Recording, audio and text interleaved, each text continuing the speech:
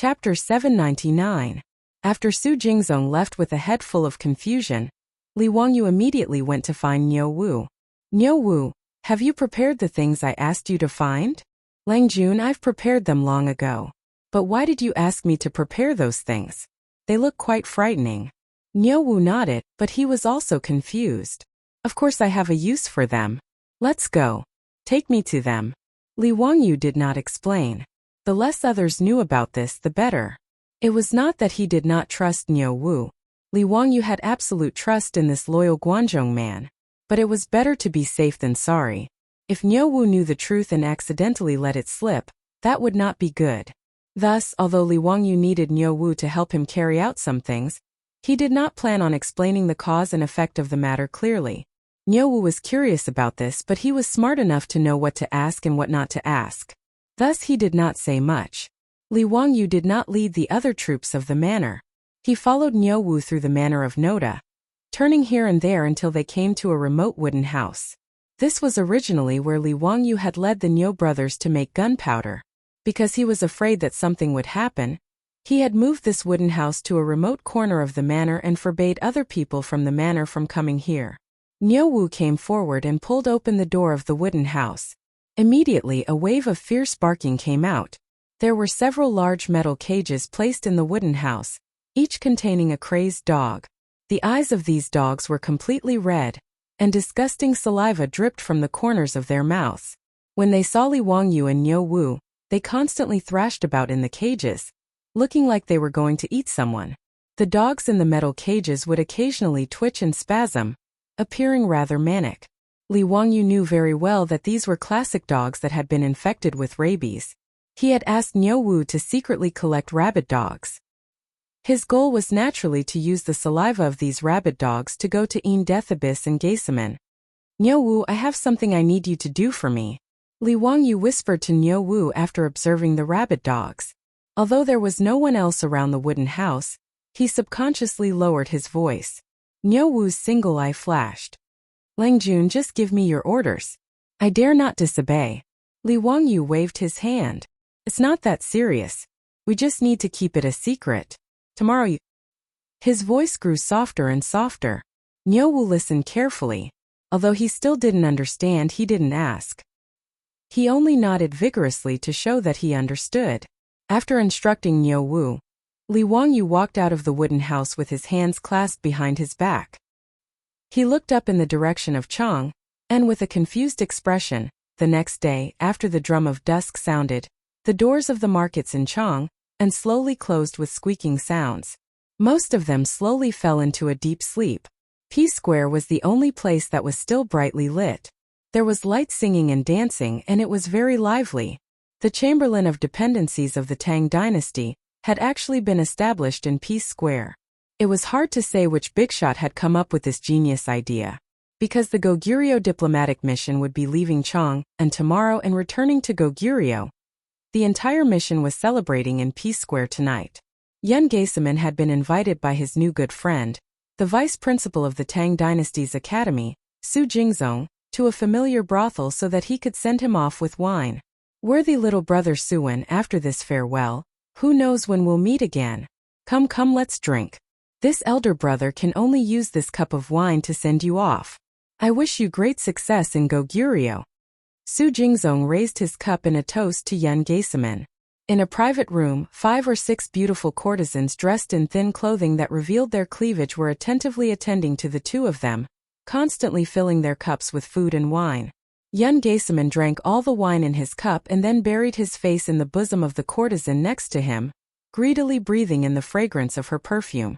After a long while he finally raised his head. "Brother Yen, this little brother really doesn't want to leave Chang'an.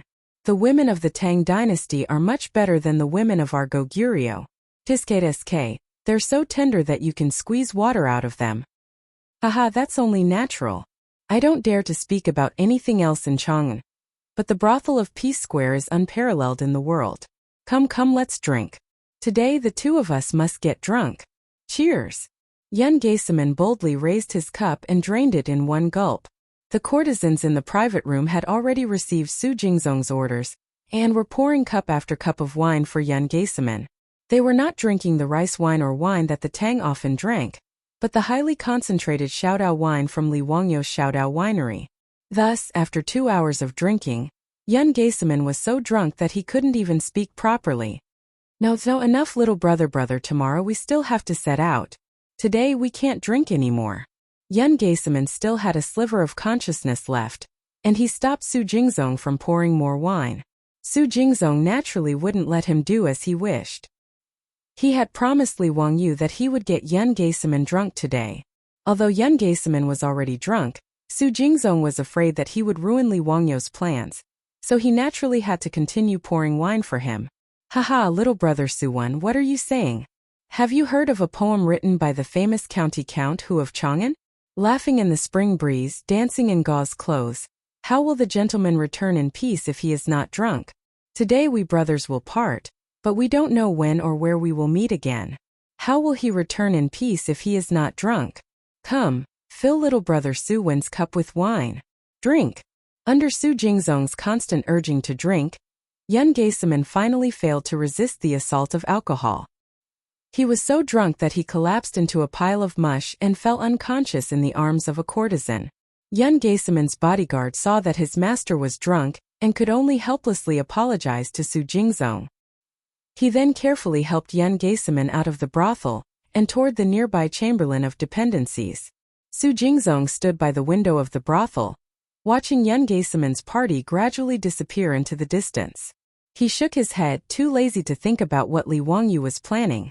In any case, his mission had been completed. Su Jingzong felt his entire body relax. In order to persuade Yun Geisaman to drink, he had drunk quite a bit. Now that he was relaxed, he felt the alcohol rush to his head. Su Jingzong waved his hand at the young and beautiful courtesans in the room, a lewd smile on his face. Young ladies, it's getting late. Help this one to rest. Haha, today this one is going to sleep under the same blanket and enjoy the happiness of having multiple partners. After saying this, he pounced on the courtesans, causing them to burst into laughter. Putting aside how Su Jingzong was indulging in wine and pleasure in the brothel, Yun Geisaman was being supported by 2 bodyguards, one on the left and one on the right, toward the chamberlain of dependencies. In an alley not far away from the chamberlain of dependencies, a figure flashed out and directly bumped into them. Chapter 800. Yun Geisaman's 2 guards saw that this silhouette seemed to be drunk and wanted to get out of the way. But the 2 of them were struggling to support the drunk Yun Geisaman and couldn't move, so how could they get out of the way? As the silhouette stumbled over, it crashed into the 3 of them. The silhouette was a brawny man, and he reeked of alcohol. His strength was not small, and he knocked Yun Geisaman's group to the ground. The man himself also fell, and the 4 of them rolled around on the ground. Yun Geisaman seemed to be in pain from the collision, and in his drunken state, he groaned. The 2 guards hurriedly got up and prepared to teach this reckless drunkard a lesson. However, the drunkard's reaction was not very good. He crawled up from the ground and mumbled something incoherently. Then he turned around and slipped into a dark alley, disappearing from sight. Yun Geisaman's 2 guards had not even been able to see the drunkard's appearance. Seeing the drunkard run off, they did not dare to pursue out of concern for Yun Geisaman, who was still lying on the ground. All they could do was carefully help Yun Geisaman up. After a rough inspection and confirming that there was nothing wrong with Yun Geisaman's body, the 2 of them relaxed. They patted off the dust on Yun Geisaman's clothes and continued to help him back to the chamberlain of dependencies. The 2 guards were worried that they would be punished for their lack of protection and causing Yun Geisaman to fall. Thus, the 2 of them pretended that nothing had happened and naturally did not mention it to anyone else. The next day, Yun Geisaman got up from his bed with a headache from his hangover, but it was already late in the morning. The Goguryeo envoy had already packed their luggage, and they were just waiting for the arrival of the vice envoy. There was a fixed time for the diplomatic mission to leave Chang'an. If they were late, it would be troublesome. The officials from the Chamberlain of Dependencies who had come to send them off were already waiting in front of the Chamberlain of Dependencies. If not for the fact that they feared Yun Geisaman's father's status, the Goguryeo envoy would have already cursed. Seeing that Yun Geisaman was awake, the Goguryeo envoy sighed in relief and hurriedly urged the servants to help Yun Geisaman clean up and change his clothes. Hurrying, They did not miss the time for the diplomatic mission to set off. By the Ba Bridge outside Chang'an City, the officials of the Chamberlain of Dependencies had sent off the Goguryeo diplomatic mission. After which, they chatted and joked with one another as they rode back to Chang'an City. On the other hand, the Goguryeo envoy slowly headed northeast, preparing to report back to Goguryeo. No one noticed that outside the pavilion of Ba Qiao, a burly man wearing a bamboo hat was resting on the side of the road, watching the diplomatic mission leave. If the two guards of Yan Geiseman were here, they might have been able to recognize that this was the reckless drunkard from last night. Seeing the diplomatic mission gradually disappear into the distance, the muscular man with the bamboo hat also stood up and took off his bamboo hat. If it wasn't Niu Wu, who else could it be? Niu Wu casually patted the dust off his body and jumped onto the horse's back. He bypassed Chang'an City and galloped towards the south in Dingzhou village. Li Wangyu seemed particularly anxious today. Since yesterday he had been restless. But whether it was his beautiful boss or Aphrodite, when they asked him what had happened, Li Wangyu would smile and shake his head, indicating that he was fine. Li Wangyu wouldn't reveal to anyone that Niu Wu had gone to assassinate Yan Geiseman, so he naturally wouldn't tell Su Chongqing and the others the truth. But he was extremely anxious. He didn't know if Niu Wu had succeeded or not yesterday, or if some accident had occurred. This was the first time in his life that Li Wangyu had planned a murder, and the target was a rather important figure in history. He couldn't help but be nervous. He hated the fact that there were no mobile phones in this era, and he couldn't get in touch with Niu Wu. Thus, he could only suppress his anxiety and continue to wait. It wasn't until noon that Niu Wu rushed back to the mansion, covered in dust, and secretly gave him a sign of success. Only then did Li Wangyu's hanging heart finally relax. Ignoring everything else, he pulled Niu Wu to that small wooden hut in the middle of nowhere. In the wooden house, the iron cage was still there, but the mad dogs that had been locked up in it had disappeared without a trace. Niu Wu, how is it? Is it done? Li Wangyu impatiently asked as he closed the door to the hut. Niu Wu nodded and gruffly replied, Lang Jun, it's all done. No one suspected anything? No. Last night I followed your orders and followed Principal Su's group, keeping watch outside the painting pavilion. Principal Su really did manage to get Yan Geiseman drunk, so I pretended to be a drunkard with them and used the opportunity to give Yan Geiseman a needle. As Niu Wu spoke, he took out a needle made of bamboo from his bosom. Li Wangyu hurriedly had him light a fire and carefully tossed the needle into it. Only when the fire engulfed the needle did Li Wangyu relax. And after that? Did everything go smoothly? Niu Wu nodded. I followed Longjuan's orders and waited outside the Chamberlain of Dependencies for the night. As expected, I saw the Goguryeo diplomatic mission return with my own eyes. Yan Geiseman was among them. Good. That's great. Niu Wu, it's been hard on you. Go back and rest. But remember to keep this matter a secret. Don't reveal it to anyone. Niu Wu naturally knew this and immediately replied, Lang Jun, be at ease. Even if I die, I won't say a single word. Li Wangyu gratefully patted Niu Wu's shoulder and said no more. His gaze subconsciously turned to the northeast. Several months later, news came from Goguryeo. The deputy envoy who had just returned from the Tang dynasty, the son of Yan Taizwa, Yan Geiseman, had suddenly developed a strange illness. He feared light, water and wind, and the slightest disturbance would make him go crazy. In his madness he would bite anyone he saw. Although Yan Taizwa had summoned all the famous doctors of Goguryeo to treat his son, none of them could do anything. They couldn't understand what Yan Geiseman's illness was. In his rage, Yan Taizwa beheaded several Goguryeo imperial physicians, but to no avail. 2 weeks later, the agonized Yan Geiseman breathed his last. Because of Li Wangyu's appearance, this ambitious and ruthless person who had written a thick and colorful stroke in history had disappeared without a trace before he could even make a splash in the long river of history. When this news reached Chang'an, it didn't cause the slightest stir. It merely served as a topic of conversation for the officials who had received the Goguryeo envoy.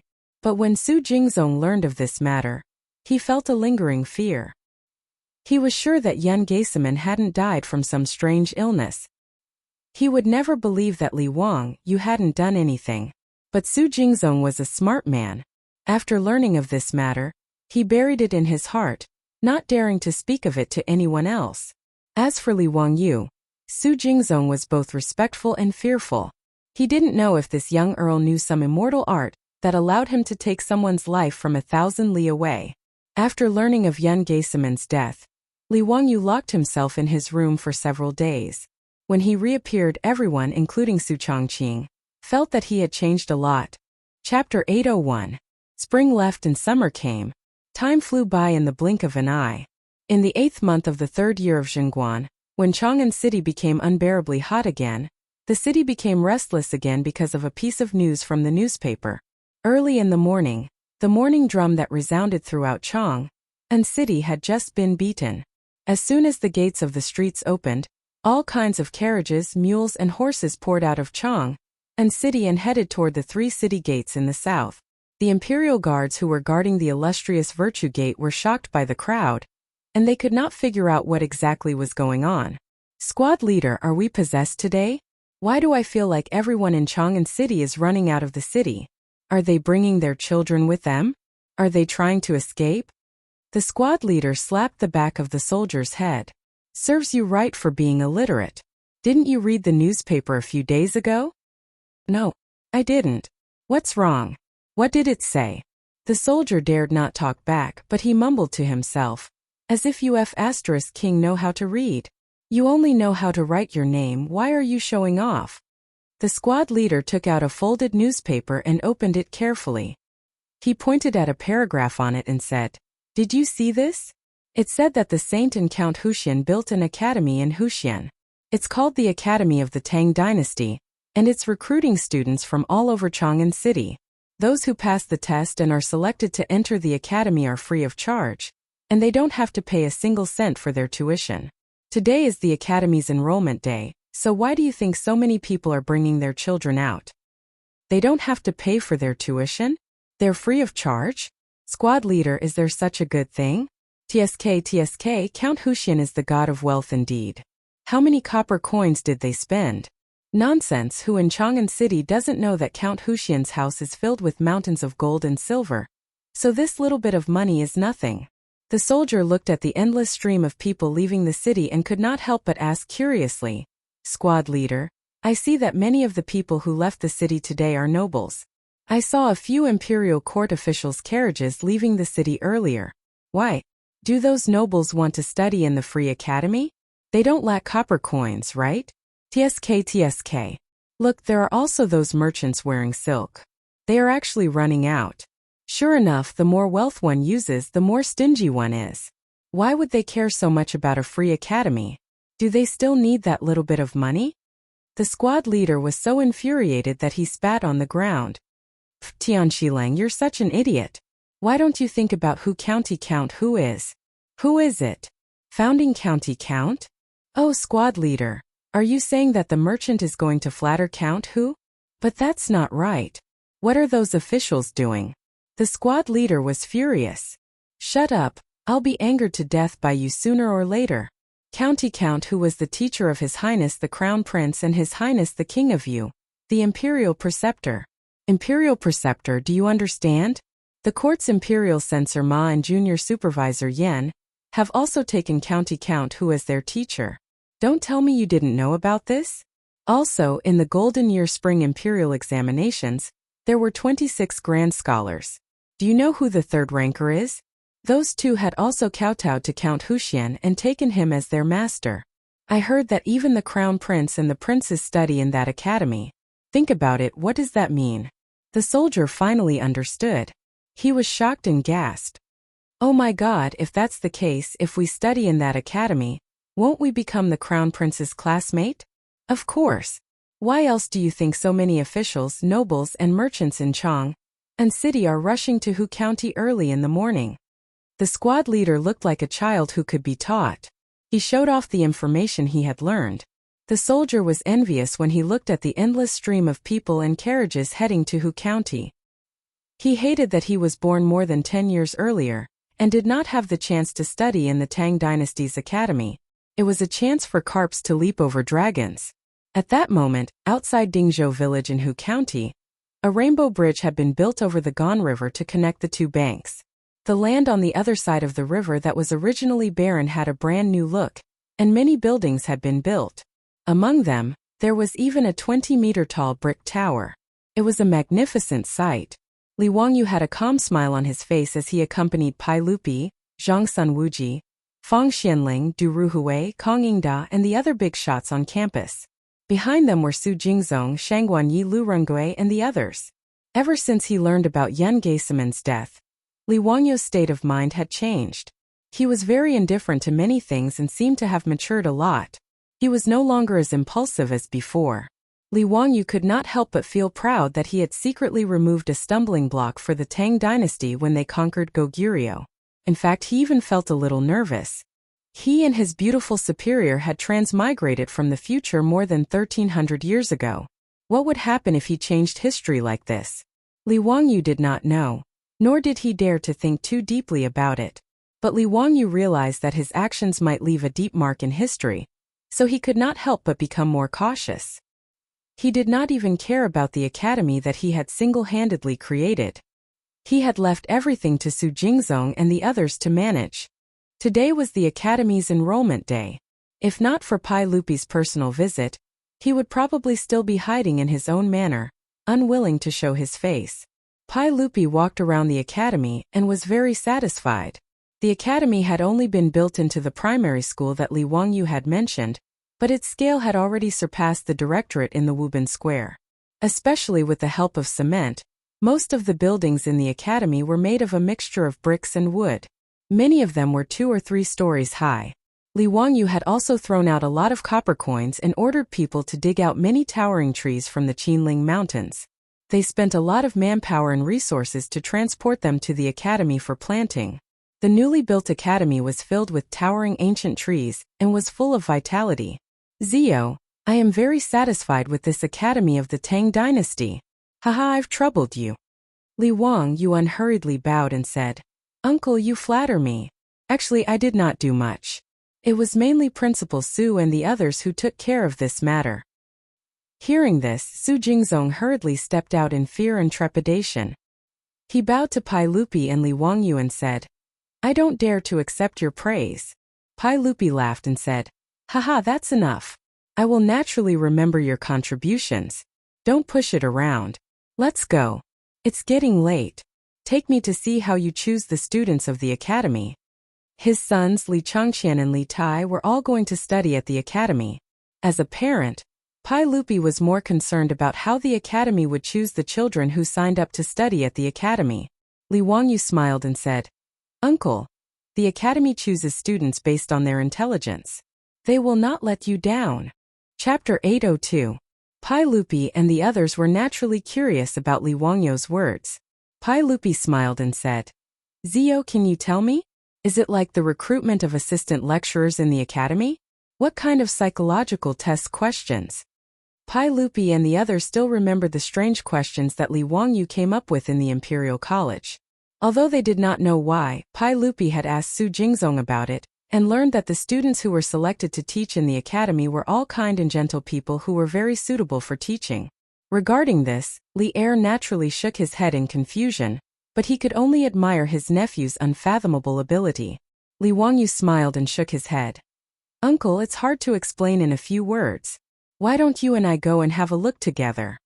Although Li Wangyu did not want to take care of things now, he and his beautiful boss had discussed many ways to select students for the first enrollment of the academy. Oh, then we should go and have a look. Everyone, let's go and see what Zio has come up with. Pai Lupi naturally would not refuse.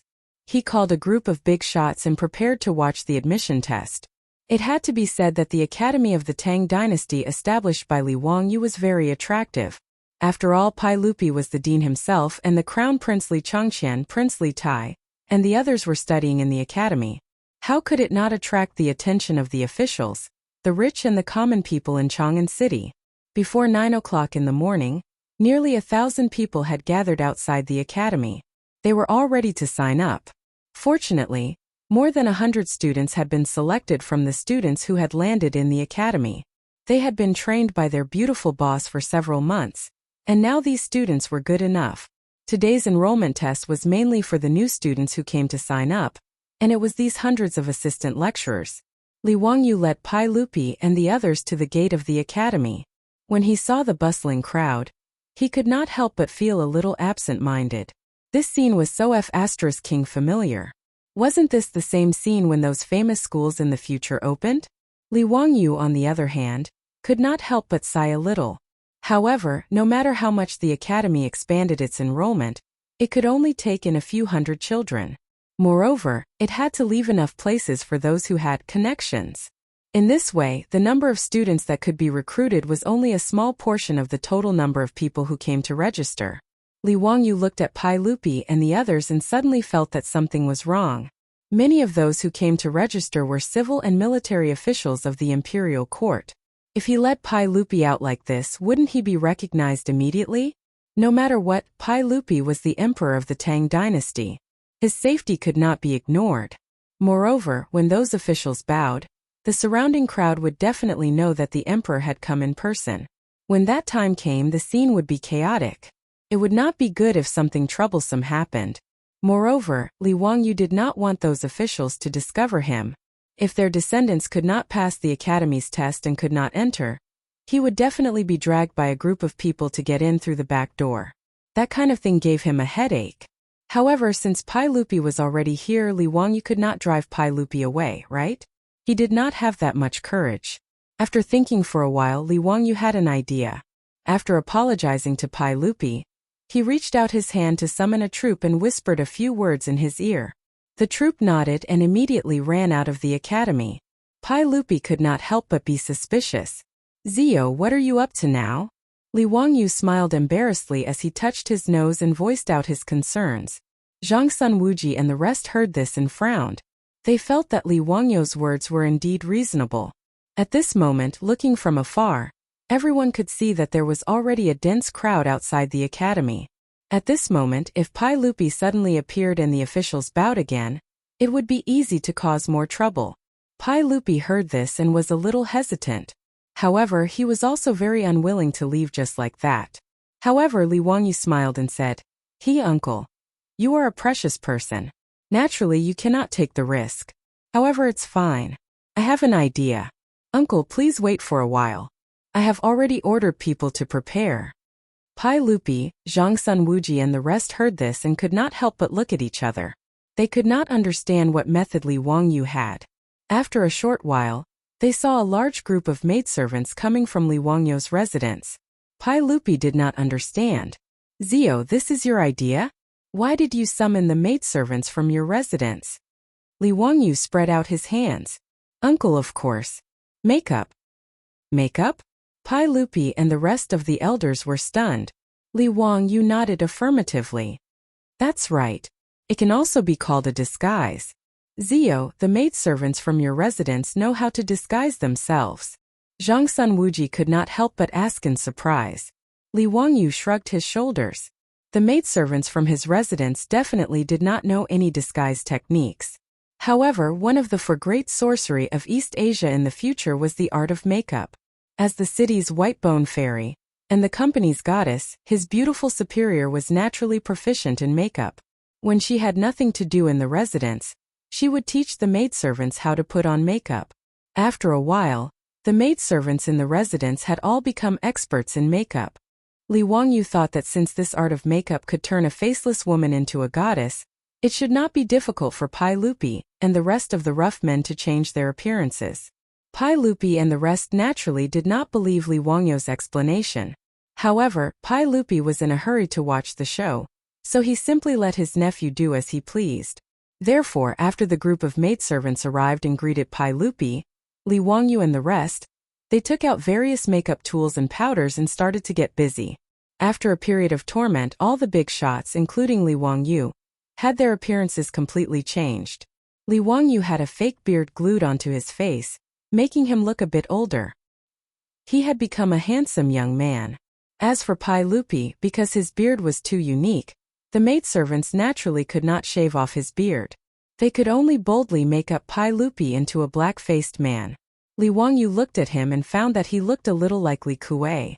He could not help but be secretly happy. As for Zhang Sun Wuji, Fang Xianling and the other big shots, They also changed their appearances under the makeup techniques of the maidservants. Looking at their changed appearances in the copper mirror in the maidservant's hand, all the big shots, including Pai Lupi, were overjoyed. They felt that it was really interesting. None of them had experienced this kind of makeup before. Fortunately, Pai Lupi and the rest came to the academy in casual clothes today, so they did not have to change their clothes. Seeing that there were no more loopholes in the crowd, Li Wangyu led the group of big shots towards the entrance of the academy, ready to take a look at how the academy was recruiting students today. Chapter 803. Li Wangyu led Pai Lupi and the others, who had changed their appearances, to the entrance office of the academy. The sun was gradually rising, and more people came from Chang'an and the surrounding counties to sign up. Fortunately, Li Wangyu had already expected today's events, so he went to Taiji Palace early to report to Pai Lupi. After getting Pai Lupi's permission, he asked Chang Yaojin, the old rogue, to mobilize hundreds of imperial guards of golden guards to maintain order. In addition, in order to flatter Li Wangyu, the county government of Hu County sent almost all the local government servants to help. So, although there were many people present, it was still orderly. Yang Quan, the former county magistrate of Hu County, was now promoted under the operation of his teacher, Yu Shinan. He entered the censorate and became the deputy of Wei Zheng, the sheep-nosed duke, as well as a fifth-rank censorate deputy. He could be said to have a prosperous career. Under the deterrence of the imperial guards of golden guards, the officials and nobles also knew that the sage was behind the academy of the Tang dynasty, so no one dared to act rashly. They all lined up according to the requirements of the academy. Because the academy had no shortage of teaching assistants, every 4 teaching assistants were in charge of a line. There were 10 lines in front of the academy for registration, so although there were many people present, the speed was not too slow. Pai Lupi and the other bigwigs all ran to the side to watch in high spirits, wanting to see what was going on. They saw that on the tables in charge of enrollment, in addition to paper, ink brushes and inkstones, there were a few strange things. The children who came to sign up, after registering their names and asking a few simple questions, were led to the side by the teaching assistants to play with the toys. This scene naturally confused Pai Lupi and the other bigwigs. "Zio, what are those things made of wood? Why do they look like naughty toys to me?" Pai Lupi asked in confusion. "Haha, uncle, you have good eyesight. Those are good toys." Li Wangyu nodded and smiled. Pai Lupi and the other big shots looked at each other, not understanding what he meant. Shouldn't new students be tested on their literacy and how many books they could memorize? What's the meaning of playing with toys? Pai Lupi frowned slightly. Before he could ask, he heard a commotion at the registration counter. A man dressed like a gentleman angrily pointed at several teaching assistants of the academy and cursed at them. "You've gone too far. If you don't give me an explanation today, I won't leave. Why is it that my son can write, calculate and recite scriptures, but you say that he is not qualified? On the other hand, this Tian Shilang kid, other than writing his own name, his handwriting is no different from a dog's. Yet, you say that he passed the preliminary test?" As the gentleman spoke, he shouted at the crowd who were queuing up to register. "Everyone, please be the judge. Are these teaching assistants of the academy unreasonable? Wasn't this deliberately making things difficult for him? Or is there something fishy going on? Or are they cheating for personal gain?" Hearing what he said, many people in the queue began to talk about it. They all thought that this man was right. No matter how they looked at it, this gentleman's son was more qualified to pass the preliminary test. When Li Er and the others saw this, they couldn't help but turn their heads to look. When they heard what that person was shouting about, they all turned their heads to look at Li Wangyu, wanting to see how he would explain. Pai Lupi was even more dissatisfied. This was the academy of the Tang dynasty. As the emperor, he was also the dean of the academy. If Li Wangyu made trouble like this, wouldn't it ruin his reputation as a sage? Li Wangyu was not nervous at all. He spread out his hands and shrugged. "Uncle, everyone, don't think that the teaching assistants of the academy are covering up for someone. These rules were set by me. They are just following the rules." "Oh, then why don't you tell us what's the reason for this? Why aren't the children who can write, calculate, and recite scriptures in ancient books qualified?" Li Wangyu was not in a hurry to explain. He just asked Niu Wu to find a few sets of the wooden toys that Pai Lupi and the others saw before. Uncle everyone, these are new toys that I made. They are Tangram and Huarong Dao. They are very simple to play. Why don't Uncle and everyone try it? Li Wangyu had a mischievous look on his face. He distributed the toys in his hands to Pai Lupi and the others, and then briefly explained how to play them. The Tangram and Huarong Dao were traditional Chinese intellectual toys. It was just that they had not appeared in the Tang dynasty, so Li Wangyu shamelessly took the invention rights for himself. The Tangram, also known as the Qiqiao, or the Wisdom Board, evolved from the banquet tables of the Song dynasty. It was originally an indoor game for scholars, and later evolved into a puzzle board toy. At the beginning of the 19th century, the Tangram spread to the west and was called the Eastern Magic Board. Even though it was just a toy, it wasn't easy to restore the Tangram into a complete square. At the very least, Li Wangyu and his beautiful boss spent more than 10 minutes before they were able to restore one of the Tangrams. This made the two self-proclaimed traversing elites very tacitly agree not to mention this matter again. As for Huarong Dao, it was even more changeable and never tired of playing it. By moving the pieces, it helped Cao Cao move from the initial position to the bottom of the chessboard and escape from the exit. However, it was not so easy. Li Wangyu had already copied the Romance of the Three Kingdoms, so Pai Lupi and the others were clear about the background of the Huarong Dao game. Pai Lupi and the group of bosses did not care about the two toys that Li Wangyu took out at first. They thought that it was just to fool the children. However, when they began to try to solve the problem and restore the Tangram to release Cao Cao, they suddenly realized that the two toys in their hands were far from as simple as they thought. Zhang Sun Wuji, Fang Xianling, Du Ruhui, and the other bosses were known for their wisdom. In the past, no matter how complicated the official business was, they were still skillful. However, Li Wangyu clearly noticed that these bosses were playing with the toys until the sweat on their foreheads was about to fall. After the time it took to burn a stick of incense, not to mention solving the more complicated Huarong Dao, no one could restore the Tangram. Pai Lupi and the others felt that they had seen a ghost. Everyone was very sure that the 7 wooden boards in the Tangram were all poured out by Li Wangyu from the square base, but at this time they wanted to restore it, but they could not succeed no matter what. Li Wangyu snickered in his heart. This was the simplest way to play, and it had already stumped Li Er and the others. It seemed that the famous Du Duan in history might not be the kind of person who was quick-witted. Pai Lupi angrily threw the Tangram in his hand to the ground and glared at Li Wangyu. "Zio, you bastard, what trick are you playing for me again? These 7 boards can't be put back into the square base." Li Wangyu was not in a hurry. He only asked Niu Wu to make another trip, but he brought back a poor boy who was dressed simply and looked like a farmer. "Uncle, this child is the one that the gentleman mentioned before, the one that the assistant lecturer of the academy cheated for personal gain. Why don't we let him try? Let's see if my nephew is up to any tricks?" Pai Lupi and the others heard this and were stunned. They all looked up at the farmer child. Chapter 804. Being stared at by a group of weird uncles. The naive peasant boy was so scared that he almost cried out loud.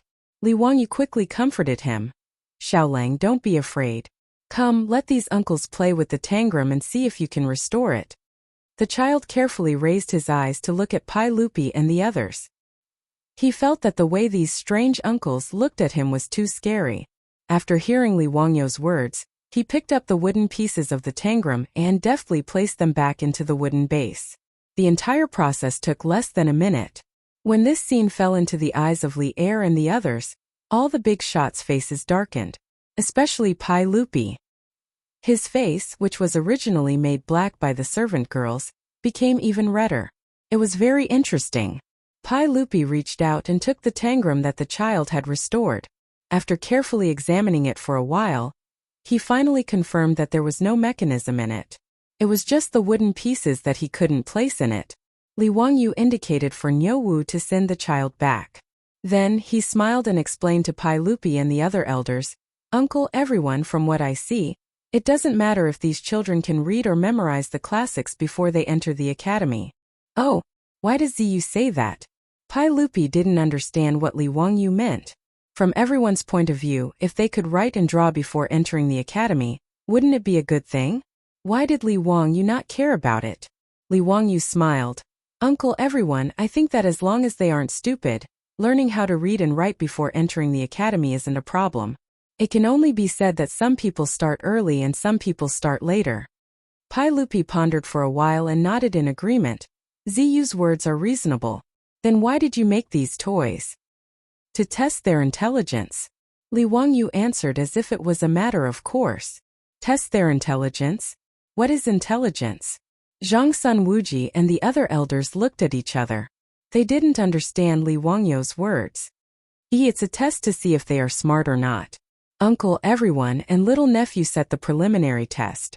It requires the children to restore the tangram or save Chow Chow from Huarong path within the time it takes for a stick of incense to burn. Only then can they pass the preliminary test. The reason why the child could pass was because he was able to restore the tangram during the test. That was why he could pass the test. As for that aristocrat who was making a ruckus, his son obviously didn't do it, and that's why he was eliminated. Li Wangyu looked at Pai Lupi again and said seriously, Uncle, the number of students that this academy can recruit is limited. Naturally we have to choose the smart ones. Who said that there is no discrimination in education? However, I think that the limited entrance qualification should be given to the smarter children. What do you think? Pai Lupi and the others also understood that the toys in their hands looked simple, but were actually not easy. If they wanted to complete it, those who weren't smart would definitely not be able to do it. From this, it could be seen that although the aristocrat's son could write and draw, he might not be smart. As for the farmer's son, although he didn't study and couldn't write, he was much smarter than the aristocrat's son.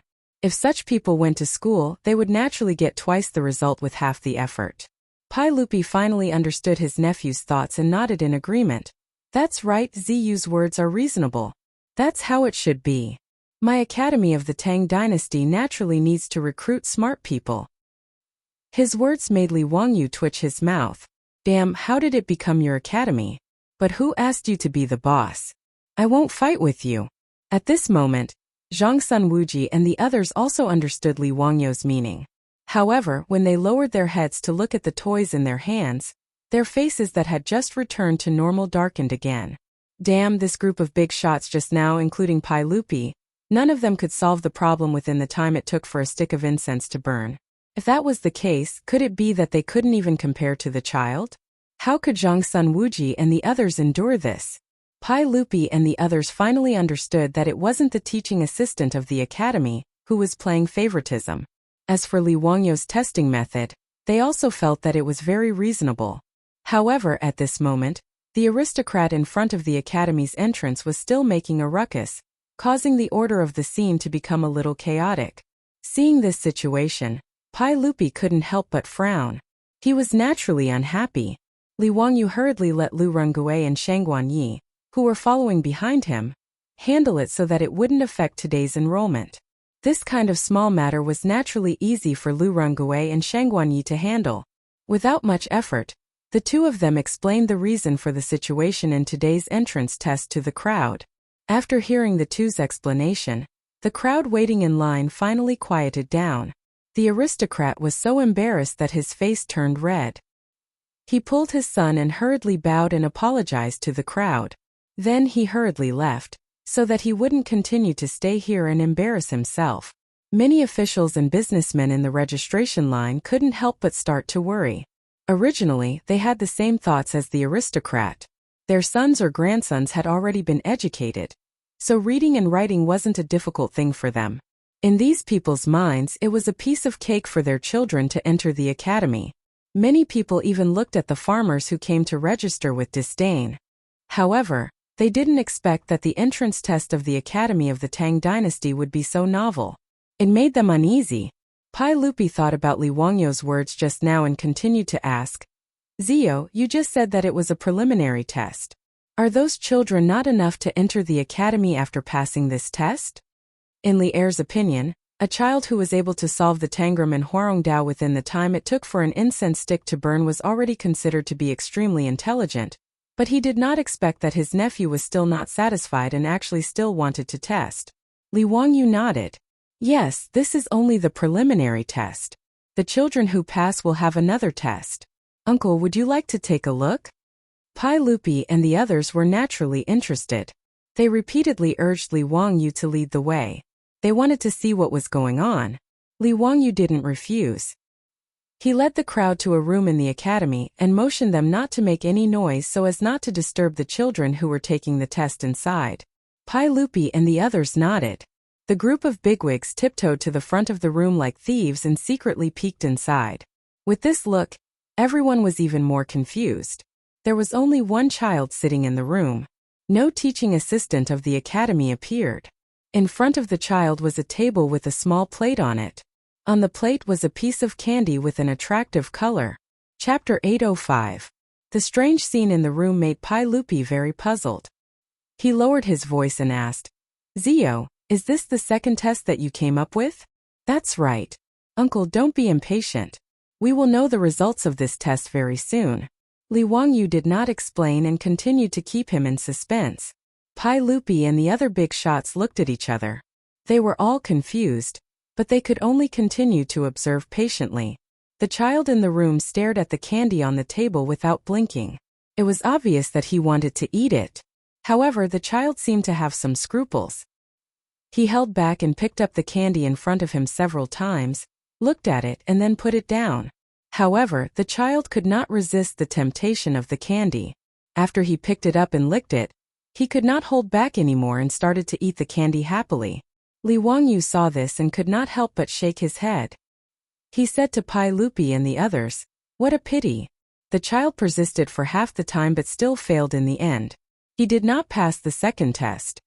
Pai Lupi glared at him with dissatisfaction. "Zio, explain to me clearly. Why did this child fail? But after eating that piece of candy, you did not allow him to enter the academy to study? What kind of logic is this?" Zhang Sunwuji, Fang Xianling, Du Ruhui, and the other big shots all nodded. They obviously agreed with Pai Lupi's words. They also could not understand the scene in front of them. Li Wangyu smiled. "Uncle, everyone, don't be anxious. Let me explain slowly. These children are naturally very intelligent. Otherwise, they would not be able to pass the first test." Pai Lupi nodded. He naturally agreed with this point. Pai Lupi could not help but sigh when he thought about how he, an emperor, was instantly defeated by a child in playing with toys. He thought to himself, what kind of monsters did Li Wangyu select? Pai Lupi was already very satisfied that the Academy of the Tang Dynasty could recruit these intelligent children. He even began to imagine that 10 years later, when this group of intelligent children left the academy to participate in the spring imperial examination, would they shock the entire court? However, in Pai Lupi's eyes, this extremely intelligent child was actually eliminated by Li Wangyu in such a ridiculous way, and was not allowed to enter the academy to study. This made Pai Lupi a little angry. Since Ziyu is also aware of this point, why did you say that this child is unqualified? Tell me clearly. Li Wangyu smiled and rubbed his nose. Uncle, the reason is actually very simple. This kind of child lacks perseverance and will not be able to achieve great things. Does Uncle know that Kuang Heng chiseled the wall to steal the light, Sun Jing hung the beam to pierce the stalk, and Zhu Ti danced when he heard the rooster? Without perseverance, it would be difficult to achieve anything just by relying on intelligence. That's why I've designed the second round tests questions to pick out those children with perseverance. Pai Lupi was stunned when he heard this. He carefully pondered over Li Wangyu's words and had to admit that what he said made a lot of sense. Whether it was chiseling the wall to steal light, hanging the beam to pierce the buttocks, or dancing at the sound of the rooster, all of these examples showed the necessity of studying hard. He just didn't understand how to tell whether a child had perseverance or not by letting them sit indoors with a piece of candy in front of them. Li Wangyu saw that everyone was puzzled and continued to explain. Uncle, everyone, before this test began, the academy's teaching assistant told these children that the candy in front of them could be eaten. However, if they didn't eat it before the teaching assistant returned, they would be rewarded with an extra piece of candy. And then? Pai Lupi still didn't understand. Li Wangyu shrugged. Naturally, when the teaching assistant returned, the children who didn't eat the candy would be qualified. Those who ate it would be unqualified. What kind of logic is this? Li Wangyu scratched his head and didn't know how to explain it. The tests he did were actually from later generations. In the 1960s, a professor in the United States designed this experiment. The experiment of eating the candy after the test was one of the simplest and most successful experiments in the world. Through observation, the professor found that 1/3 of the children immediately ate the candy after he left. 1/3 persisted halfway and couldn't bear it anymore and gave up waiting. Only 1/3 persisted until the end and received a reward. The professor had been tracking these children and found out that 14 years later, these children graduated from high school and entered universities or started to work.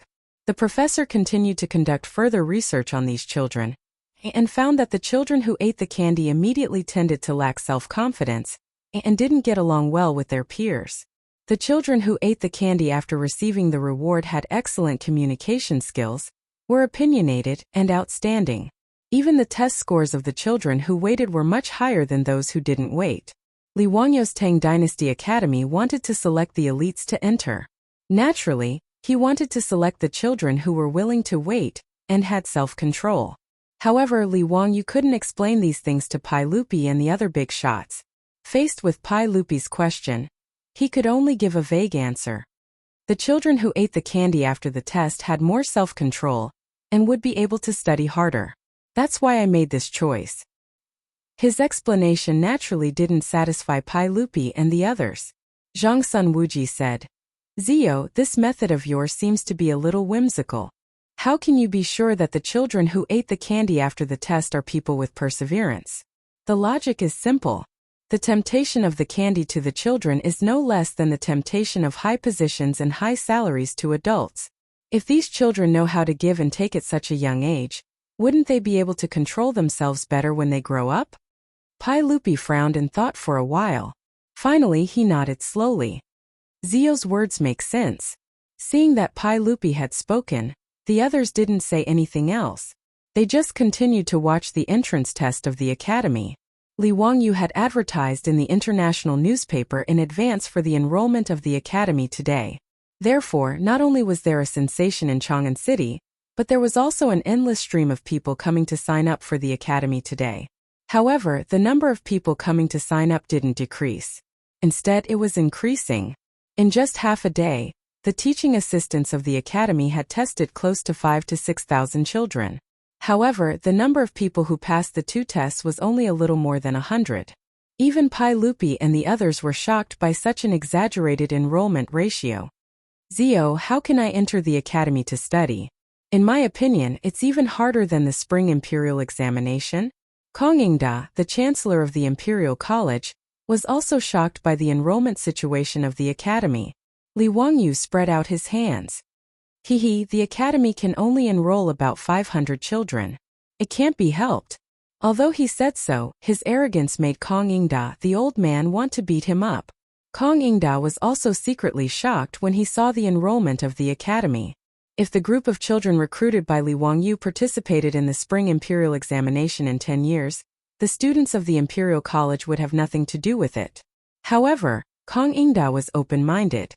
Thinking that it would happen 10 years later, he didn't worry anymore. Anyway, the chancellor of the Imperial College would definitely not be his. It was not his turn to worry about this kind of thing. Anyway, out of sight, out of mind. The old man was open-minded. In the 8th month of the 3rd year of Zhengguan, the world-famous Academy of the Tang Dynasty opened the curtain to the stage of the Tang Dynasty. Chapter 806. Tang Dynasty Zhengguan 4th year, early summer. On the official road from Chang'an to Luoyang, a group of carriages was slowly moving forward under the setting sun. The sunlight cast long shadows behind them. "Husband, it's getting late. Why don't we rest at the relay station ahead tonight?" A one-eyed brawny man rode his horse to the side of a luxuriously decorated four-wheeled carriage in the middle of the procession, and inquired. "Sure, you can arrange it." A young man's lazy voice came from the carriage. It was Li Wangyo's voice. As for the one-eyed man, he was naturally Niu Wu. After receiving the order, several horses immediately ran out from the group and headed to the relay station ahead. An hour later, the group of carriages arrived at the relay station. The relay station's messenger was already respectfully waiting in front of the relay station with a large group of postilions. "This lowly one greets Ho." "Oh no, this lowly one greets County Magistrate Li." When the messenger saw the group of carriages arrive, He quickly bowed to the carriages in the group. All right, there's no need to be so polite. This official is going to take up a post in Huayin County, and will be staying at your relay station for the night. Niu Wu, give this messenger the official document from the Ministry of Personnel. Li Wangyou's voice came from the carriage. The messenger was so scared that he broke out in cold sweat and almost knelt down. He quickly waved his hand and said, No need, no need. This lowly one doesn't dare. County Magistrate Li, this lowly one has already ordered people to clean the room and prepare food. This relay station is crude and simple, so I hope County Magistrate Li won't mind. Li Wangyou's lazy voice came from the carriage again. There's no need, I'll be resting in the carriage tonight. There's no need to prepare food, we'll bring our own. We'll just borrow the inn's kitchen. As for the accommodation, we'll just stay in the carriage. There's no need to trouble you. Yes, yes. The messenger didn't dare to ask any more questions. He quickly called for the postilions to help lead Li Wangyou's group to the open space where the carriages were parked. The Li family's troops dismounted from their horses. Many maidservants also came out from the accompanying four-wheeled carriages and began to prepare water for cooking. The messenger hurriedly called for the posthouse men to prepare the provisions to feed the horses. He was very busy with his work. The postilions at the posthouse did not understand why their posthouse ambassador would be so respectful to a county magistrate. They also did not understand why a ninth-grade county magistrate who was about to take office would be so arrogant. The accompanying troops, maidservants, and several carriages that were specially used to carry luggage were almost as numerous as the nobles. Some of the posthouse runners who were close to the posthouse runners secretly asked the posthouse runners about the situation. Boss, who is this magistrate Li? Was he that arrogant? Isn't he just a ninth-grade official? The messenger was so frightened by his words that he quickly covered the courier's mouth with his hand. He looked around and saw that no one was paying attention before he glared at the messenger and scolded in a low voice. What do you know? Do you know who this person is? You'll be scared to death if I tell you. This is the county marquis who founded the dynasty. County marquis? Boss, you're not talking nonsense, right? Didn't you just call him a county magistrate? Isn't he going to take office in Huayin County? The courier thought that there was something wrong with his ears. The messenger knocked the courier's head with a chestnut and said, Idiot! Did you forget about the incident that happened in Chang'an City? After being scolded by the messenger, the courier came back to his senses. He could not help but open his mouth wide and could not speak clearly. This is the county marquis? The imperial tutor of the crown prince? Then why did you call him Magistrate Li? Isn't that disrespectful? The messenger glared at him and said, What do you know? This is something that the Marquis of Huxian's troops specially ordered when they came to inform us that we are not allowed to call this person by his title. We are only allowed to call him by his official position. TSK, what's wrong with him? The courier shook his head with a puzzled expression. Lower your voice, Tian Shalang, what are you saying? Do you want to die? Yes, Boss, you don't have to be so nervous. The nobles don't care about lowly people like us. TSK, boss, look at this marquis. He's really impressive. He actually brought such a large group of maidservants with him when he went out. He even brought along his own cooking maids and ingredients. He really is a noble. Isn't that nonsense? Don't you know who the Marquis of Huxian is? He's the famous god of wealth in Chang'an City. In the entire Tang dynasty, the only person richer than this noble is the emperor. While the messenger and courier were whispering, Afro was massaging Li Wangyou's shoulders in the carriage. She smiled coquettishly and said, Lang Jun, why do you insist on others calling you by your official position? Is the ninth-rank county magistrate very nice? What's wrong with calling me by my official position? Since someone wants to force me to be a ninth-rank county magistrate, then so be it. It's not like I'll lose face. Li Wangyou looked a little annoyed when he mentioned this. Perrin covered her mouth and chuckled. Lang Jun, you're the one at a disadvantage if you compete with the emperor. The Perrin of today was no longer the little girl Li Wangyou saw when he first opened his eyes when he first transmigrated to the Tang dynasty. 2 years had passed and Perrin was now 15 years old. She was even more beautiful. Li Wangyou rolled his eyes.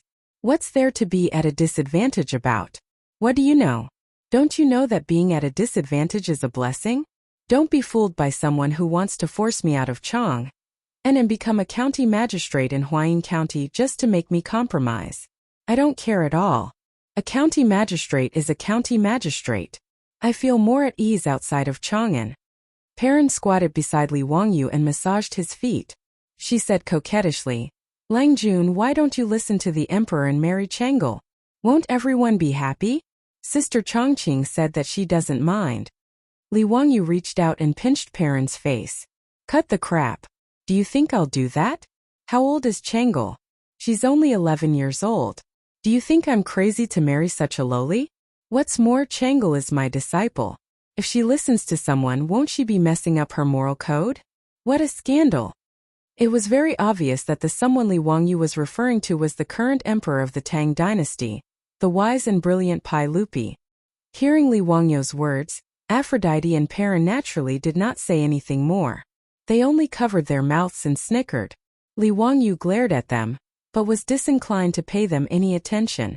Closing his eyes, he pondered his own matters. The reason why he had appeared at this relay station was naturally because he had been driven out of Chang'an and by Pai Lupi, who had arranged for him to immediately depart for Huayin County and assume the position of county magistrate of the lower 9th rank. As for the main reason for this conflict, it was because of what Perrin had said. Pai Lupi and Empress Zhongsun had actually lost their minds and suddenly wanted to betroth Princess Chang'an to him.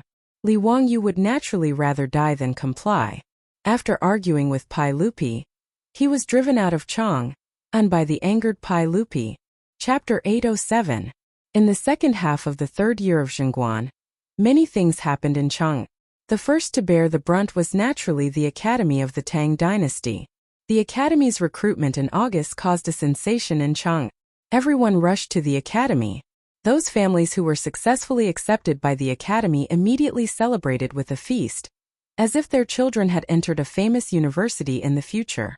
This caused the surrounding neighbors to be extremely envious. In those few days, all the shops in Chang'an and that sold exploding rods were sold out.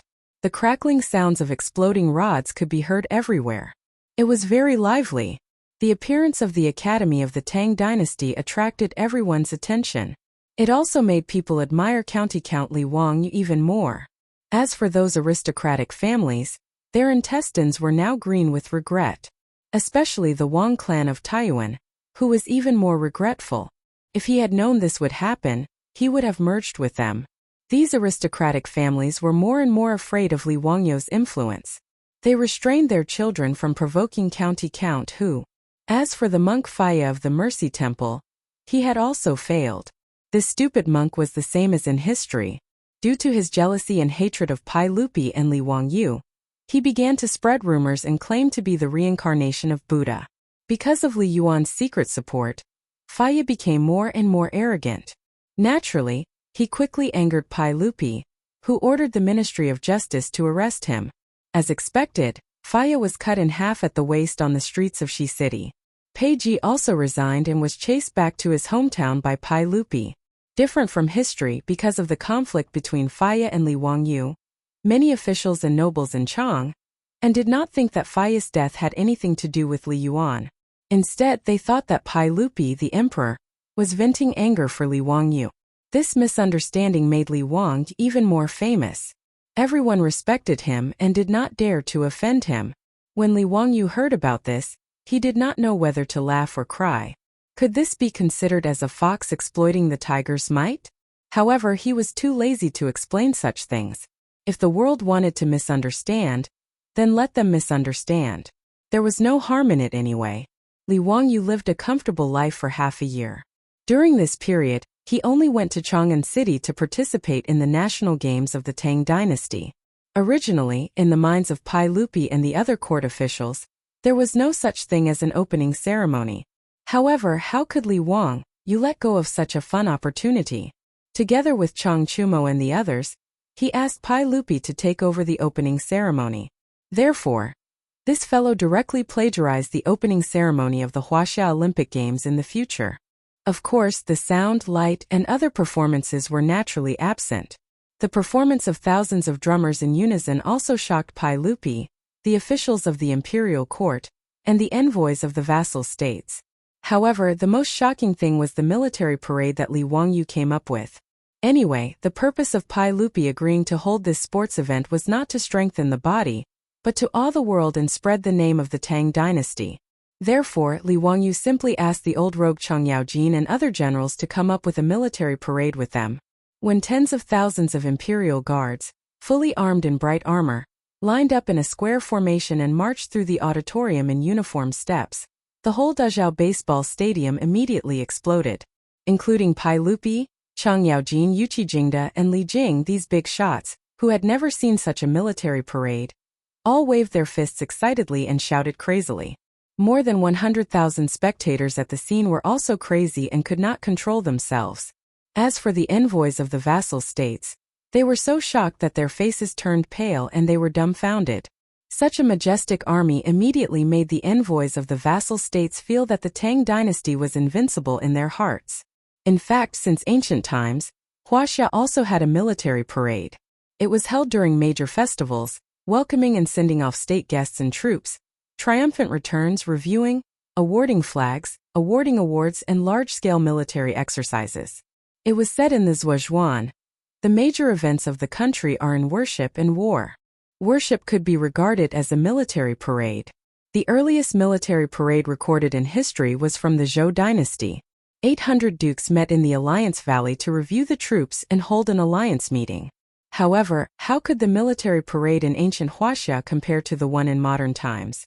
Li Wangyu was also a military fan. He had participated in the military training in school and watched the military parade live on TV several times. Therefore, he was the person who knew the most about military parades in the world.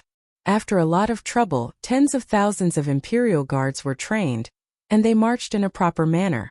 Although they could not be compared to the clone army of Wuxia in modern times, in the eyes of the Tang people, this military style was already a mighty army that could not be matched.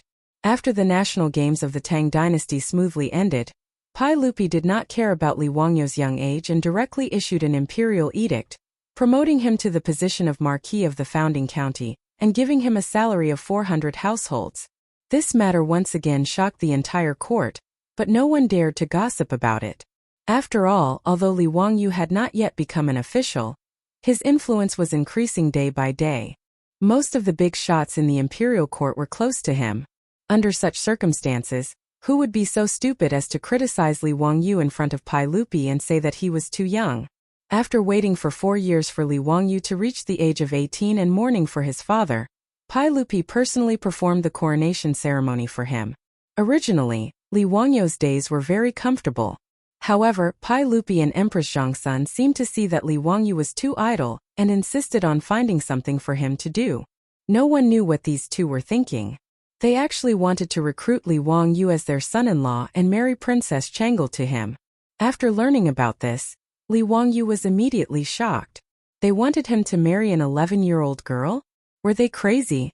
Moreover, he and Pai Lupi were uncle and nephew. He and Li Lizzie were also relatives. Not to mention, Li Lizzie had kowtowed to him. Under such circumstances, Li Wangyu was unwilling to agree to such a ridiculous thing. Moreover, he had a beautiful superior. It was even more impossible for him to marry another woman. Therefore, Li Wangyu and Pai Lupi, uncle and nephew, began to quarrel over this matter. Li Wangyu refused to give in and nodded. Pai Lupi was even more determined to make Li Wangyu his son-in-law.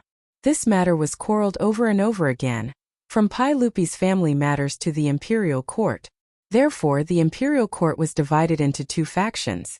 Some agreed with it and some firmly opposed it. For a time, Chang'an city was in an uproar over this matter. After Li Wangyu and Pai Lupi argued, Pai Lupi was driven out of Taiji Palace in anger. The next day, Mitu ran to Dingzhou County Marquis Manor with a strange expression. Pai Lupi issued an imperial edict to appoint Li Wangyu as the county magistrate of Huayin County. He was to set off immediately without delay. Therefore, Chang'an City's popular fried chicken, Li Wangyu Marquis Huxian, was driven to Huayin County by Pai Lupi to be a 9th-rank county magistrate. Chapter 808. Huayin County was about 200 miles away from Chang'an City. It was neither too far nor too close. With the speed of a four-wheeled carriage, it would only take a day to arrive. If one were to speed up the horses, they would be able to arrive in 6 to 8 hours by constantly changing horses at the relay station. Even under normal circumstances, it would be easy to arrive in a day. Pai Lupi was so angry that he forcefully ordered Li Wangyu to become an official, but he only made him a 9th-ranked county magistrate in a fit of pique.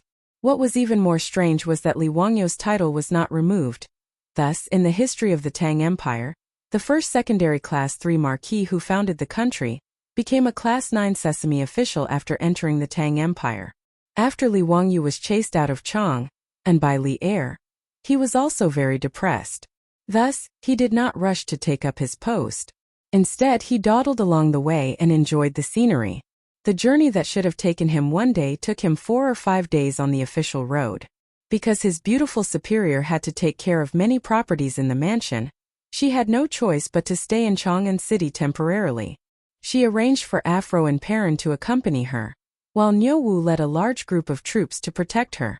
Now that Lai Hot did not want to collect copper coins, Li Wangyu's family head was appointed as an official, so it was naturally a big matter in the mansion. Thus, groups of maidservants and all kinds of daily necessities were loaded into 7 to 8 large carriages. It was a large group of people and horses. Those who knew would say that Li Wangyu was going to take up the position in another city, but those who did not know would probably think that some prince was going on an inspection tour. The inn that they stayed in today was actually only 40 to 50 miles away from Huayin County, but Li Wangyu still found a place to stay, and was not in a hurry to take up the position in Huayin County. A county magistrate was equivalent to the director of the Public Security Bureau in the future. He was in charge of the security of the county and arresting thieves. It was a very small official. Li Wangyu was also angry with Pai Lupi, so he did not allow people to call him by his title, and only allowed people to call him by his official position, which was why the previous incident happened. After Niu Wu finished arranging the accommodations, he went to Li Wangyu's carriage and reported, "Lang Jun, everything is ready." In addition, the Imperial Army soldiers of the Chamberlain of Jin are also camping outside the relay station. Should I send someone to deliver some food to them? The golden guards that Niu Wu spoke of were sent out by Pai Lupi under Chang Yaojin's orders to protect Li Wangyu. Although Pai Lupi and Li Wangyu, uncle and nephew, had quarreled over the issue of whether or not to marry Princess Chang'an, Pai Lupi was very concerned about Li Wangyu's safety. Therefore, after chasing Li Wangyu out of Chang'an, he immediately ordered the old hooligan Chang Yaojin to send 100 imperial guards to protect him. Along the way, the 100 Imperial Army cavalrymen followed Li Wangyu's convoy from afar to protect them from any disturbances. Let's follow the old rules and have someone deliver the food. Li Wangyu naturally would not neglect these Imperial Army soldiers. Although it seemed that there was no need for these Imperial Army soldiers to protect him, the public security on the road from Chang'an to Luoyang was excellent. There would not be any bandits or robbers. Even if there were, it would be impossible for them to be so blind. After all, his convoy had dozens of elite and valiant guards. Rather than saying that these 100 Imperial Army soldiers were here to protect Li Wangyu, it would be better to say that they were here to accompany him on a sightseeing tour. The night passed uneventfully. The next day, the courier at the relay station trembled in fear as he led the courier to send off the 9th-ranked official, Li Wangyu. After delaying on the road for 4 or 5 days, Li Wangyu was finally unable to delay any longer. No matter how long the journey was, there would still be a day when they arrived, not to mention such a short distance. When Li Wangyu and his convoy arrived at the gate of Huayin County, they were shocked by the scene in front of them. At the gate, the county magistrate of Huayin County led the county premier and other officials, as well as 3 groups of bailiffs, to respectfully welcome them. Behind the group of officials and bailiffs, there was also a large group of Huayin County citizens. Seeing this scene, Li Wangyu speechlessly rolled his eyes. Damn, do you want a yellow dirt road and clean water street? He was just a 9th-ranked county magistrate. Did they have to be so exaggerated? In truth, Li Wangyu didn't even think about it. Even though he was a rank 9 magistrate of Huayin County in name, he was also a rank 3 marquis of the founding county of Great Tang. Furthermore, Huayin County was so close to Chang'an, so everyone knew what was going on in Chang'an City. As for why this marquis came to their county to be a county magistrate, they were very clear about it. This was simply a fight between gods. Who would dare to treat Li Wangyu as a ninth-ranked county magistrate? That would be a real idiot.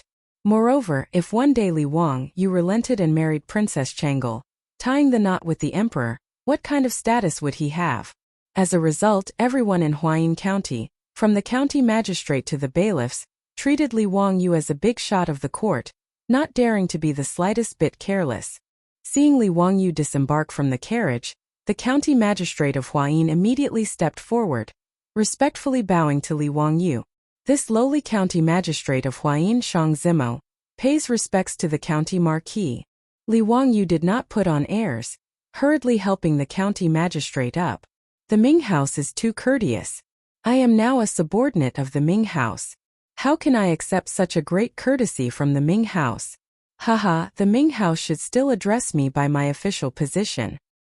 How can this be?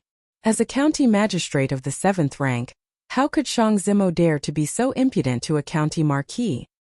Hearing Li Wangyu speak in such a manner, even his tongue was about to curl. Li Wangyu waved his hand. There is no need for the Ming House to speak too much. Just address me as county magistrate Li. Yes, this lowly official understands. This lowly official greets the prefect of the imperial household. Shangzimo secretly wiped away the sweat on his forehead, inwardly thinking that this marquis was truly difficult to serve. The prefect of the imperial household was the title given to the county magistrate in the Tang dynasty.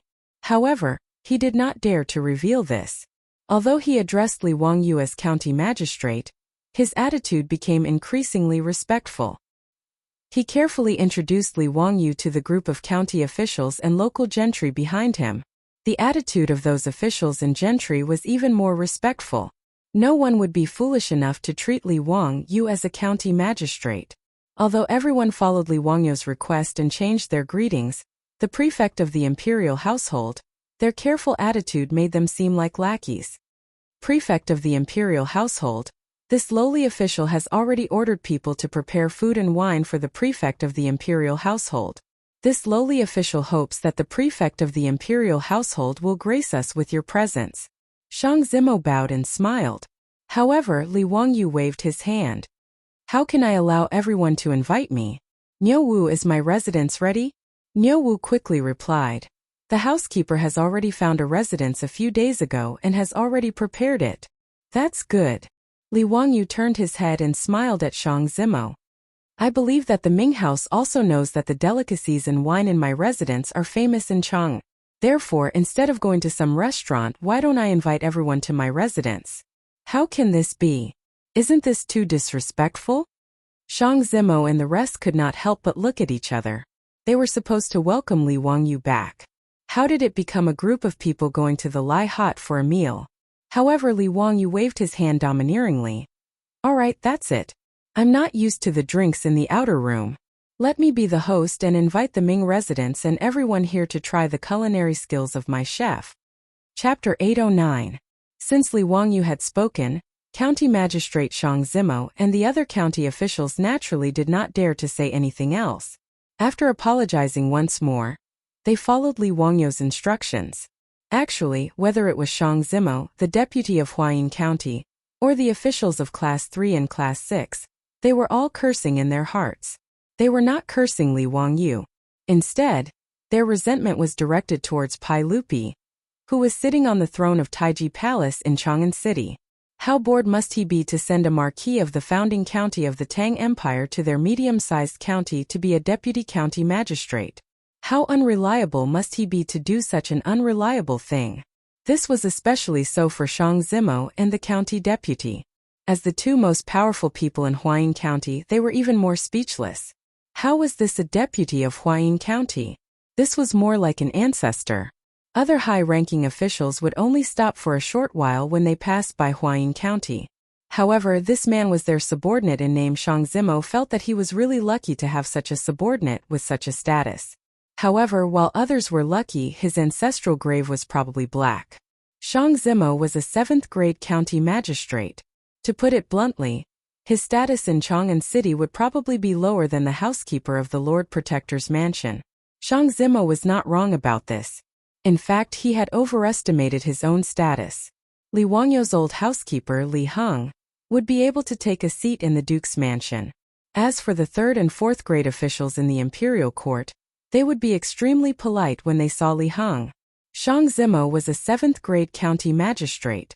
If he were to go to Chang'an City, he might not even be able to enter the mansions of the 3rd and 4th grade officials. Shang Zimo and the deputy of Huayin County wanted to hug each other and cry when they saw the dozens of troops following Li Wangyu and the group of imperial guards of Golden Guards. This was too much of a bully. However, both Shang Zimo and the deputy of Huayin County maintained their positions and attitudes. They would serve the man in front of them wholeheartedly. A group of people crowded around Li Wangyu's car and went straight into Huayin County. As for the 100 imperial guards, they also entered the city and headed straight for Huayin County's Shizong Manor. The decree they had received was to protect the Marquis of Wuxia while he was in Huayin County. Without a decree, they would have to stay in Huayin County until Li Wangyu returned to Chang'an. Huayin County was a middle-class county with a population of less than 2,000 households. Therefore, the scale of the county was not large. However, Huayin County was the birthplace of the Yang clan under the heavens. There was a saying, the Yang clan under the heavens originates from Huayin, and the Yang clan of Huayin belongs to the East Palace. The former Sui Emperor Wan Yongjian was from Huayin. As such, the small Huayin County was quite lively. Li Wangyu dawdled on the road for a few days, but the steward of the Marquis' estate had already prepared a residence for his Lang Jun. After the steward of the Marquis' estate took a liking to a wealthy merchant's house, he immediately moved out and sold the house to the Marquis' estate of Wuxia. Of course, the steward of the Marquis' estate was not one to bully others. As Li Wangyu did not lack copper coins, he increased the price by 30% according to the market price and gave the wealthy merchant enough copper coins. In the next few days, the four-wheeled carriages of Shunfeng Carriage Company traveled back and forth between Huayin County and Dingzhou Village. Like ants moving to a house, they transported all kinds of decorations and tools to the Marquis' estate in Huayin County. His beautiful superior even threw out a large amount of copper coins and recruited hundreds of craftsmen from Chang'an City. She directly sent them to Huayin County to renovate the house. After working day and night, Li Wangyu finally reached Huayin County after he was done dawdling on the official road. Within a few days, the Marquis' estate in the county had already been refurbished and everything was ready. While Li Wangyu was exchanging greetings with Shang Zimo and the rest, the accompanying maidservants and most of the troops had already entered the city to make preparations. By the time Li Wangyu and the rest arrived at his estate in Huayin County, everything was already prepared. Shang Zimo, the district deputy and the rest looked at the refurbished estate in front of them and were secretly shocked. They had been invited by the wealthy merchant to a banquet and had been guests at this estate before. Who would have thought that Noda's estate would completely change in just a few days? The newly painted red door had a plaque above it with the words Marquis' Estate of Wuxia written on it in gold. On both sides of the door, there were guards of the Marquis' estate who were dressed in martial attire and holding weapons in their hands.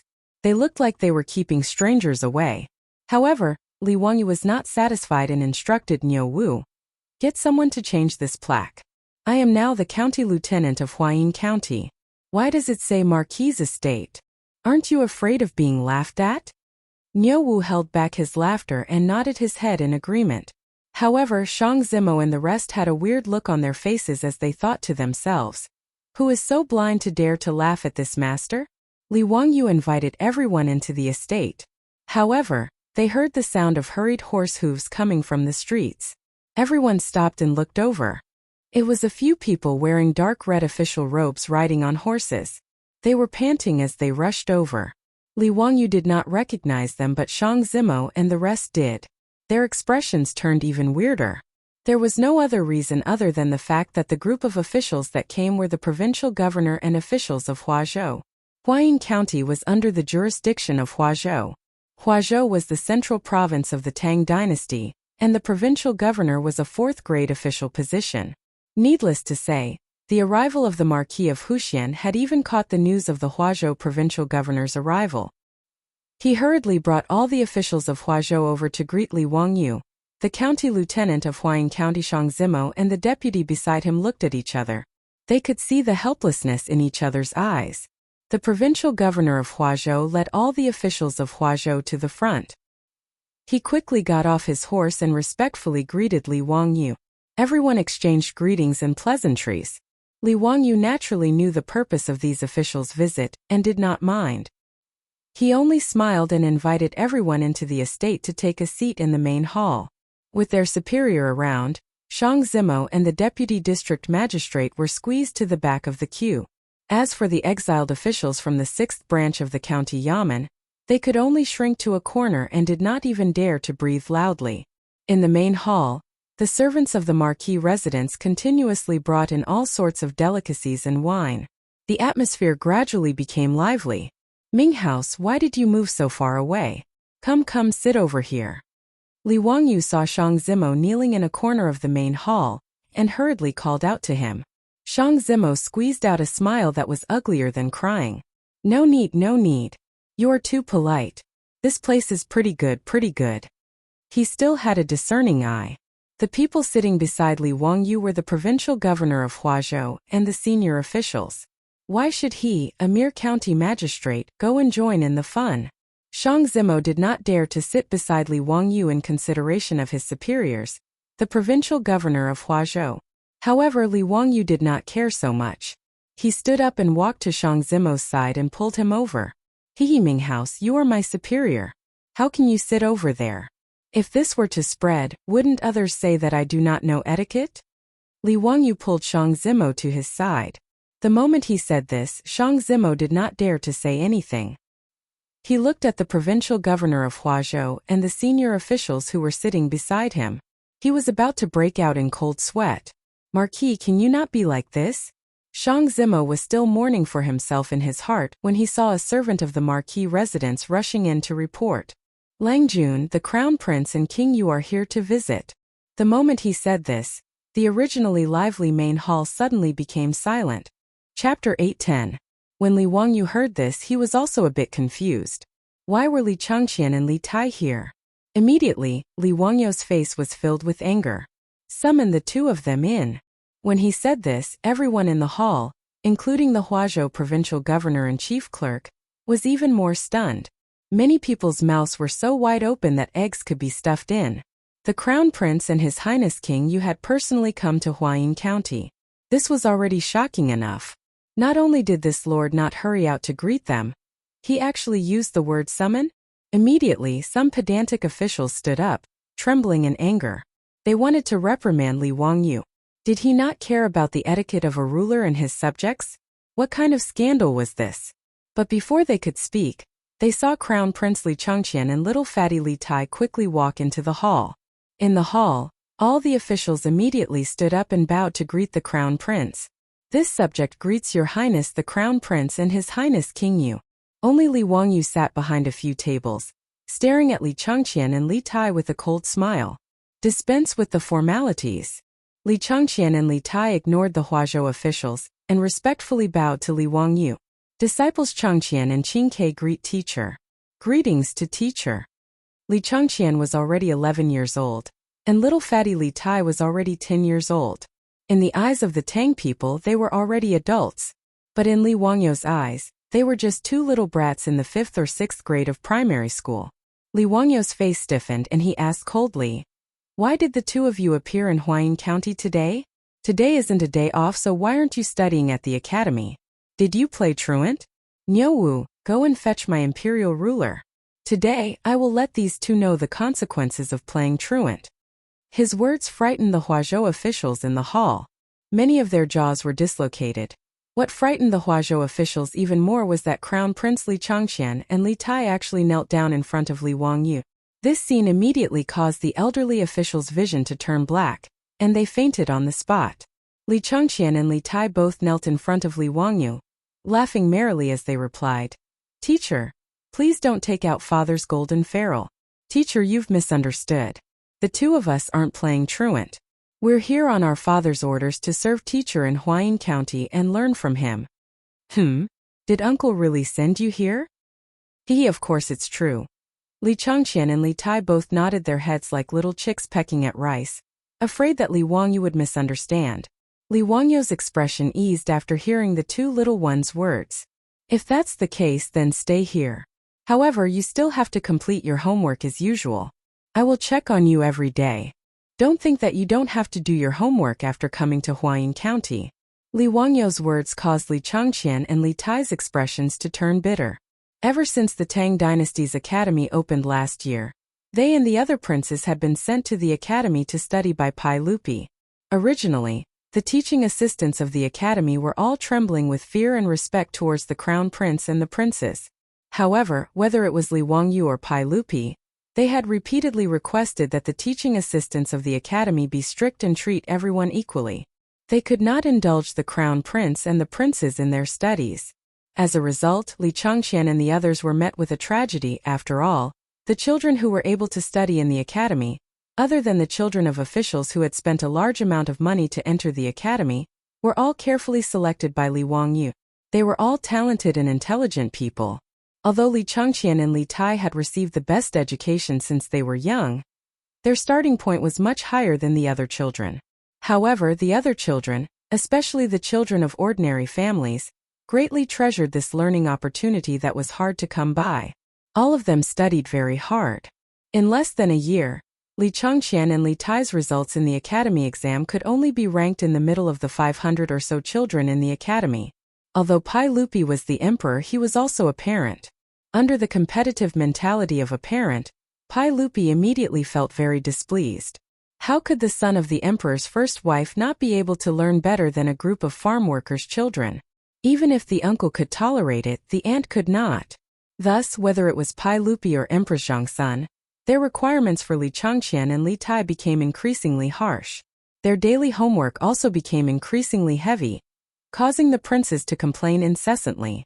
Even Li Changqian and Li Tai's daily homework gave them headaches. They had originally thought that the two of them would be temporarily liberated from their trip to Huayin County, but they did not expect Li Wangyu to pour a bucket of cold water over their heads. Yes, your disciples understand. Li Changqian and Li Tai replied weakly. When they thought of so much homework, the two of them felt their teeth itch. Li Wangyu, however, did not care about their thoughts. In any case, he had been tortured by homework since he was young. Now that it was his turn to torture others, how could he easily let it go? Seeing Li Changqian and Li Tai's displeasure, Li Wangyu felt very pleased. As expected, happiness was built on other people's pain. Actually, Li Changqian and Li Tai had come to Huayin County with a mission. Li Wangyu had fallen out with Pai Lupi because of Chang'an's matter. In a fit of anger, Pai Lupi sent him to a remote and desolate place to be a county magistrate. However, this caused Li Changqian and Li Tai to be in a difficult position. On one side was their teacher, and on the other was their younger sister, the emperor, and their mother. No matter how they chose, they would be wrong. Of course, from the bottom of their hearts, they naturally hoped that their teacher would be obedient and marry their younger sister Chang'an. In this way, their teacher would become their brother-in-law. Wahahaha. Just thinking about it made Li Changqian and Li Tai excited. Therefore, on the way to Huayin County, Li Changqian and Li Tai discussed that they had to find a way to persuade Li Wangyu to agree to this marriage. In fact, this was also the intention of Pai Lupi and Empress Zhongsun. Before the two of them left the palace, Empress Zhongsun had called them into Li Main Hall and instructed them for a long time. The meaning behind her words was naturally for them to think of a way to persuade Li Wangyu. However, in front of Li Wangyu, the two of them were smart and did not reveal their inner thoughts. They behaved rather obediently. Li Wangyu glanced at them and scolded jokingly. All right, stop pretending to be naive. Come and pour wine for your teacher. Li Changqian and Li Tai hurriedly answered with a smile. They got up from the ground and ran to Li Wangyu's side. One on the left and one on the right, they served him attentively. Those old officials who had fainted were pinched and splashed with cold water by the people around them. When they finally woke up, they looked up and saw the crown prince and the king of Yu serving Li Wangyu. They could not help but cough again. Their vision turned black and they fainted again. In the hall, all the officials of Huazhou did not dare to make a sound. They all did not know what to do. The county magistrate of Huayin County and the provincial governor of Huazhou, who were sitting on the left and right of Li Wangyu, felt as if they were sitting on pins and needles. They were in incomparable pain. Chapter 8:11. Shang Zimo only felt his heartbeat quicken. He felt as if he was about to faint. He was merely a 7th-ranked county magistrate.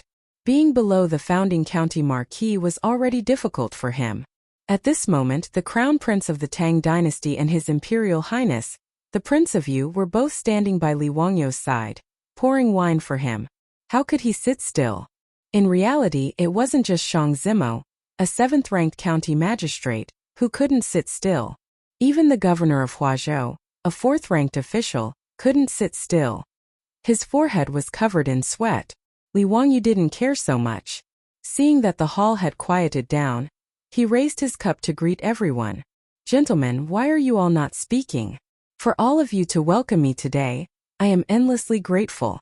Come, come. Gentlemen, let's drink this cup. Don't waste the wine in this cup. Hearing Li Wangyu's words, the Huazhou officials in the hall hurriedly raised their cups, trembling with fear. However, they still didn't dare to be impudent.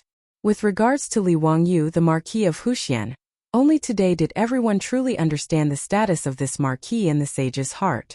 Originally, Li Wangyu, with his status as the founding county marquis, had been demoted by Pai Lupi to Huayin as a 9th-ranked county magistrate. Many people were still muttering in their hearts, wondering if this founding county marquis had offended the sage and would never be able to recover from this setback. Although they had misgivings about Li Wangyu's status as a marquis, the Huazhou officials didn't treat Li Wangyu with much respect. As a result, before Li Chang'an and Li Tai arrived, the Lai Hot's main hall was so lively. Everyone dared to speak with Li Wangyu without holding back. However, Li Chang'an and Li Tai's actions caused the Huazhou officials to suddenly wake up. How was this marquis demoted? It was simply the sage acting in a fit of pique with this marquis. An 18-year-old founding county marquis, nephew of the sage, relative of the imperial clan, and tutor of the crown prince. Which of these identities wasn't extraordinary? If this marquis were to nod his head in the future and marry Princess Chang'an, joining the sage in marriage, how illustrious would he be? Perhaps even the princes, dukes, and dukes in the imperial court would have to be courteous to this master, right? Those pedantic officials had originally wanted to stand up in front of the crown prince because of Li Wangyu's disrespect towards the crown prince. But now they were all terrified. Fortunately, he didn't have time to make a sound. Otherwise, he wouldn't even know how he died. In the Lai Hot, Li Wangyu's welcome banquet made the Huazhou officials feel as if they were walking on thin ice. When the banquet finally came to an end, the Huazhou provincial governor and the chief of staff hurriedly got up and left. Shang Zimo stood up and wanted to leave, but Li Wangyu grabbed his arm. Where are you going to Ming House? Haha, why don't you stay in my residence today, and we can continue to drink and chat merrily. I'm a county magistrate, but I don't know how to perform my duties. Please teach me, Ming House. Martin. Oh no, you're exaggerating. Shang Zimo was about to cry. Lord, can you stop fooling around? Who's so stupid to treat you as a county magistrate? Huayin County is only a middle county, and the law and order in this county has always been good. You don't have to worry.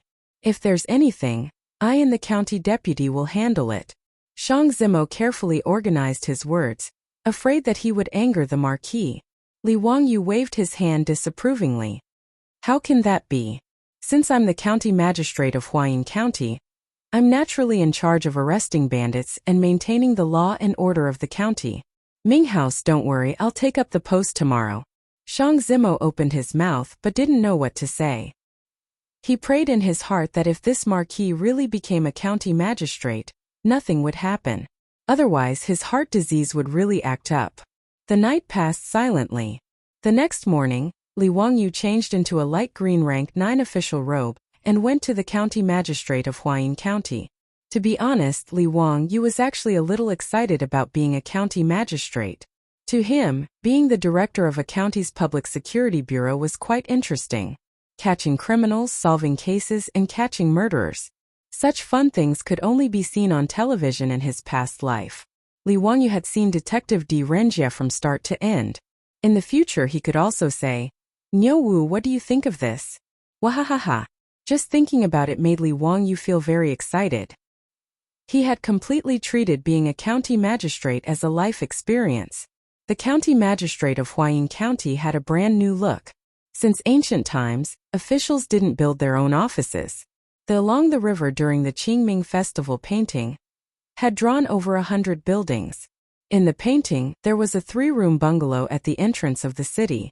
It was the only government office along the river during the Qingming festival painting, the tax office. However, this tax office looked very simple and was similar to a normal residence.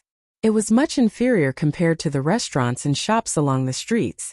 If a local official built an office without permission, he would be impeached and punished. However, the county magistrate of Huayin County today was different. Not only was the originally modeled door repainted, the dilapidated walls were also repainted with lime. The county magistrate was also cleaned clean. Not to mention rubbish, there wasn't even a speck of dust left.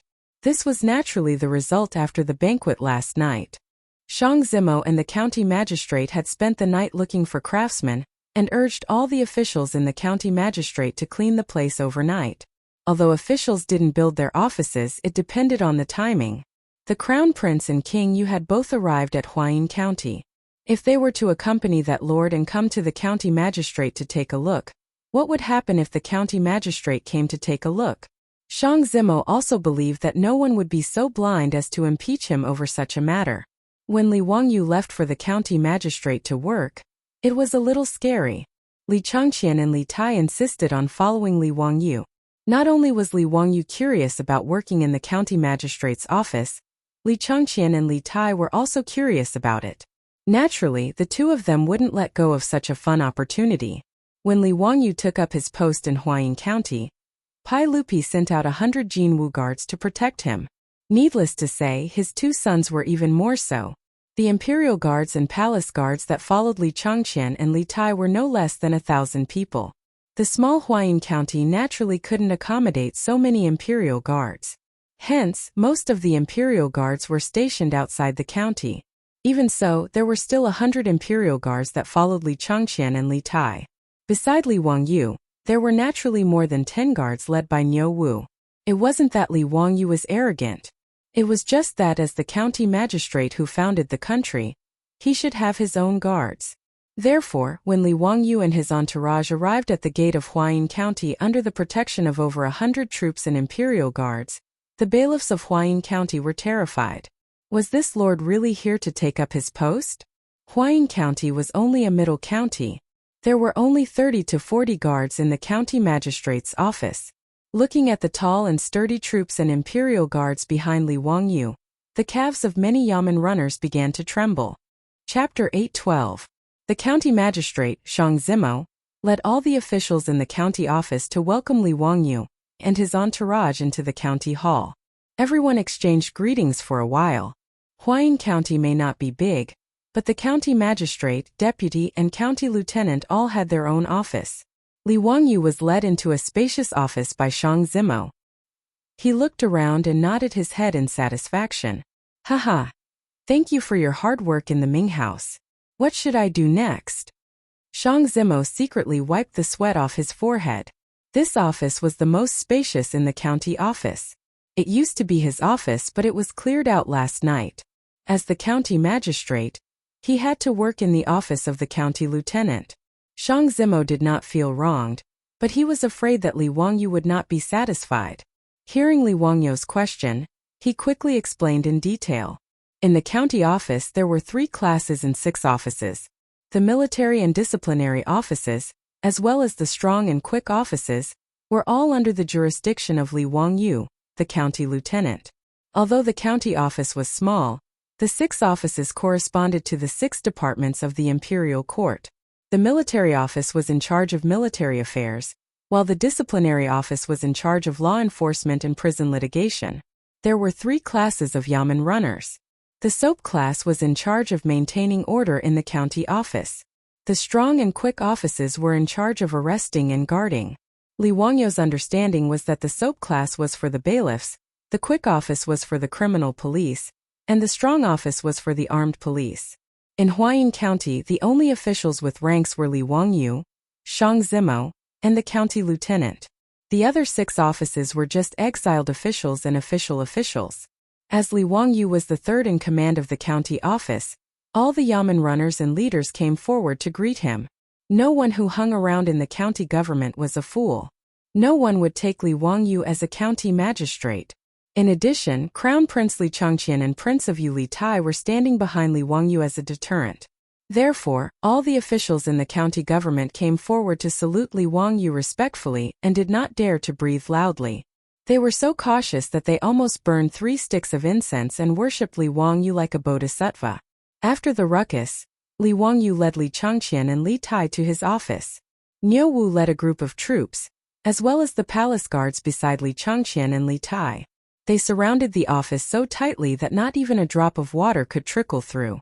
Shang Zimo and the district deputy were like subordinates. They stood in Li Wangyu's office, waiting for Li Wangyu's orders. Ming House, go ahead if you have something to do. You don't have to wait for me here. You two are my superiors. Haha, don't be like this. Li Wangyu laughed. Yes. This lowly official only wishes to see if there are any other requests from the Imperial Financial Affairs Bureau. Ming House, there is no need to be so courteous. We will be together for a long time. In the future, we will certainly trouble Ming House. Shang Zimo sighed in his heart. Thinking of how long Li Wangyu, this marquis, would remain as a county magistrate in this tiny Huayin county, he had the impulse to tie Li Wangyu up and send him directly to Chang'an and to marry Princess Chang'an. In reality, when news had first spread from Chang'an, and that Pai Lupi wanted to betroth Princess Chang'an to Li Wangyu, there had been many voices of opposition from all levels of society. The reason was simple. Since ancient times, China had emphasized that those with the same surname should not marry. Moreover, Li Wangyu and Princess Chang'an were of the same surname and lineage. Since the Zhou dynasty, those with the same surname should not marry. Even in the Tang dynasty, the laws of the Tang dynasty stipulated that those with the same surname should be married as disciples for 2 years. Those with the same surname and lineage should be punished for adultery. Thus, Pai Lupi wanting to have Li Wangyu marry his daughter was in reality a complete mess. For the sake of this marriage, not only did Li Wangyu vehemently oppose it, Wei Zheng, that goat-nosed official, was about to spit all over Pai Lupi's face. However, Pai Lupi did not care at all. With a deadpan expression, he argued with Wei Zheng, resolutely refusing to back down. Using Pai Lupi's words, Li Wangyu had long been expelled from the Li clan of Wuxia. As a result, he and Chang'an only had the same surname but different lineage.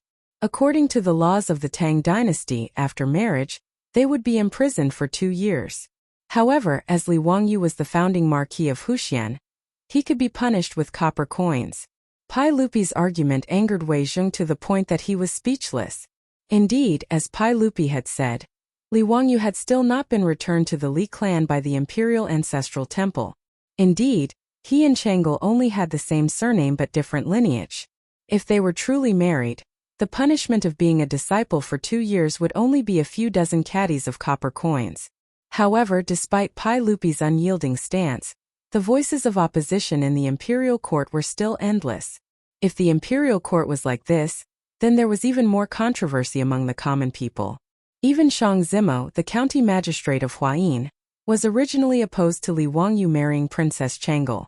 Naturally, his reason was that people with the same surname should not marry. As a result, Li Wangyu, the Marquis of Wuxia, was resolutely opposed. In Shang Zimo's view, this was absolutely correct. However, Shang Zimo did not expect that because Li Wangyu had refused to agree to the sage's bestowment of marriage, he would be sent to his own county to be some bullshit county magistrate. An ancestor had suddenly appeared out of nowhere. Oh, that's not right. Looking at the crown prince and the prince of Yu behind Li Wangyu, those were 3 ancestors. 3 ancestors had suddenly appeared above Shang Zimo's head. No matter who it was, no one would be able to accept this. As a result, how could Shang Zimo care about such bullshit reasons as people with the same surname should not marry? He could only silently pray that the man before him would quickly return to Chang'an and marry Princess Chang'an. Shang Zimo's way of thinking was a classic example of how one's position determined one's head. Originally, whether Li Wangyu married Chang'an or not had nothing to do with him. Naturally, he could stand on the moral high ground and criticize as he pleased. However, when this matter affected him, Shang Zimo did not hesitate to change his stance and attitude. How could Li Wang, you know that the county magistrate by his side had so many inner thoughts. At this moment, Shang Zimo only felt a sense of novelty. He wished that some strange and unresolved cases would immediately appear, allowing him, the county magistrate, to display his abilities and solve the cases and arrest the suspects. After exchanging a few words with Shang Zimo and the deputy county magistrate, Li Wangyu planned to take a stroll around the county yamen and take a look at the barracks and torture chambers. However, a yamen runner submissively walked up to his office and bowed to Niu Wu and company. Langjuns, there is someone outside the county yamen who claims to be a good friend of the imperial chamberlain and wishes to meet with the imperial chamberlain. Langjuns, please inform them. The yamen runner ridiculed in his heart. His imperial chamberlain was truly awe-inspiring, bringing the crown prince and the prince of Yu to the county yamen. There were nearly 100 troops and imperial guards standing outside the office.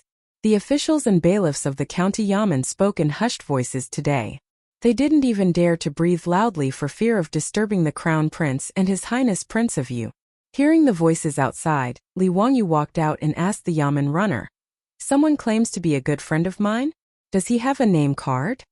The yamen runner hurriedly replied, "Returning to the imperial chamberlain. The person who came did not present a name card. I asked him for his name but he did not reply." Li Wangyu found it strange. He did not know anyone in Huayin County. Why would someone come to the county yamen and claim to be his good friend? "Lead the way, I want to see who is trying to mystify us." Li Wangyu had nothing to do, so he gestured for the yamen runner to lead the way. He wanted to see what was going on. Li Changqian and Li Tai naturally wanted to see what was going on. Hence, a large group of people walked towards the county yamen gate. Chapter 8:13. Huayin County's yamen was similar to Chang'an's and Wanyan's, except that it occupied a smaller area. Li Wangyu led Li Changqian, Li Tai, a group of troops and palace guards to the yamen, but he didn't see anyone waiting for him. He couldn't help but find it strange and asked the yamen runner on duty, "Where are the people who said they were my good friends?" "They returned to the imperial treasury." "I don't know either. They suddenly disappeared after sending someone in to pass on the message." I found it strange too. Li Wangyu looked left and right at the entrance of the yamen. He felt strange. Who was playing a joke on him? He shook his head and was about to turn back when he heard a rush of horse hooves from the corner of the street. He looked up and saw more than 10 masked men with weapons in their hands. They were rushing toward the yamen along the street. These masked men waved the weapons in their hands and shouted in a strange voice, "Kill! Capture the county marquis alive!" This scene immediately caused chaos in front of the yamen. Niu Wu, Lai Hat's troops, and the palace guards beside Li Changqian and Li Tai all drew their sabers and blocked in front of Li Wangyu and the others. Niu Wu shouted at Li Wangyu, "Go quickly, Lang Jun. I'll lead my brothers to stop these thieves." The palace guards were even more nervous. They surrounded Li Changqian and Li Tai and slowly retreated into the yamen. The yamen runners were so scared that their faces turned ashen. They scrambled into the yamen and prepared to call for help. However, Li Wangyu pressed down on Niu Wu's arm that was holding the knife. He smiled calmly and said, "Niu Wu, don't panic. Get the people to put away the knives. Be careful not to hurt anyone." Lang Jun. Niu Wu was stunned. He didn't understand Li Wangyu's meaning. The surrounding troops also looked at each other. They didn't know what was going on. These thieves of unknown origin were about to kill them. But their Lang Jun was telling them to put away their sabers? Li Wangyu separated the troops in front of him and strode out. Niu Wu quickly went forward and wanted to pull him back. "Haha, Niu Wu, don't panic. Watch how I deal with them." Li Wangyu laughed and waved at Niu Wu. He turned his head and shouted at the masked men, "Brother Chumo, have you played enough?" "What? This group of masked men were Chang Chumo and his group?" Niu Wu and the group of extremely nervous troops were all dumbfounded. They looked stupidly at the slow horses that were trotting over. Following Li Wangyu's shout, the masked men on horseback were also stunned. They pulled on the reins and looked at each other. Then one of the masked men tore off the black cloth covering his face, revealing a rough face that resembled Chang Yaojin. "It's Chumo's face." "You bastard, how did you know it was us?" "Motherf *her, I said this guy is as smart as a monkey. I can't scare him at all." Chang Chumo dismounted and muttered loudly. The other masked men on the horses also pulled off the black cloth on their faces. They were Fang Yai, Chai Linggu, Yuchi Baolin and the others. "That's right. How did you know it was us at a glance? It must be Brother Chumo's broken voice. I told you not to make a sound. Bullshit. I just pinched my throat and shouted. I don't believe Zio can recognize it. Chang Chumo was very dissatisfied with the pig teammate's behavior of shifting the blame. Obviously, this group of foppish men had nothing better to do. They wanted to pretend to be villains and attack the county government to scare Li Wangyu. Li Wangyu laughed and said, "You bastards, do you think I can't recognize you just because you cover your faces with a black cloth? Please, if you want to pretend to be villains, can't you be more professional?" He pointed at the foppish men's clothes and scolded jokingly. How can there be villains wearing brocade clothes to assassinate people? Are they that flashy? And the few of you, can't you be more attentive and take off the jade sachets from your waists? Even if I'm blind, there's no way I can't recognize those jade pendants on you, right? The foppish men looked at each other and couldn't help but laugh. Of course, more importantly, Li Wangyu looked at the foppish men and wondered if he would lower his IQ if he knew this group of idiots. More importantly, can you not wear sunglasses when you pretend to be villains? Damn it, you took them from me. Do you really think I'm blind? After Li Wangyu said this, the foppish men looked at each other. Everyone was wearing a pair of extremely flashy crystal sunglasses on the bridge of their noses. The foppish men were crying because of their own stupidity. This was really embarrassing. Chang Chumo didn't care at all. He walked up casually and gave Li Wangyu a bear hug. Wahahaha, Zio, your brothers are here to see you. Are you touched? Hehe, I was just joking with you just now. Li Wangyu naturally knew that this group of bastards wanted to scare him. He rolled his eyes and suddenly shouted at the group of palace guards who had just put away their she-blades and his own troops. Come, arrest all these villains. The palace guards and troops were stunned. Arrest a group of dukes? What kind of game was he playing? However, they didn't dare to disobey Li Wangyu's orders. They pulled out their she-blades again and swarmed forward. They pressed down the arms of the foppish men who hadn't recovered from their shock and put the she-blades to their necks. Fang Yai and the others were dumbfounded. They didn't understand what Li Wangyu was playing at. Li Wangyu was neither fast nor slow. He pointed at Li Changqian and Li Tai behind him and said, Chang Chumo Fang Jun Chai Linggu. The Crown Prince and His Highness King, you are here. You dare to use your weapons without permission. Do you have the intention to assassinate the Crown Prince and His Highness King you? Humph, you clearly want to rebel and assassinate the king.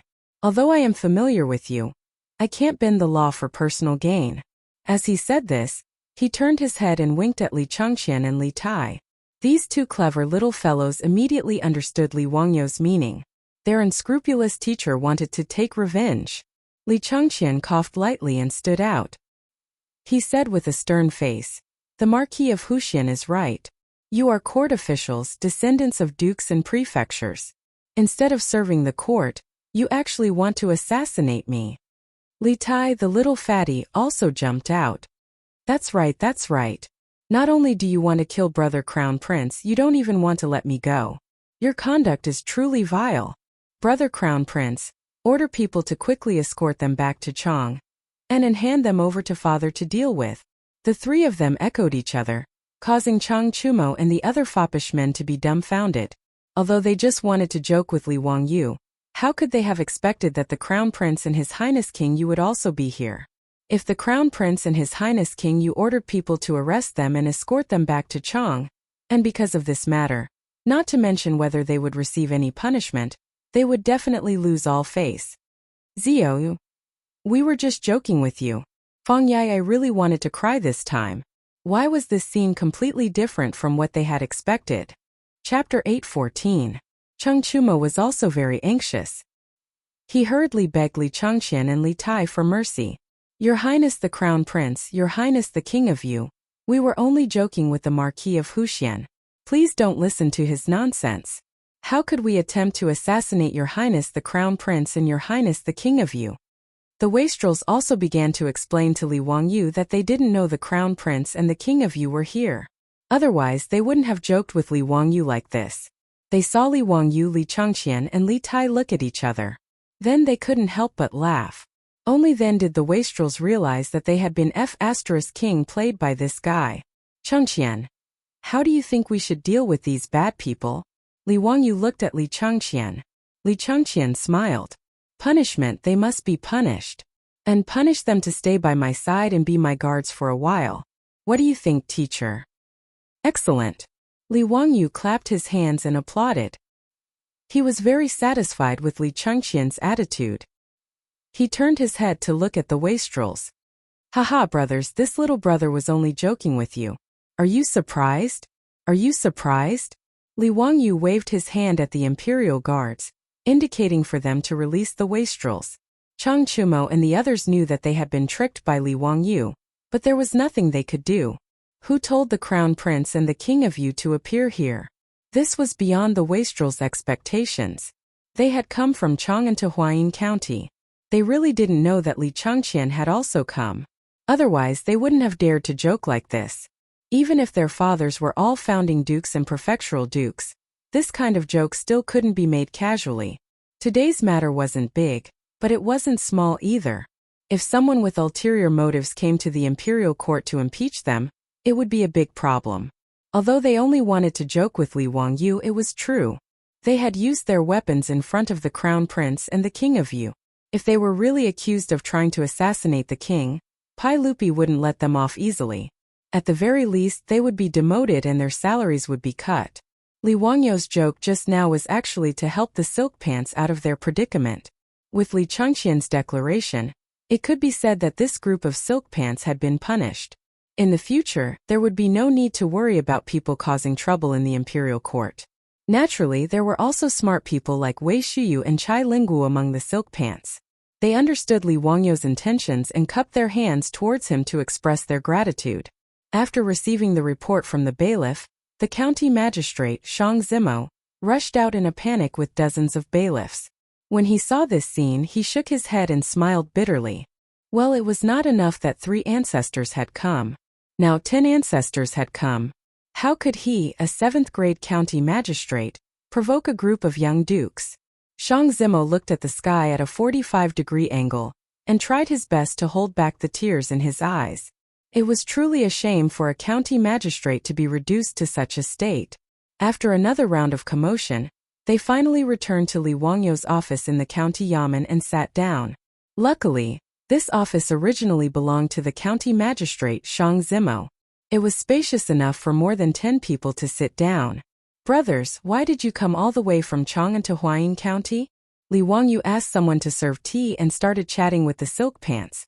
Chang Chumo laughed loudly and said, Wahaha, we were afraid that you would be wronged in Huayin County, so we came to accompany you. How is it? Brothers are loyal, right? Li Wangyu glanced at him from the corner of his eyes. When this fellow was lying, the corners of his mouth would twitch. Did the saint send you here? Li Wangyu suddenly asked. Chang Chumo was stunned and subconsciously replied, How did you know? Before he could finish his sentence, Fang Yai, Wei Shuyu and the rest covered his mouth. How could that be? We were afraid that Zio would be taken advantage of in Huayin County, so we came here to share your joys and sorrows. There's no such thing as the saint. There's no such thing. Fang Yai flatly denied.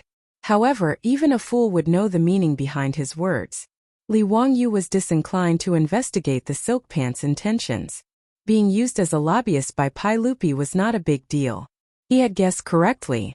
The silk pants had originally been born in Chang'an County and had planned to find Li Wangyu in Huayin County to pass the time.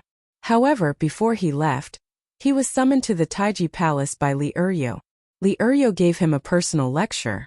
The meaning behind Li Eryo's words was that he wanted the debauches to think of a way to persuade Li Wangyu to stop being so stubborn and hurry back to Chang and to marry Princess Chang'an. Naturally, the silk pants would not say these words to Li Wangyu. In reality, they were all in favor of Li Wangyu marrying a princess. After all, many of these silk pants had married princesses in the future. Naturally, they would not reject such a marriage. In reality, if Li Wangyu had transmigrated to the Tang dynasty by himself, marrying a princess would not have been a big deal. In any case, he did not have any ambitions to save the world. Marrying a lowly princess was not a big deal. At most, it would just be a game to raise her. However, his beautiful superior had transmigrated to the Tang dynasty with him. No matter what, Li Wangyu would not give up on Su Chongqing. Although marrying his beautiful superior was only a formality, The Tang dynasty would not give him a marriage certificate. However, in his heart Li Wangyu could not accept the fact that he could not even give his beautiful superior a proper status. The so-called 3 wives and 4 concubines did not exist. Since ancient times, China had a system of 1 wife and many concubines. Apart from the legendary Shun who married 2 wives, a Huang and Nuing, the other dynasties all had only 1 wife. Zhuangzi recorded that Lord Ling has 3 wives, and they all bathed together. The so-called 3 wives, the little wife, the secondary wife, the young wife, and the concubine's wife, were just the titles of concubines. If Pai Lupi's daughter, the Grand Princess Chang'an, were to marry Li Wangyu, it would naturally be impossible for her to be a concubine. Li Wangyu would never agree to having his beautiful superior be his concubine. If Pai Lupi insisted on forcing him to drink, Li Wangyu could only take his beautiful superior and flee far away from the central plains. He could go to the western regions or go out to sea, no longer caring about the matters of the Tang dynasty. From then on, he and Su Chongqing would fly side by side, living their own immortal lives. Of course, this was only a choice that could be made as a last resort. Present things had not reached that point. Li Wangyu cast a glance at the debauches, as well as Li Changqian and Li Tai, inevitably feeling a headache. This entire room was filled with King Pai Lupi's lobbyists. He straightforwardly stated his thoughts. Actually, this little brother naturally understands the purpose of everyone's visit. It's not impossible for me to agree to uncle's request to marry Chang'an.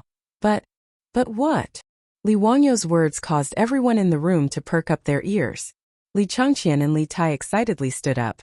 Teacher, if you have any requests, please do not hesitate to state them. Li Wangyu unhurriedly extended 2 fingers, waving them in front of everyone's eyes. A Huang and Nuing.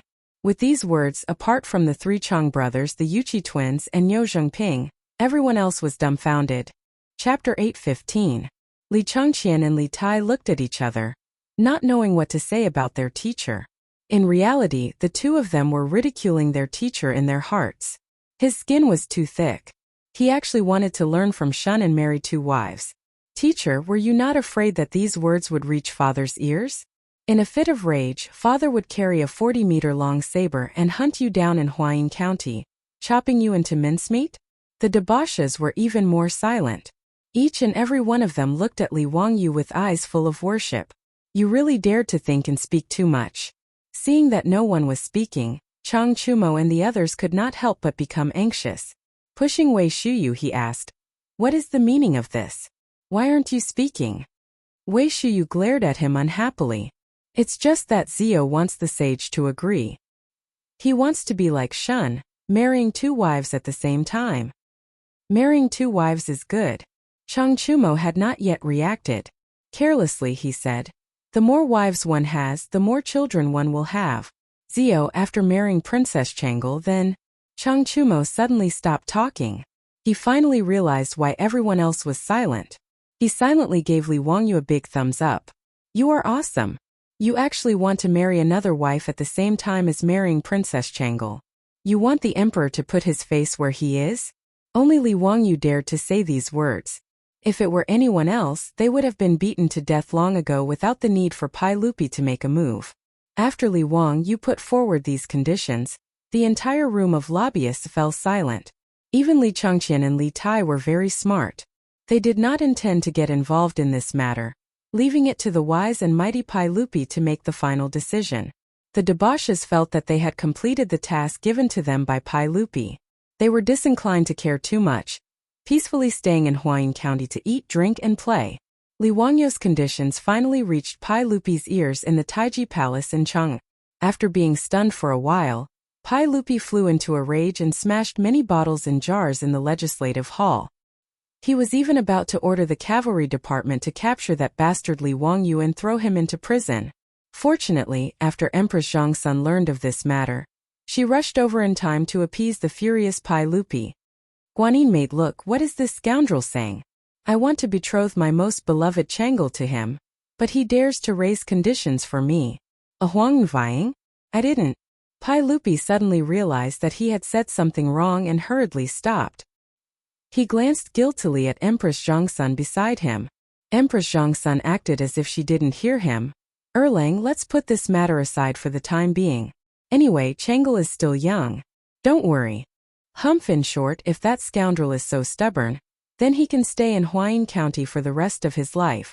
I don't want to see him. In fact, Empress Zhongsun was also annoyed by Li Wangyu's greedy request. She naturally understood why Li Wangyu made such a request. Obviously, it was for Su Chongqing. Empress Zhongsun also admitted that Su Chongqing was very outstanding and a rare woman in the world. However, Empress Zhongsun was not willing to have the same status as her most beloved daughter. The two in-laws had the same idea about this matter. Not to mention how annoyed Pai Lupi was in Chang, and Li Wangyu was having a good time in Huayin County. Crown Prince Li Changqian, little fatty Li Tai, and a group of playboys all lived in his mansion in Huayin County. After Li Wangyu went to the county yamen and worked for a few days, he felt really bored. The law and order in Huayin County were really good. After a few days, there were only trivial matters. The strange and important cases that he was looking forward to did not appear at all. Even the trivial matters were all dealt with by the county magistrate Shang Zimo and the county deputy. They did not dare to bother him, the county marquis who founded the country. Li Wangyu was so bored that he did not even bother to go to the county office. Every day, he looked for entertainment with the playboys to pass the time. However, Huayin County was not as fun as Chang'an. In a few days, they had visited all the big and small places in the county. Zio, this Huayin County is so small. It's really boring. Chang Chumo sat in the main hall of his mansion and complained as he called for the maidservants to bring iced wine. Li Wangyu also felt bored. He thought for a while and said, "Brothers, Huayin County is not far from Tong Pass and is even closer to Mount Hua. Why don't we go to Tong Pass or visit Mount Hua?" Huayin County was only 30 miles away from Tong Pass and was even closer to Mount Hua, only 7 to 8 miles away. Forget about Mount Hua. That mountain is too steep and it's too tiring to climb. Tong Pass is not bad. After the Yellow River is Fengling Pass. It's much more lively there than Huayin County. Let's go now. Staying in Huayin County every day is so depressing. When Cheng Chumo heard Li Wangyu's words, he immediately became excited and asked everyone to go now. Li Wangyu naturally did not object. After all, he did not lack money. He would not treat himself badly if he went on a trip.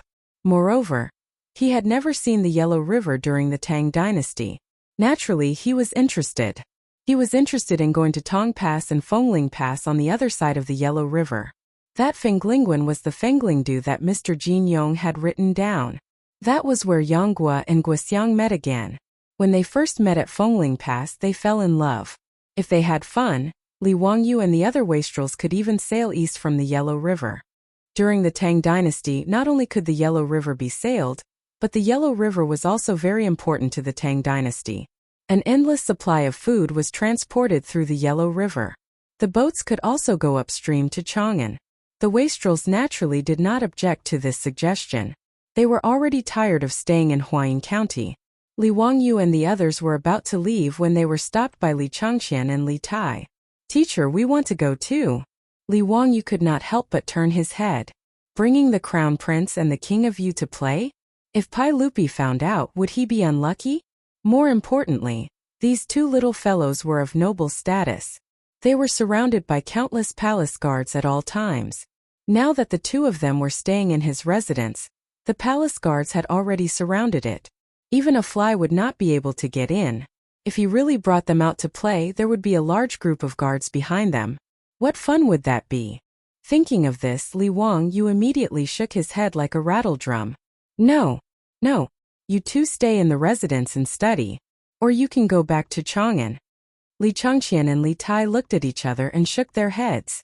"We will not go back to Chang'an. We will stay with our teacher." They were not stupid. If they went back to Chang'an, they would definitely go back to the academy to study. In comparison, it was more comfortable to stay in Huayin County. Li Wangyu had said that they had to study by his side. However, he was actually a lazy person. How could he teach Li Changqian and Li Tai? Moreover, during this time, Li Wangyu was busy playing with the wastrels. Li Changqian and Li Tai did not have to study. They were naturally happy. Therefore, Li Changqian and Li Tai did not want to go back to Chang'an. Chapter 8:16. Not going back to Chang'an? Then stay in the manor and study. I'll be back in 2 days. The two little ones looked at each other and shook their heads again like rattledrums. No, we have to follow wherever the master goes. Be good and listen to me. Stay in my manor. I'll bring you gifts when I come back. Li Wangyu coaxed Li Changqian and Li Tai like he was coaxing children. However, he didn't consider that the children of the Tang dynasty were different from the children of later generations. Although Li Changqian and Li Tai were 11 and 10 years old, they were like little adults. They were quite precocious. After all, when Pai Lupi married Empress Zhongsun, he was only 12 years old. Li Wangyu's words could coax the children of later generations. However, if he wanted to coax Li Changqian and Li Tai, it was simply wishful thinking. Li Changqian rolled his eyes and actually threatened, "If teacher isn't willing to take us, we'll tell father that teacher is a county magistrate who doesn't do proper work and neglects official duties. All he does is eat, drink, and play." When Li Wangyu heard him say this, he was so angry that his nose was almost crooked. He didn't care about Li Changqian's identity as the crown prince. He directly reached out and twisted Li Changqian's ear. "Fine, I'll teach you this, unfilial son. You actually want to tell on me? Do you believe that I won't expel you from the sect? Besides, do you think I'm afraid of you snitching? It's best if you tell your father to remove me from this bullshit county magistrate position. I can't even thank you enough." Li Wangyu was a man without desires. He didn't want to be an official at all, let alone a position as small as a county magistrate. Wasn't it good for him to stay in Dingzhou village eating, drinking, and playing? Li Changqian saw that his strategy was ineffective and hurriedly begged for mercy. "Hurts, it hurts. Teacher, please let go." This disciple was wrong. Li Wangyu naturally wasn't really angry. He was just teasing the two little ones. He let go and laughed. "If you dare to deceive your teacher again, I'll teach you a lesson."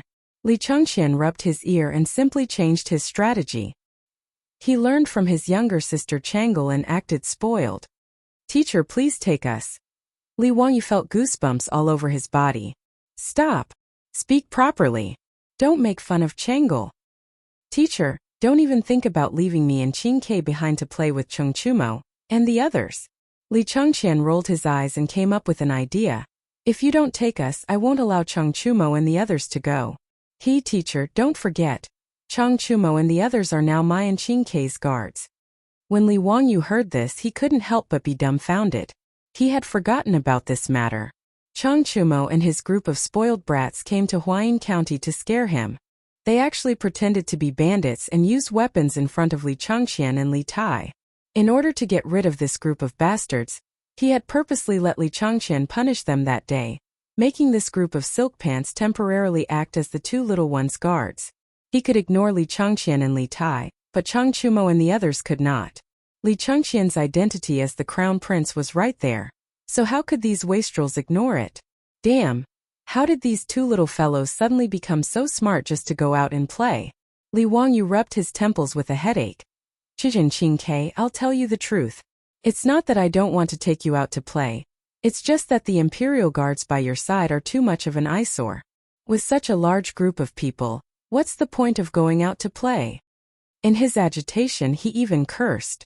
Li Wangyu's words made Li Changqian and Li Tai a little dumbfounded. Seemed that their teacher was right. They had come to Huayin County with over 1,000 imperial guards and many palace maids by their side. If they took these people out, it seemed that there would be no fun to play. However, the little fatty Li Tai was quick-witted. He waved his hand to indicate for the palace maids to leave. Then he lowered his voice and said, Teacher, elder brother, why don't we avoid these palace maids and guards and sneak out? It'll be like how father often goes out of the palace in plain clothes. It'll definitely be fun." "Sneak out?" A few black lines appeared on Li Wangyu's forehead. "Damn, bring the crown prince of the Tang dynasty and his highness King Yu for a private visit? TSK, it's quite exciting just thinking about it. If Pai Lupi found out, would this overprotective emperor order people to chop him into mincemeat? However, who cares? It'd be best if he pissed off Pai Lupi and drove him back home in his anger. That would fulfill Li Wangyu's wish. It would be best if Li Heir was so angry that he would cancel the betrothal. That would be good. Thinking about it like this, Li Wangyu felt that it would be quite interesting to take the two little ones out to play. Thinking up to here, Li Wangyu couldn't help but lower his voice. It's not impossible to bring the two of you out, but once the two of you leave, you must listen to Master. Remember, you must not act on your own. Of course, we'll listen to teacher's orders. Hearing that they could go out to play, the two little ones didn't have any objections and nodded repeatedly. The two of them grew up in the palace. Other than going to Dingzhou village and entering the academy, they were relatively free. At other times they were followed by a group of people at all times, and they had long been tired of it. Li Wangyu nodded and called the foppish young masters in. He told them about the matter, but it scared the foppish young masters of the Tang dynasty who were used to being lawless. They all say that I'm bold, but I see that you're much bolder than me. Zio, have you thought about the consequences of sneaking out with His Highness Crown Prince and His Highness King Yu? If something happens, you'll lose your head. What can happen? Niu Wu and the others are guarding them. Besides, don't we have you guys? Li Wangyu was telling the truth. The troops in his residence were all old soldiers of the Jinwu Guards. The martial arts of the Chang brothers and the Yuqi twins were incomparable to ordinary soldiers. Even Niu Zhengping, who was crippled, couldn't be compared to 3 to 5 strong men. So even if they avoided the protection of the Imperial Guards, Li Wangyu didn't think that there would be any safety issues. Chang Chumo, Fang Yai, and the others still wanted to persuade Li Wangyu. But when they saw the murderous eyes of Li Changqian and Li Tai, they finally closed their mouths. Who cares? Even if the sky fell, there were tall people to hold it up. As long as nothing happened to His Highness Crown Prince and His Highness King Yu, it wouldn't be a big deal. Wei Shiyu waved his folding fan and said with a smile, Zio, your residence is tightly surrounded by the Imperial Guards. In addition, there are palace maids in your residence. If you want to hide from them and take His Highness Crown Prince and His Highness King Yu out, I'm afraid it won't be easy. That's right, His Highness Crown Prince and His Highness King Yu, it's not that we don't want to, but it's really hard to do. Chai Linggu also quickly nodded in agreement. Li Changqian and Li Tai naturally knew this and couldn't help but look at their teacher. In any case, they couldn't think of a way. It was up to Li Wangyu whether he had an idea. This isn't difficult. Li Wangyu said with a sly smile. Everyone come closer. Chapter 8:17. In the Marquis Mansion of Nihu County, under the shocked gazes of all the maids and servants, as well as the palace guards and maids who came with Li Changqian and Li Tai, Li Wangyu fiercely reprimanded Crown Prince Li Changqian and Prince Li Tai. Take a look for yourselves. How are you doing with your studies? Is this how I taught you? I think you two are too pleased with yourselves. Changqian, you are the Crown Prince of the Tang dynasty.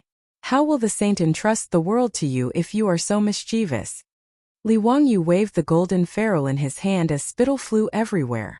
Li Changqian and Li Tai lowered their heads and didn't dare to speak after being reprimanded. The servants in the residence naturally didn't dare to say anything. Even Li Changqian and Li Tai's personal attendants didn't dare to say anything despite their dissatisfaction. After all, the Marquis of Huxian wasn't just anyone. As the Crown Prince's teacher, even if he beat Li Changqian and Li Tai with the golden ferrule, they wouldn't dare to fart, let alone reprimand them. 2 years ago, the most favored eunuchs by Li Changqian's side had offended the Marquis of Huxian. In a fit of anger, the saint had thrown them to the Yeting Palace Laundry Bureau. They were still doing hard labor even now. Thus, even though these attendants were cursing in their hearts, they all lowered their heads and didn't dare to speak up for the Crown Prince and King Yu.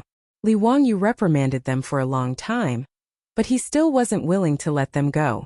He directly chased Li Changqian and Li Tai back to their rooms. The two of you are not allowed to take a single step out of this room for the next few days.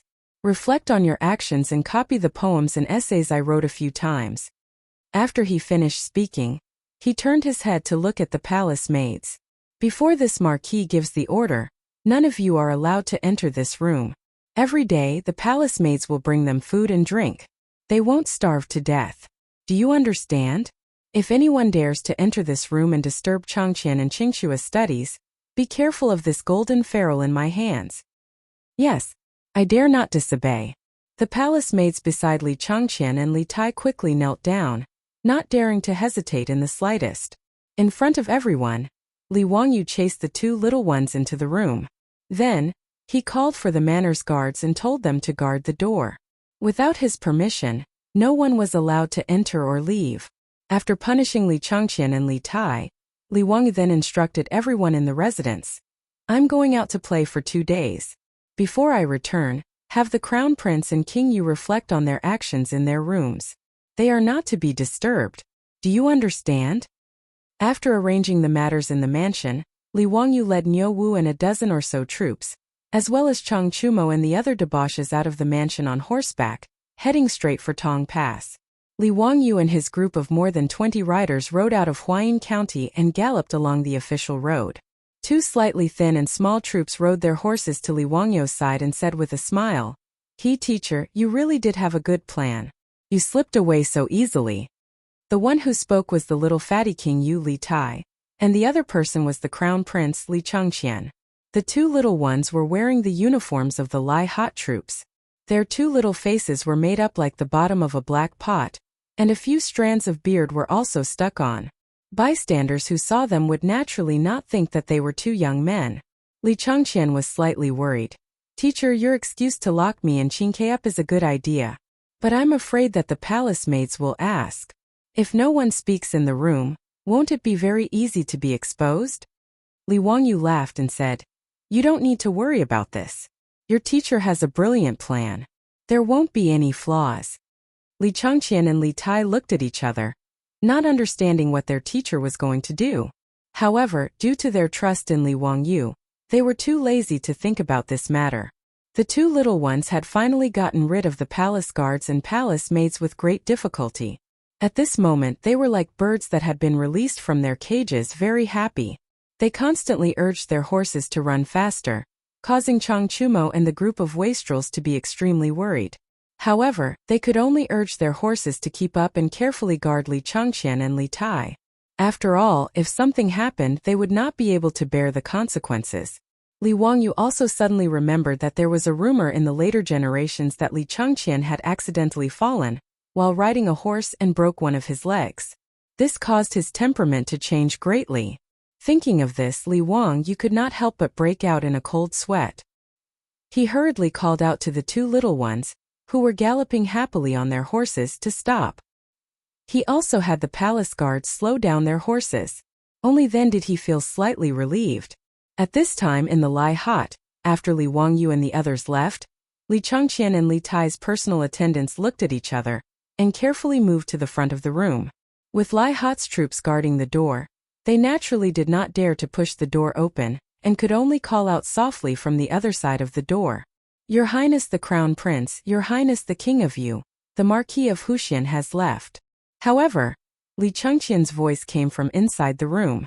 "Go away, don't bother me." "Yes, yes." The attendant did not dare to say anything else. Under the gaze of the Lai Hot's troops, he could only obediently retreat to the side and carefully guard the 2 princes inside the room. Li Changqian and Li Tai were naturally not inside the room. Instead, it was the golden-haired beauty Aphrodite. She was happily staying in the room, holding a book in her hands and reading it with great interest. From time to time, she would pick up the snacks next to her and put them into her mouth. At this time, the attendant's voice came from outside the room. "Your Highness, you've already stayed in the room for quite some time. Why don't you come out for a walk? The Marquis of Wuxia really is no longer in the residence." Aphrodite smiled slyly and picked up the phone next to her. Her slender fingers tapped twice, and Li Changqian's voice came from the phone. "Go away, don't bother me." "Yes, this servant understands." The attendant outside the room did not dare to say anything else and retreated again. Needless to say, this was Li Wangyu's idea. He had secretly used his phone to record Li Changqian's voice and then deliberately reprimanded Li Changqian and Li Tai, placing them in confinement. In reality, after the 2 children entered the room, they immediately left through the window at the back with Niu Wu and the others waiting for them. After the Lai Hot maidservants helped the 2 children change their clothes, they openly mingled with Li Wangyu's troops and left the Marquis of Wuxia's estate. Since Li Wangyu was out with a bunch of good-for-nothings, the imperial guards guarding outside the residence naturally did not dare to stop them from inspecting. After Li Wangyu and the others left, Aphrodite jumped into the room through the window and used the recording function of her phone to pretend that Li Changqian and Li Tai were still in the room. Ever since Li Wangyu handed his phone to Aphrodite, this golden-haired beauty had become rather proficient in using this modern digital product. That was why Li Wangyu had entrusted her with the important task of pretending that Li Chang'an and Li Tai were still in the room. Those attendants naturally racked their brains, but they would never have imagined that the Crown Prince and His Highness King Yu, whom they served, would actually use the golden cicada shell escape and sneak out to play. They would also never have imagined that the Li Chang'an, who was speaking in the room, did not exist at all. Chapter 8:18. While Afro was covering for Li Chang'an and Li Tai, Li Wangyu and the rest had already arrived at Tong Pass. During the pre-Qin era, the most important pass in Guangzhou was Hanggu Pass. However, at the end of the Eastern Han Dynasty, Hanggu Pass had basically lost its use, which was why they built Tong Pass at the west end of the road.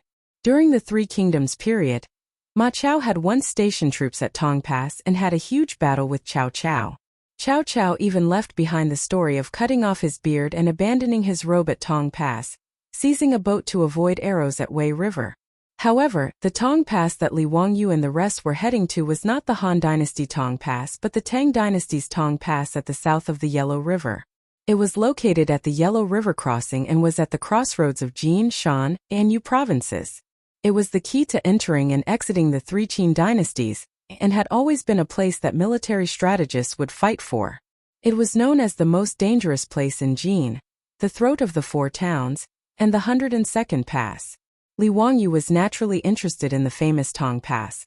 But when they saw it for themselves, Li Wangyu could not help but feel disappointed. As a military base, Tong Pass County was even smaller than Huayin County, and was basically just a long street. Furthermore, Tong Pass was just a pass and did not have anything special to look at. Li Wangyu could not help but feel disappointed. Li Chang'an, Li Tai, and the rest were also disappointed. He had snuck out with great difficulty only to see this? In the future, tourists would naturally be interested in Tong Pass, but in the Tang Dynasty, who would be interested in Tong Pass? Furthermore, it was just a newly built pass. With the identity of Li Wangyu and the rest, it was easy for them to climb up the city gates. Looking at the Yellow River below, they all felt really bored.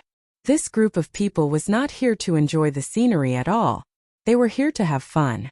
Li Chang'an and Li Tai's disappointment was even more obvious. The general in charge of guarding Tong Pass was a vice-commandant of Zhichong Mansion. Li Wangyu and a group of silk pants suddenly arrived at Tong Pass, so he naturally accompanied them with fear and trepidation. Seeing that everyone seemed to be dissatisfied with Tongguan, the sweat on his forehead was about to drip down. This humble one is truly ashamed. There really isn't much scenery to speak of in Tong Pass. If the Marquis is interested, how about this humble one go to Fenglingdu and find some singers to liven things up for the Marquis? The commandant pondered for a moment. Tongguan County was too small. Even the brothels in the brothels were too small. If he wanted to entertain these people, he would have to go to Fenglingdu. His words reminded everyone. Feng Ai immediately pointed to the other side of the Yellow River and whispered, "Ziyu, why don't we take a boat and go to Fenglingdu on the other side? Fenglingdu is much more interesting than Tong Pass." That's right, Brother Jiai's words make sense. Fenglingdu is prosperous unlike Tong Pass. When the silk pants heard this, their eyes lit up and they all nodded in agreement. Fenglingdu was an important road that connected three provinces. As the main crossing of the Yellow River, it was naturally prosperous. To a certain extent, it wasn't inferior to Chang'an City, because Fenglingdu was mostly populated by wealthy merchants, and it was also an important crossing of the Yellow River. As a result, Fenglingdu was one of the few commercial cities in the Great Tang. When Li Chang'an and Li Tai heard this, they looked at Li Wangyu with pleading eyes. Of course, Li Wangyu wasn't willing to return to Huayin County like this. Seeing that everyone was looking at him, he immediately snapped his fingers and said, "Then let's go. Let's go find a boat. We'll go to Fenglingdu." Wahahaha. Ziyu's words are great. The silk pants all laughed and clapped their hands. When the commandant heard this, he felt a lot more relieved. He immediately ran to arrange an official boat to cross the river. It didn't take long for everyone to board a large official boat and cross to the other side of the Yellow River. However, even though the official boat was large enough, their horses couldn't board it. Thus, they all left the horses at Tong Pass and handed it over to the commandant to take care of them. Between Fenglingdu and Tong Pass, the water of the Yellow River was calm. Sitting on the official boat didn't feel shaky at all. After half an hour, the official boat docked at the pier of Fenglingdu. The captain of the official boat had already received orders from the commandant of Tong Pass and didn't dare to leave without permission. He respectfully said that his boat would be waiting for the nobles at the pier. After Li Wangyu and his group of more than 20 people got off the boat, they merged into the bustling crowd of Fenglingdu and didn't stand out in the slightest. This was in line with Li Changqian and Li Tai's wishes. The two little ones felt as if they had been let out of the wind and found everything on the streets interesting. Fenglingdu was worthy of being an important crossing of the Yellow River. The bustle didn't disappoint. Not only were there many shops, but there were also many acrobats, plays, singing, fortune-telling, and divination. It was very lively. Although Li Wangyu and his group were wearing casual clothes, Niu Wu led a dozen strong guards to protect them. Thus no one dared to provoke them. Everyone strolled along the way. When they saw good food and drink, they bought it. When the acrobats saw good performances, they threw out a lot of copper coins as tips. They were very happy. When they arrived in front of a building, Cheng Chumo laughed. Wahahaha, Zio. How come your Tang Dynasty Theater also opened a branch in Fenglingdu? Li Wangyu raised his head and looked. He was so angry that his nose almost crooked. The building had the words Fenglingdu Theater on it. The sign in front of the door also had the words, The Cowherd and the Weaver Girl written on it. F***CK. This is a blatant pirated copy. Did they pay the copyright fee? However, Li Wangyu didn't have the nerve to accuse others of pirating. After all, these things that he made were pirated copies of later generations. The Tang Dynasty Theater was popular in Chang'an City. The method of the stage play and the content of the performance were naturally copied by others. This was not surprising. After strolling for half a day, everyone was a little tired. Li Wangyu simply waved his hand. Brothers, let's go in and have a look. If the performance is not good, then today we will smash his shop.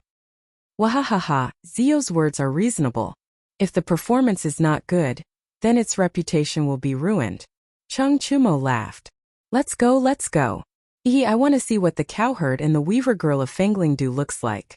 The playboys naturally laughed and surrounded Li Wangyu, Li Changqian, and Li Tai to the theater.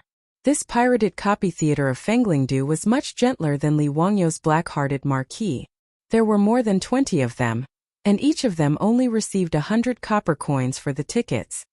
Zio, look, don't you feel ashamed? The Tang Dynasty Theater costs copper coins, but this Fenglingdu only costs 100 copper coins. You're really a profiteer. Wei Shuyu joked with Li Wangyu about the tickets. Li Wangyu silently rolled his eyes. If Brother Shuyu thinks it's expensive, then you can come to Fenglingdu to watch the show in the future. You can also save money.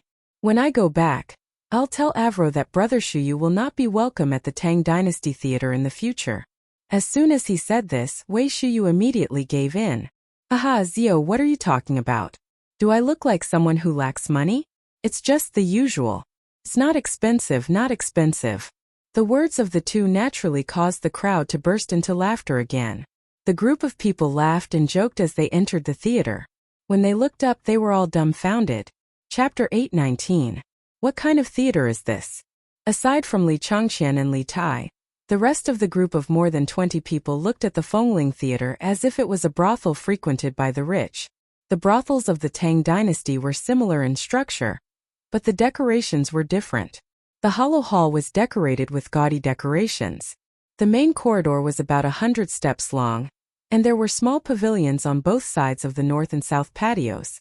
With the rich experience of these rich playboys, they naturally recognized that those small pavilions were the rooms of the brothel. In the past, this group of rich playboys did not stay in these small pavilions in Chang'an City's Ping Kong Square. The scene in front of them naturally made them dumbfounded. Did they go to a brothel or a theater? Damn, this theater of Fenglingdu is really strange. Cheng Chumo murmured. Li Wangyu and the others were also puzzled. Why was this scene different from what they had imagined? Just as everyone was puzzled, they saw a middle-aged woman dressed as a brothel keeper sashaying over to them. She gave them a curtsy and said with a smile, "Greetings, noble guests. This servant is the matchmaker. You all look unfamiliar. May I ask if this is your first time coming to our Fengling Theater? Yes, this is our first time coming to Fengling do Matchmaker. What kind of theater is this? What kind of prison is it? Why do I feel that it is not a theater, but a brothel? Hearing this, the matchmaker covered her mouth and chuckled. You have good eyesight. Is it really a brothel? Li Wangyu and the others could not help but be stunned and quickly asked. Doesn't the sign outside say that today's performance is the cowherd and the weaver girl? What's going on? Hee, naturally there is a performance.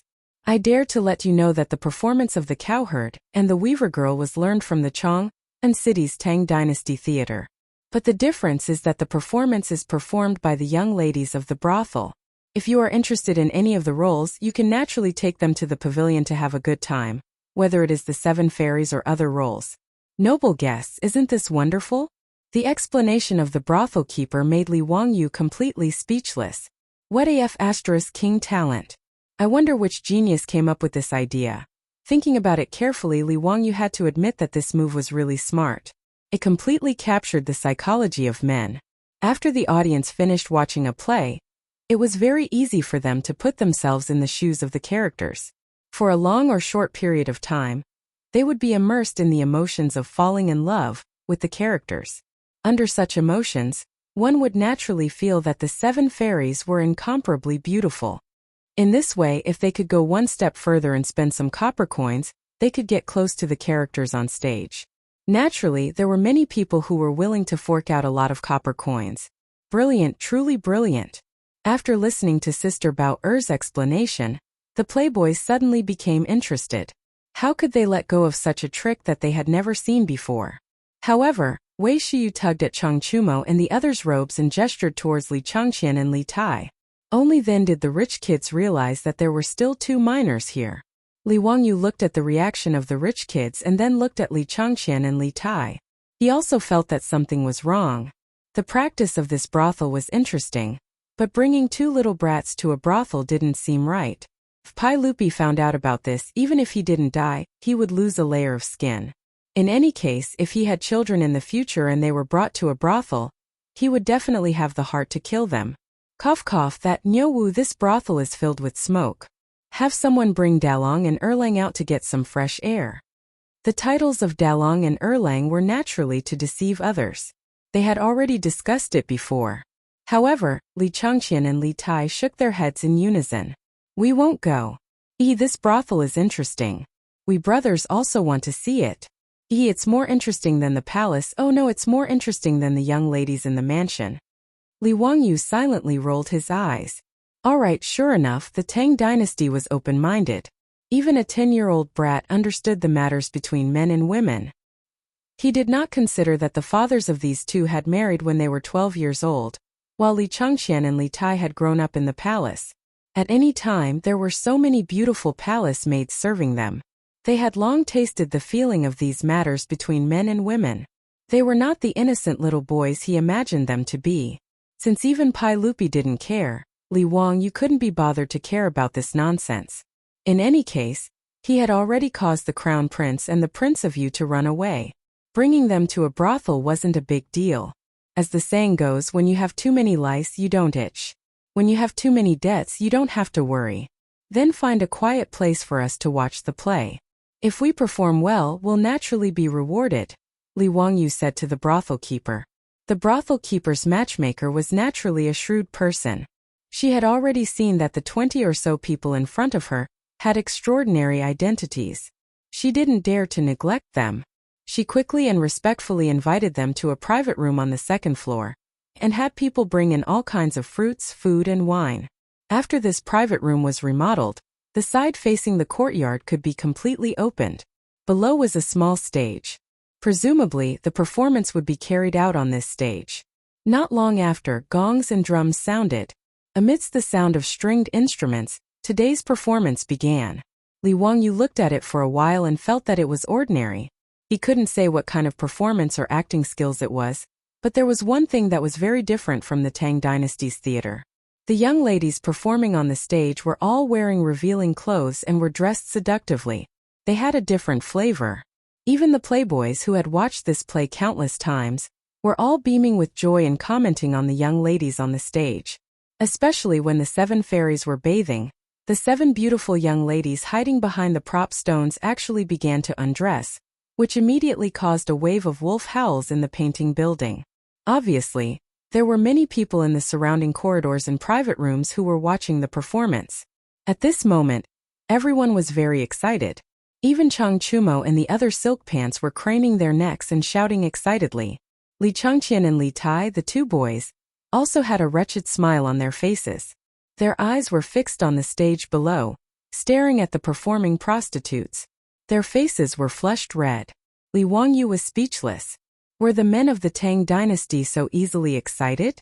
If they were to watch the romantic action movies of the later generations, would they be so excited that they would have a cerebral hemorrhage? However, Li Wangyu naturally wouldn't dampen their spirits. He just thought that he was joining in the fun and shouted with the crowd.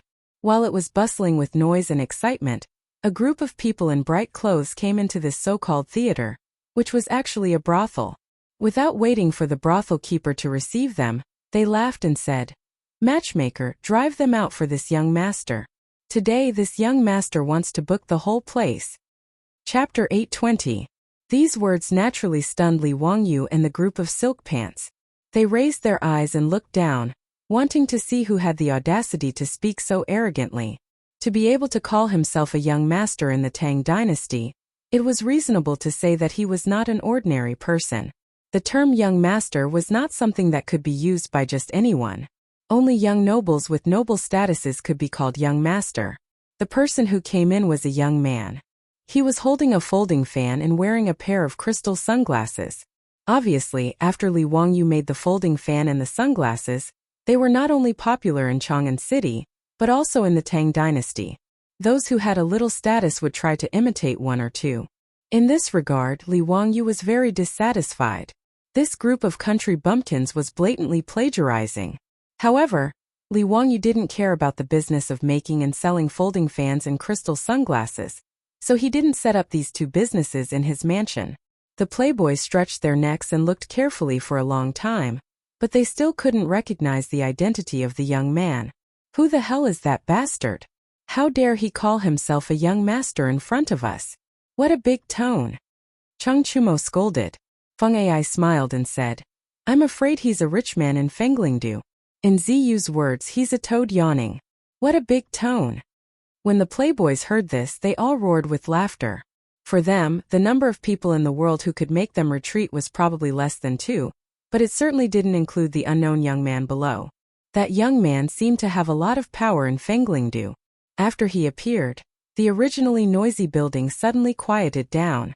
As a result, the laughter of the playboys became very clear and harsh.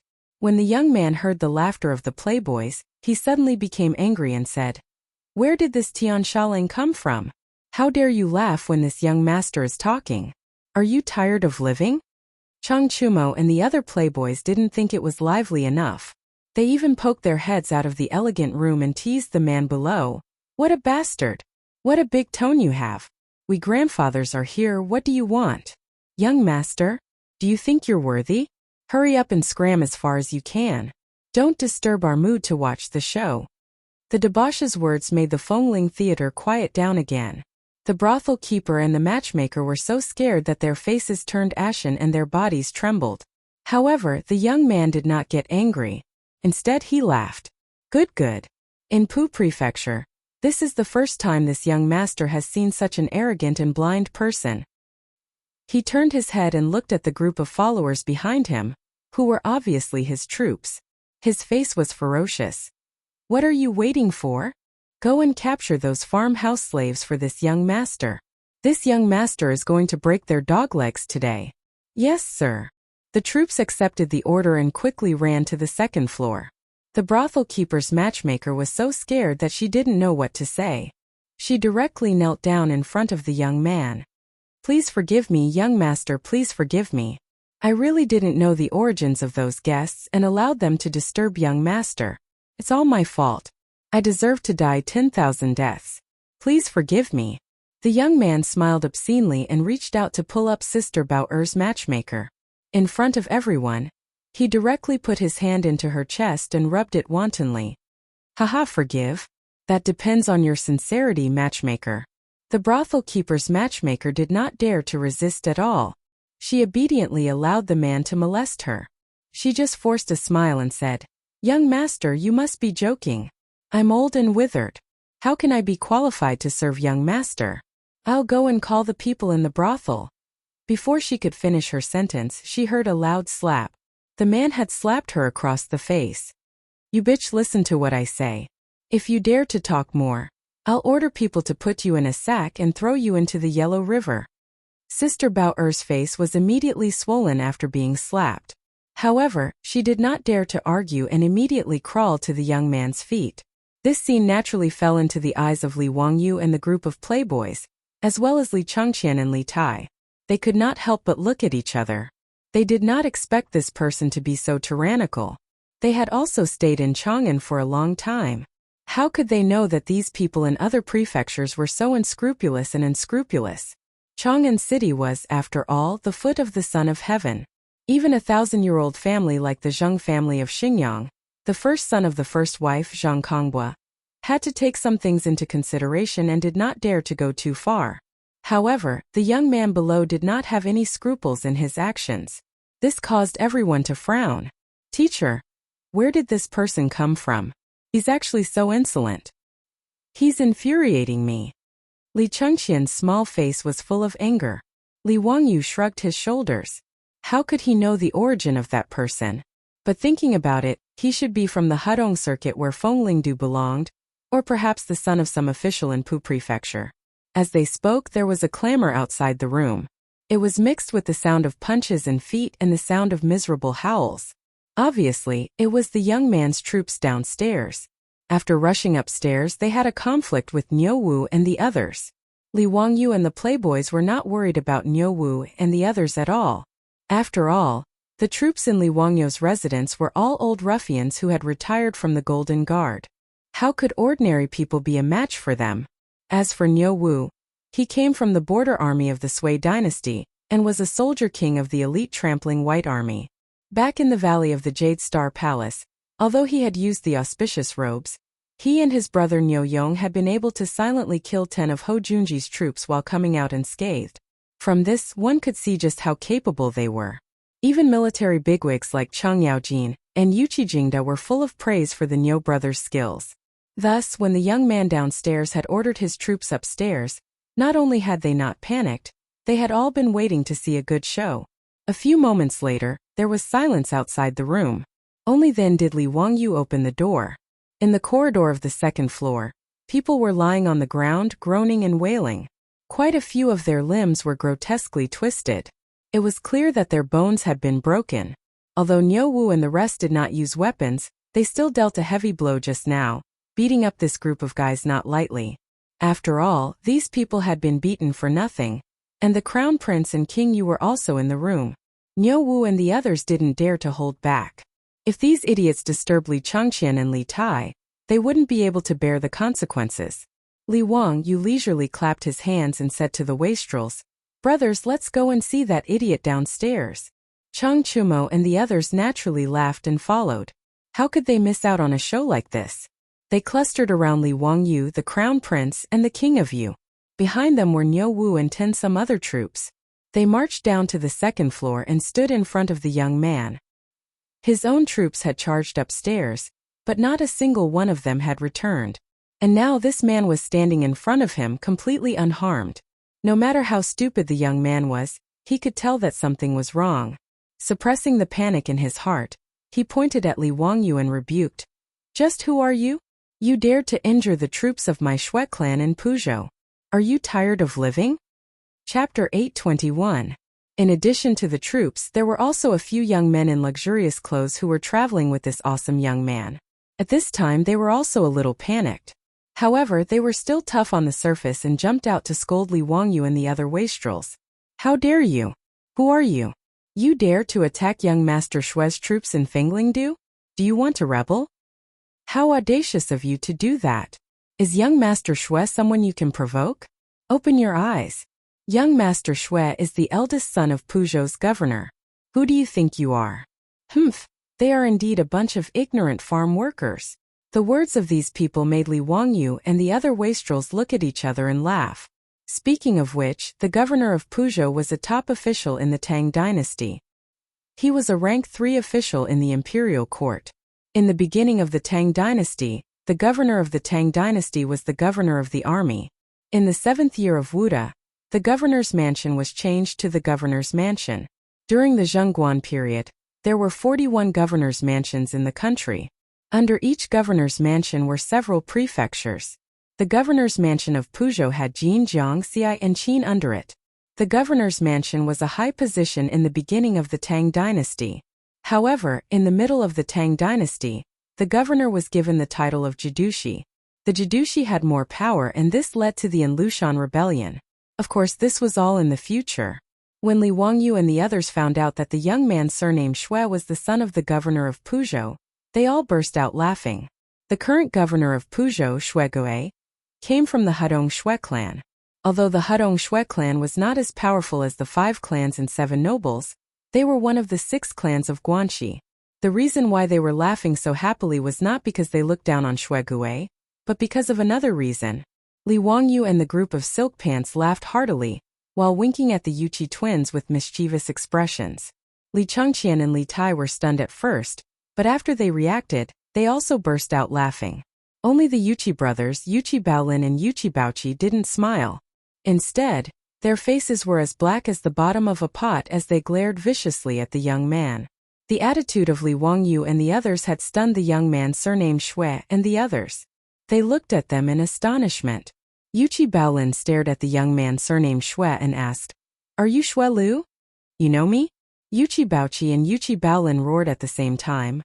"I'll beat you to death, you disgraceful thing."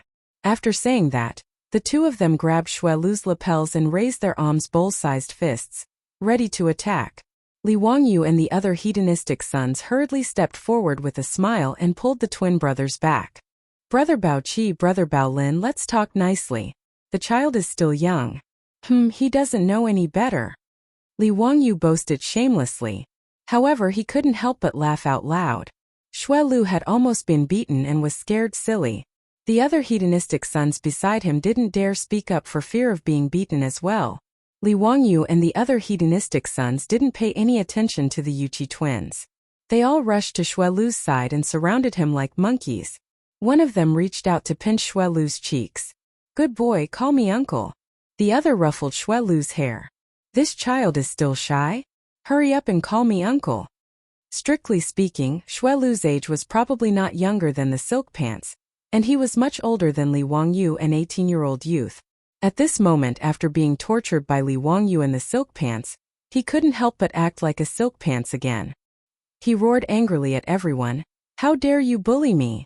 Before he could finish, he received a slap to the head. It was from Yuqi Baolin. "What the hell are you yelling about? These are all my brothers. Calling them uncles isn't a big deal for you." Yuqi Baolin and Yuqi Baoqi grabbed Shui Lu's collar. "Why do I have such a disappointing nephew like you? Why aren't you calling me uncle? Do you believe that I won't beat you to death?" Shui Lu was on the verge of tears. He stood there in a daze, unable to speak for a long time. Li Wangyu held back his laughter and went forward to pull the Yuqi twins away. "Brother Baoqi, Brother Baolin, don't scare the child, haha." His words caused the hedonistic sons to roar with laughter again. It was no wonder that Li Wangyu and the hedonistic sons had such a reaction. They really felt that it was too funny. The current Puzhou governor Shui Gui married Yuqi Jingda's eldest daughter, Yuqi Shi. Yuqi Jingda's eldest daughter married early and gave birth to Shui Lu. Although Shui Lu was only 2 or 3 years younger than the Yuqi twins, they were truly uncle and nephew. It was just that the Yuqi twins had never seen this nephew of theirs before. They didn't expect that the first time they met would be in this brothel in Fenglingdu. Originally, if it weren't for this relationship, even if Shui Lu's father was Puzhou's governor, he would have been skinned alive even if he didn't die today. He would have been taught a good lesson by Li Wangyu and the hedonistic sons. Of course, although Shui Lu wouldn't suffer any physical pain now, he still wouldn't have it easy.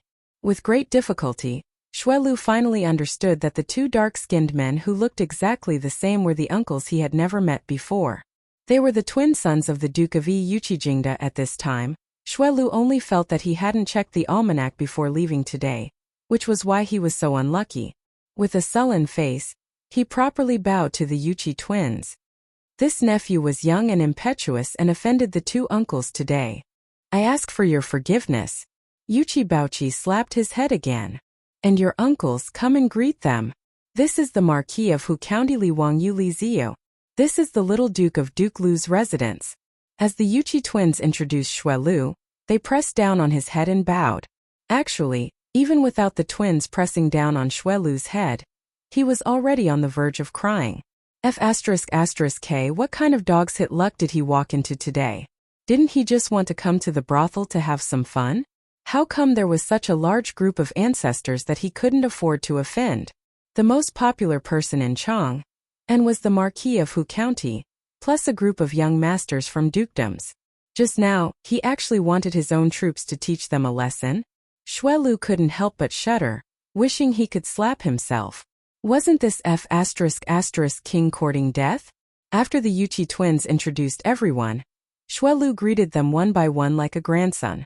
As for Li Wangyu and the hedonistic sons, they all had the appearance of loving elders, properly trampling on this cheap nephew. Only the crown prince Li Changqian and Prince of Yu Li Tai were introduced. The Yuchi twins didn't dare to introduce their identities, only vaguely saying that they were nobles. Then they forcefully pressed down on Xue Lu's head and made him bow to the two of them. Xue Lu wasn't stupid. Thinking about Li Wangyu's identity as the crown prince's imperial tutor, and then looking at the two youths in front of him, he suddenly realized something. He was so scared that his body began to tremble. Heavens, what did he just do? Let his own troops teach His Highness the Crown Prince a lesson? Xue Lu's eyes didn't even know how to turn. His throat made gurgling sounds like a chicken being slaughtered, and his clothes looked like he would suffocate at any moment. Chapter 822. Fortunately, no matter if it was Li Changqian or Li Tai, they did not care about Xue Lu. These two brats were still waiting to see the Seven Fairies bathing play. The Yuchi twins felt that because of their disappointing nephew, they had lost face in front of everyone. They were very rude to Xue Lu and used their fists to let this guy know what was called uncle's love. And it was double the love. As for the supporting actors beside Xue Lu, they were chased away by the playboys. This group of supporting actors were actually the children of Peugeot's officials. They were also playboys. However, there was a difference between a playboy and a playboy. In front of Chang Chumo and the others, this group of people did not even have the qualifications to call themselves playboys and boast shamelessly that, "My father is Li Gang." After sending away the supporting actors, Li Wangyu and the others did not continue to stay in the building to watch the play. After all, although this building was called a theater, it was actually a brothel. If it was only them, then it would be fine, but now there was the Crown Prince Li Changqian and King Yu Li Tai. Now that their identities had been exposed, if they continued to stay in this building and this matter was spread out, it would not be good. On the other hand, Li Changqian and Li Tai had a regretful expression. They were deeply regretful that they could not watch the Seven Fairies bathing play. Li Wangyu did not care about the dirty thoughts of these two. The group left the theater and continued to stroll around Fenglingdu. Although there was no play to watch, the appearance of Xue Lu, this cheap nephew, made everyone find some entertainment. Along the way, if there were any errands that needed money, everyone would send Xue Lu to do it, saying that they were giving him a chance to show filial piety to his elders. Xue Lu wanted to cry but had no tears. He was angry but did not dare to say anything. He could only obediently lower his head and be a grandson. Eldest nephew. What other fun places are there in Fenglingdu? Uncles, when it comes to eating, drinking, and playing, although Fenglingdu is not as good as Chang'an City, it is the best in Peugeot. As long as uncle and uncle are interested, you can see most of them in Fenglingdu. Speaking of eating, drinking, and playing, Xue Lu's eyes lit up. In fact, Li Wangyu had no interest in the so-called entertainment projects of the Tang dynasty. It was nothing more than drinking and making merry. Compared to the various kinds of entertainment in the future, it was as lacking as a desert. If he hadn't been so bored in Huayin County, he wouldn't have dragged Li Changqian, Li Tai, and the other rich kids out to play. Li Wangyu was even less interested in the entertainment projects proposed by Xue Lu. However, Li Wangyu naturally wouldn't dampen everyone's spirits. He still followed the group of silk pants around Fenglingdu. While strolling on the street, Fang Yai's body suddenly stiffened. He stopped abruptly and turned his head to look at the crowd behind him. His actions naturally attracted the attention of Li Wangyu and the other silk pants. Brother Eai, what's wrong with you in broad daylight? Or have you taken a fancy to a young lady? Everyone joked. Fang Yai turned his head and said, just now, a person came from the opposite side.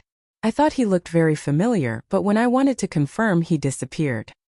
Haha, what kind of person can make Brother Eai so concerned? Hee, it's most likely one of Brother Eai's lovers. The silk pants joked with Fang Yai, but when they heard Fang Yai spit out 2 words, they were all stunned. Luo Hui. Luo Hui? The Luo Hui who disappeared. Brother Eai, are you sure you didn't see wrong? Chungchumo asked. Fang Yai was also not very sure. It's hard to say. I just glanced at him. When I wanted to take a closer look, that person was already gone. Maybe I saw wrong. When Li Wangyu heard this, he couldn't help but frown. It's hard to say. That Luo Hui's whereabouts were unknown. It's not impossible for him to hide his identity and come to Fenglingdu. Don't forget that his net worth isn't small. He might be a crafty rabbit with 3 burrows and set up a business in Fenglingdu. When I bought Luo Hui's house and rebuilt it into the Tang Dynasty Theater, I asked Chui Ming House out of curiosity. It said that when they searched Luo Hui's house, they didn't find much money. Chang Chumo and the others looked at each other. Damn it, I always thought that this guy was killed by Duke Lu. If what you said is true, then it's possible. That's right. That Luo Hui controlled the excrement business in Chang'an, so his income must be not small. Where did his money go? This Fenglingdu is the intersection of 3 provinces, and it also has the Yellow River irrigation system. If this bastard hides here, not only will he be free and unfettered, but if there is any trouble, he can also take a boat and go down the river at any time, disappearing without a trace. Tsk, this guy really has a good plan. Li Wangyu thought for a moment and said, brothers, if Brother Yai is not wrong, we have to think of a way to dig that Luo Hui out. The group of playboys nodded. That's right, that's the reason. Li Wangyu looked at Fang Yai. Brother Yai, did Luo Hui notice us just now? Fang Yai thought for a moment and said, I don't think so. I'm not sure. I just met him face to face, but he didn't seem to show anything strange on his face. Li Wangyu stretched out his hand and snapped his fingers. Brothers, stop playing around. Today we will think of a way to capture that Luo Hui. I still have some resentment in my heart. Haha, of course. When I catch that birdman, I'll definitely crush his balls. Chang Chumo laughed loudly. Li Wangyu looked at him with disdain. Brother Chumo, you have this kind of interest in men? Tsk, I really can't see it. I should stay away from you in the future. The playboys were stunned for a moment, and immediately understood the meaning of Li Wangyu's words. They all laughed. Chang Chumo pondered for a long time before he figured out the subtext of Li Wangyu's words. He was so angry that he shouted and chased after them. After a while of laughter, they finally began to discuss how to catch Luo Hui. Li Wangyu and the other playboys looked at each other and turned their eyes to their cheap nephew Xue Lu. If they wanted to dig out a person from Fenglingdu, it had to be this kind of local snake. In fact, Fenglingdu wasn't the capital of Pu Prefecture. But Xue Lu couldn't bear the loneliness, so he didn't stay in Pu Prefecture. Instead, he followed a group of scoundrels and mingled in Fenglingdu, a bustling place. Therefore, it was not wrong to say that Xue Lu was the local snake of Fenglingdu. Although Xue Lu didn't know who Luo Hui was, he knew that this was his chance to show off. He immediately patted his chest. Uncles, leave this matter to me. As long as that person is in Fenglingdu, even if I have to dig 3 feet into the ground, I can find him. Chapter 823. The reason why Li Wangyu wanted to dig out Luo Hui when he heard that he had appeared was naturally not because Luo Hui had offended him back then. Although he was a cynical man, he wasn't someone who would hold a grudge. Luo Hui was just a minor character. Li Wangyu had originally thought the same as the other wastrels, that Ho Junji had silenced him long ago and had forgotten about him. But now that Fang Yai had seen Luo Hui, Li Wangyu couldn't stop his imagination from roaming. Just what was the relationship between Luo Hui and Ho Junji? Li Wangyu also thought back to Ho Junji's rebellion in the 17th year of Chang'an, and he felt that this matter was extremely strange. Although Ho Junji had colluded with Crown Prince Li Changqian to rebel, in truth, Li Changqian hadn't had the courage to rebel against his father, mostly because of Hou Junji's bewitchment. Moreover, Li Jing had long ago asserted that Hou Junji had a rebellious bone in his bones. This meant that Li Jing had already noticed some clues from Hou Junji's actions. And when Li Wangyu thought back to the military system of the Tang dynasty, he felt that Hou Junji's rebellion was even more strange. The Tang dynasty had implemented a system of constabulary soldiers. Other than the imperial army and the crown prince's 6 commanders, the other constabulary soldiers were not under the command of any general. Only in wartime could Hou Junji and the other generals be allowed to lead the constabulary soldiers gathered from their various constabularies. The constabulary soldiers were under the command of the imperial court. Whenever an army was dispatched with more than 10 men, other than in an emergency, the emperor's imperial edict and copperfish talisman were required to be issued by the Shangshu Shang and the Menxia Shang. One could say that the constabulary soldiers of the Tang dynasty were normally trained by the imperial court and the emperor, but in wartime the imperial court and the emperor would appoint generals to lead them. Thus, the authority to train soldiers was separated from the authority to command soldiers, preventing generals from being too arrogant. In this situation, Hou Junji had still been able to plot a rebellion. This meant that this rebellion wasn't something that he had come up with on the spur of the moment. Thus, if Hou Junji wanted to rebel, the first thing he needed to do was to have sufficient funds. Combined with Luo Hui's existence, Li Wangyu felt that this matter was rather interesting. Perhaps Luo Hui was the person responsible for helping Hou Junji raise funds. Rebellion wasn't something that could be carried out on a whim. If you don't have enough money to bribe the generals, who will work for you? Without funds to collect intelligence, how could they march and fight? Without funds to prepare logistics, where would the army's rations come from? So, in the end, it was still a matter of money. Moreover, the amount of money and grain required was no small sum, not something that Hou Junji could scrounge up through his own greed. Li Wangyu even began to think that Luo Hui might be someone who was gathering intelligence for Hou Junji. Luo Hui was originally in charge of the excrement removal business in Chang'an City, and did not attract any attention. However, those excrement removers could freely enter and leave the mansions of officials and nobles. Who would care about these lowly excrement pickers? These dung pickers were used to collect information from various places, and they seemed to be good intelligence personnel. Li Wangyu almost broke out in cold sweat at this thought. If it was really as he had guessed, Hou Junji had truly hidden himself well. If he hadn't known that this fellow was planning a rebellion, he really wouldn't have been able to find any clues. Even Pai Lupi had been fooled by him. Li Wangyu was even more determined to dig out Luo Hui.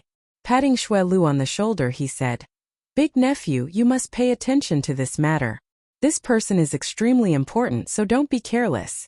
If you can capture this person, this marquis will ask for a reward for you." After saying this, he shot a glance at Li Changqian. Li Changqian naturally understood what he meant and hastily coughed. "That's right. I will ask for a reward for you." Although no one had introduced Crown Prince Li Changqian or King of Yu Li Tai, Li Wangyu knew that Xue Lu should be able to guess. The Crown Prince's words were naturally even more effective, and Xue Lu immediately became excited. "Yes, I'll immediately go and find someone. Among the people who were with me before, one of them is the son of County Magistrate Feng Lingdu. I'll immediately go find him and mobilize the bailiffs of Feng Lingdu to search for that thief." Xue Lu asked Li Wangyu and the rest to wait for a moment, while he ran off to find someone to arrange this matter. Li Wangyu and the rest found a restaurant and asked for a quiet room. After ordering some food and wine, they waited for Xue Lu to bring them over. However, in this era it wasn't easy to find a single person in a sea of people, especially in a place like Fenglingdu where crooks mixed in with the honest folk. Furthermore, when Li Wangyu thought about it, Luo Hui didn't seem to have any obvious physical characteristics, so it would be difficult to dig him out from Fenglingdu. After pondering for a moment, Li Wangyu asked for paper and charcoal from the restaurant's doctor. Then, he began to sketch Luo Hui according to his memory. Since ancient times, the wanted portraits in China were too horrible to look at. Even if the person stood in front of the portrait, they might not be able to recognize him. According to the records of the Grand Historian, after the Qin dynasty destroyed the 6 states, Qin Shi Huang issued a warrant for Zhang Er and Chan Yu. In the end, the warrant for Zhang Er and Chun Yu was posted all over the Qin dynasty, but it was useless. Zhang Er and Chun Yu concealed their identities and weren't caught by Qin Shi Huang. Until the end of the Qin dynasty, the two of them were still alive and kicking. They even ruled over a region. So Li Wangyu didn't expect that the wanted portraits would be able to help the bailiffs of Fenglingdu to catch Luo Hui. In fact, since ancient times, most criminals were caught through the Baojia system. Since there weren't many people moving around, they were able to catch criminals who had escaped. But this wasn't applicable in Fenglingdu. Fenglingdu was an important trading port on the Yellow River. Countless ships and merchants came and went every day. So Li Wangyu planned to draw a few portraits of Luo Hui and give it to the bailiffs of Fenglingdu to search for him. Li Wangyu didn't have a deep impression of Luo Hui's appearance. But fortunately, all the silk pants had seen this person before. So they all gathered around Li Wangyu and gave him suggestions. Finally, Li Wangyu was able to draw a portrait of Luo Hui. That's right, this is the Birdman. Chang Chumo nodded his head as he looked at Li Wangyu's portrait. The silk pants also agreed that there was no mistake with the portrait. Just as they were talking, Niu Wu let a few people into the room. The one leading the group was Xue Lu. Behind him was a supporting actor and two other bailiffs. The supporting actor and the two bailiffs entered the room. They didn't dare to breathe out loud as they respectfully greeted everyone. Uncles, this is the son of the Ming House of Fenglingdu. Those two are the bailiffs' leaders. If you want to find someone, just tell them. As long as that person is in Fenglingdu, they will definitely be able to find him. Yes. Even if we have to dig 3 feet into the ground, we will definitely find the person you are looking for. Li Wangyu stretched out his hand and handed the portrait over. I'm looking for this person. Look carefully. Chapter 824. Fenglingdu, the county magistrate's son, and the head of the fast and strong class of the county government respectfully took the sketch from Li Wangyu's hand, but they couldn't help but be shocked. When had they ever seen such a lifelike portrait of a person? Chang Chumo and the other rich kids, as well as Li Changqian and Li Tai, were all envious. Bastard, I haven't asked Zio to draw a portrait for me yet. This bastard is really lucky. Chang Chumo looked at Luo Hui's portrait with envy. The other rich kids, including Li Changqian, all nodded in agreement. Ever since Li Wangyu had presented Yu Shernan's portrait as a congratulatory gift at Yu Shernan's birthday banquet, this portrait had become the most coveted item in Chang'an City by the nobles and aristocrats. However, Li Wangyu was so lazy that he didn't have the patience to draw portraits for people every day. Adding on his identity, there were very few people who dared to ask him for a portrait. In the past year, Li Wangyu had only drawn 2 or 3 portraits. On the other hand, Yen Liban was annoyed by the people who came to ask for a portrait, so he hid in the valley where Tsuo Palace was located. Chang Chumo's face was full of resentment. Zio, when will you draw a portrait for me? Li Wangyu was too lazy to pay attention to him and looked at the 2 team leaders. This person is called Luo Hui, and he is a criminal wanted by the 2 counties in Chang'an City. He should be in Fenglingdu right now. Whether or not you can dig him out will depend on you. Yes, Marquis, don't worry. Leave this matter to us. As long as this person is in Fenglingdu, we will definitely catch him. The 2 team leaders puffed out their chests and answered excitedly. They were not stupid and knew that the people in the room were all nobles that they couldn't afford to offend. Especially this Marquis of Huxian. Even in Fenglingdu they knew him well. To be able to work for Marquis of Huxian was their fortune. But in the next moment the 2 of them looked at each other and carefully said, "But I dare ask the Marquis to know that there are more than 10,000 families in Fenglingdu. Every day there are tens of thousands of merchants, porters, laborers and the like. But in the Fenglingdu County Yamen, there are less than 100 people in the fast and able-bodied classes. I'm worried that there won't be enough people, and that it will delay the Marquis's plans." Li Wangyu himself was the county lieutenant of Huayin County. Although he wasn't in charge of the county affairs, he had a general understanding of the situation in the county government and knew that this was indeed the case. For example, in Huayin County, the 3 groups of bailiffs added together didn't even have as many as Fenglingdu. Li Wangyu looked at Xue Lu. "Eldest nephew, can you think of a way to transfer some men from the surrounding counties?" In this matter, Li Wangyu and the other hedonistic young masters naturally couldn't make an appearance. Otherwise, they would definitely be impeached. Li Wangyu was now the county magistrate of Huayin County. It was a mistake for him to go to Fenglingdu without permission, let alone meddling in local affairs. But for a hedonistic young master like Xue Lu, there was no problem at all. As the son of the Puzhou governor, if he asked the other counties to help him, no one would be able to find fault with him. Xue Lu immediately nodded his head without hesitation. He immediately had the innkeeper bring over a brush and paper. He wrote a few notes and had the bailiff immediately send people to the surrounding counties to send letters, asking them to send people to Fenglingdu to provide support. After arranging these matters, Li Wangyu thought about how Luo Hui was in Chang'an City as a dung picker. If he came to Fenglingdu incognito, would he also hide his identity? After all, the dung picker job was indispensable, but no one was willing to pay attention to it, so it was best to hide one's identity. Thinking of this, Li Wangyu quickly stopped the two bailiffs and ordered them to investigate the dung pickers in Fenglingdu to see if Luo Hui was hiding among them. Remember, investigate carefully and don't alert the snake in the grass. Don't let Luo Hui notice anything, Li Wangyu warned. Fenglingdu was accessible in all directions, and if Luo Hui ran away, there would be no way to find him. Today they had been lucky. Fang Yai had just happened to run into this person. Otherwise, who would have thought that Luo Hui was hiding in a place 200 to 300 li from Chang'an City? After everything was taken care of, everyone waited in the restaurant for news.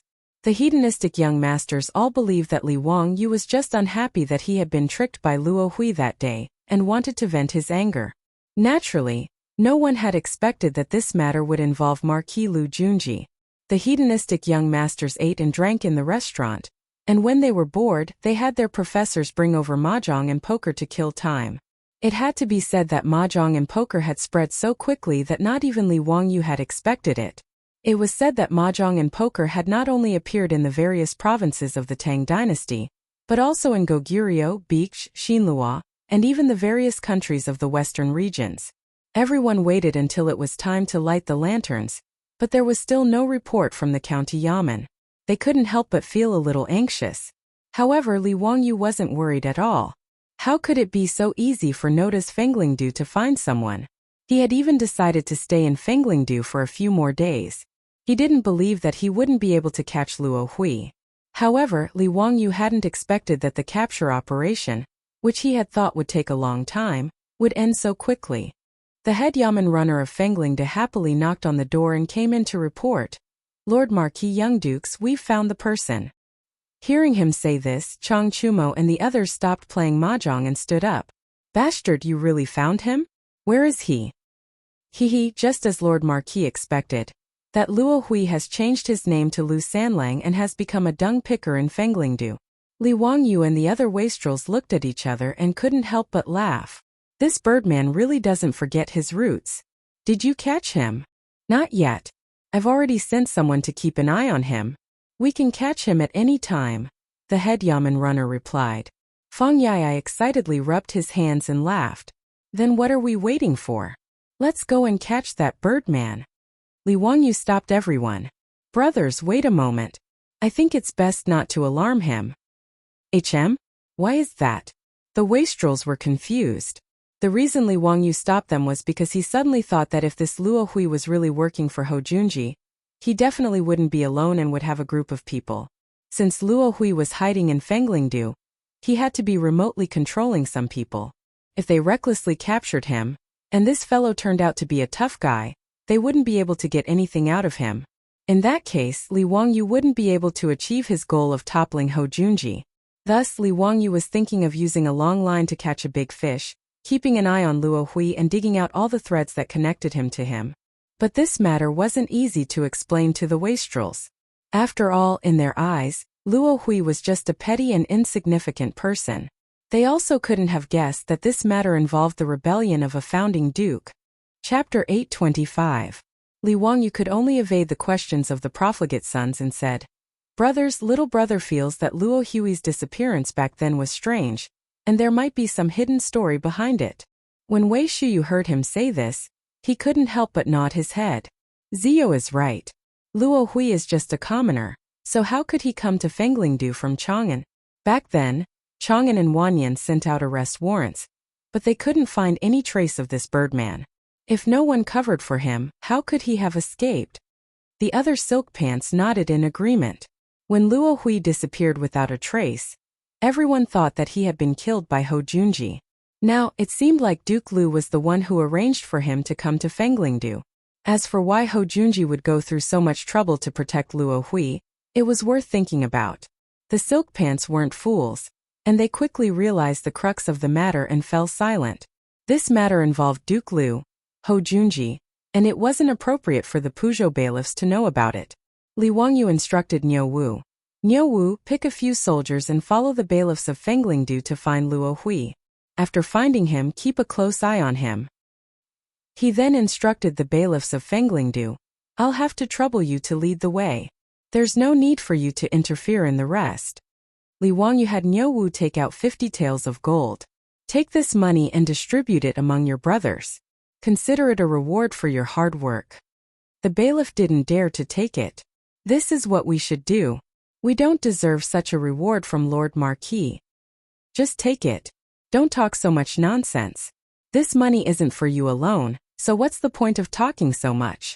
Li Wangyu glared at him, scaring the bailiff into kneeling down. He took the gold with both hands and thanked Li Wangyu profusely.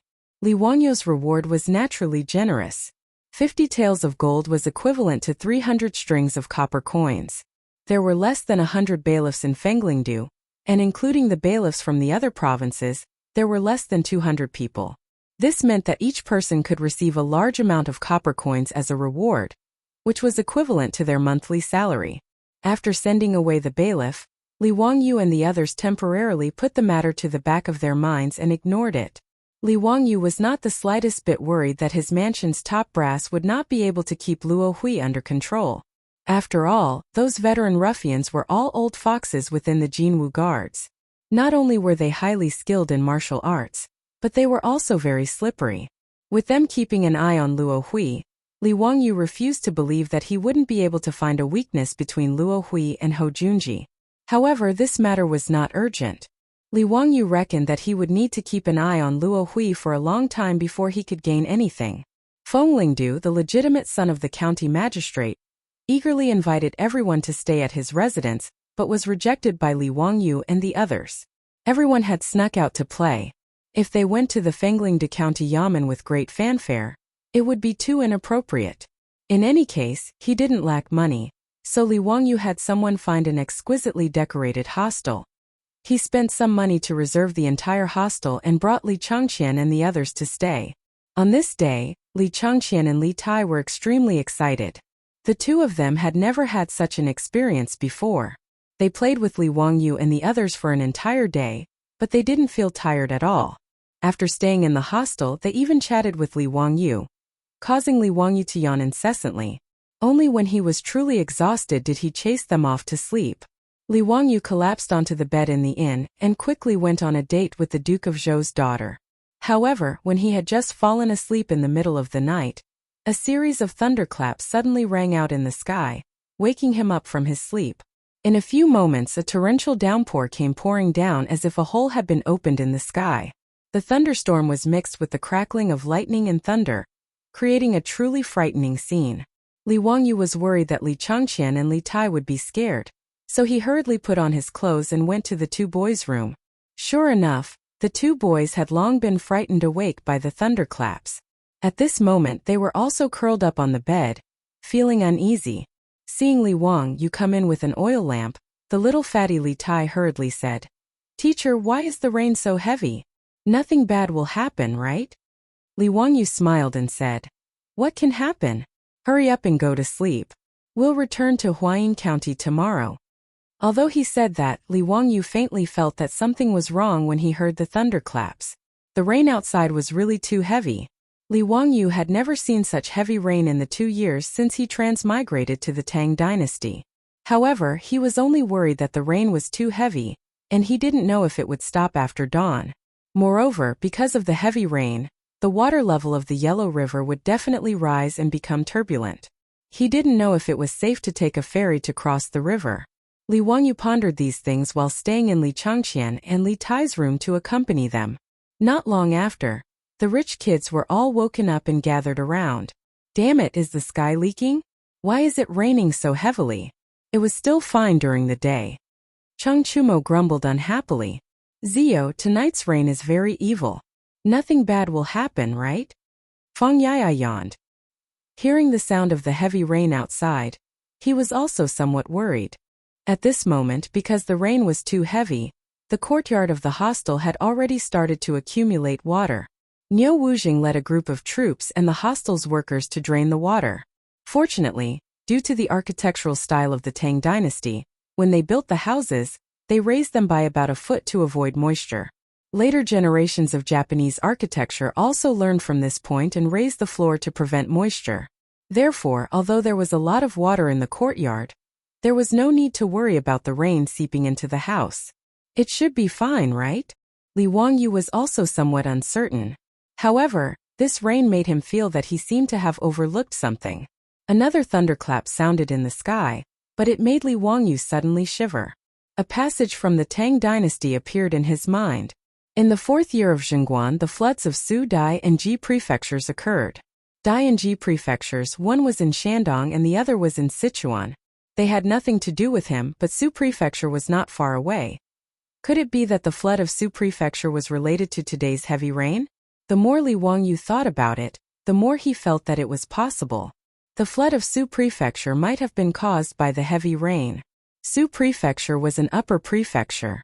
It had 59,717 households and 100 to 200,000 people. If there was a flood in Su prefecture, many places in Hunan province would be affected.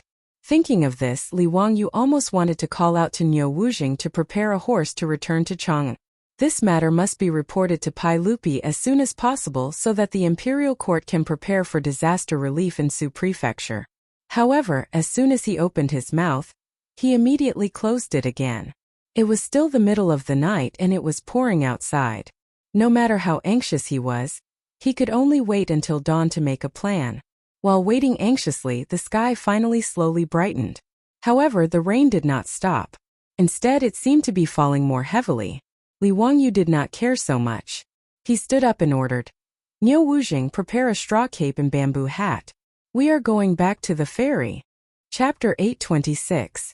Li Wangyu's words stunned everyone. Wei Shiyu didn't understand and asked, "Zio, it's raining so heavily outside. Why are you in such a hurry to go back? I'm afraid that the boats at Fenglingdu wouldn't dare to set sail today, right?"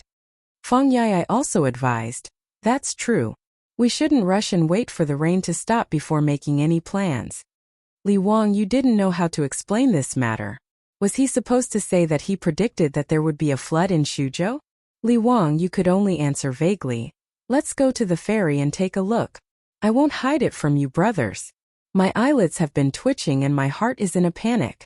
I feel that something big is about to happen. Thus, if we can leave earlier, it's better to leave earlier." Hearing him say this, the silk pants glanced at each other and didn't continue to persuade him. With the evil nature of this rain, if they could go back, then there was nothing wrong with it. The rain continued to pour down. Li Wangyu was afraid that Li Changqian and Li Tai would fall sick from the rain, so he asked the inn's owner to find a few carriages for them. Everyone sat in the carriages to avoid the rain and headed towards the ferry. At the ferry, the boat that had brought them across the Yellow River yesterday was still waiting at the pier. However, when the boatman heard that they were going to cross the river, he quickly shook his head. "Noble one, it's not that I don't want to listen to your orders. It's just that we can't cross the river in this weather. Noble one, look at the river. Not to mention the rapid current, we can't see the situation in the river. It's too dangerous to cross the river in this situation." Li Wangyu stood under the umbrella and looked at the Yellow River. He could only helplessly admit that the boatman's words were correct. In the heavy rain, the Yellow River was filled with mist. Not to mention seeing the other side, one could only see 1 or 2 feet away. Moreover, the current in the Yellow River was much faster than yesterday. Originally, the river between Fenglingdu and Tong Pass was wide and calm. Thus, this place was chosen as the ferry port. However, after a night of heavy rain, the Yellow River showed a bit of a roaring momentum. There wasn't a single boat in sight on the river. The heavy rain that started last night showed no signs of stopping. Instead, it became even more intense.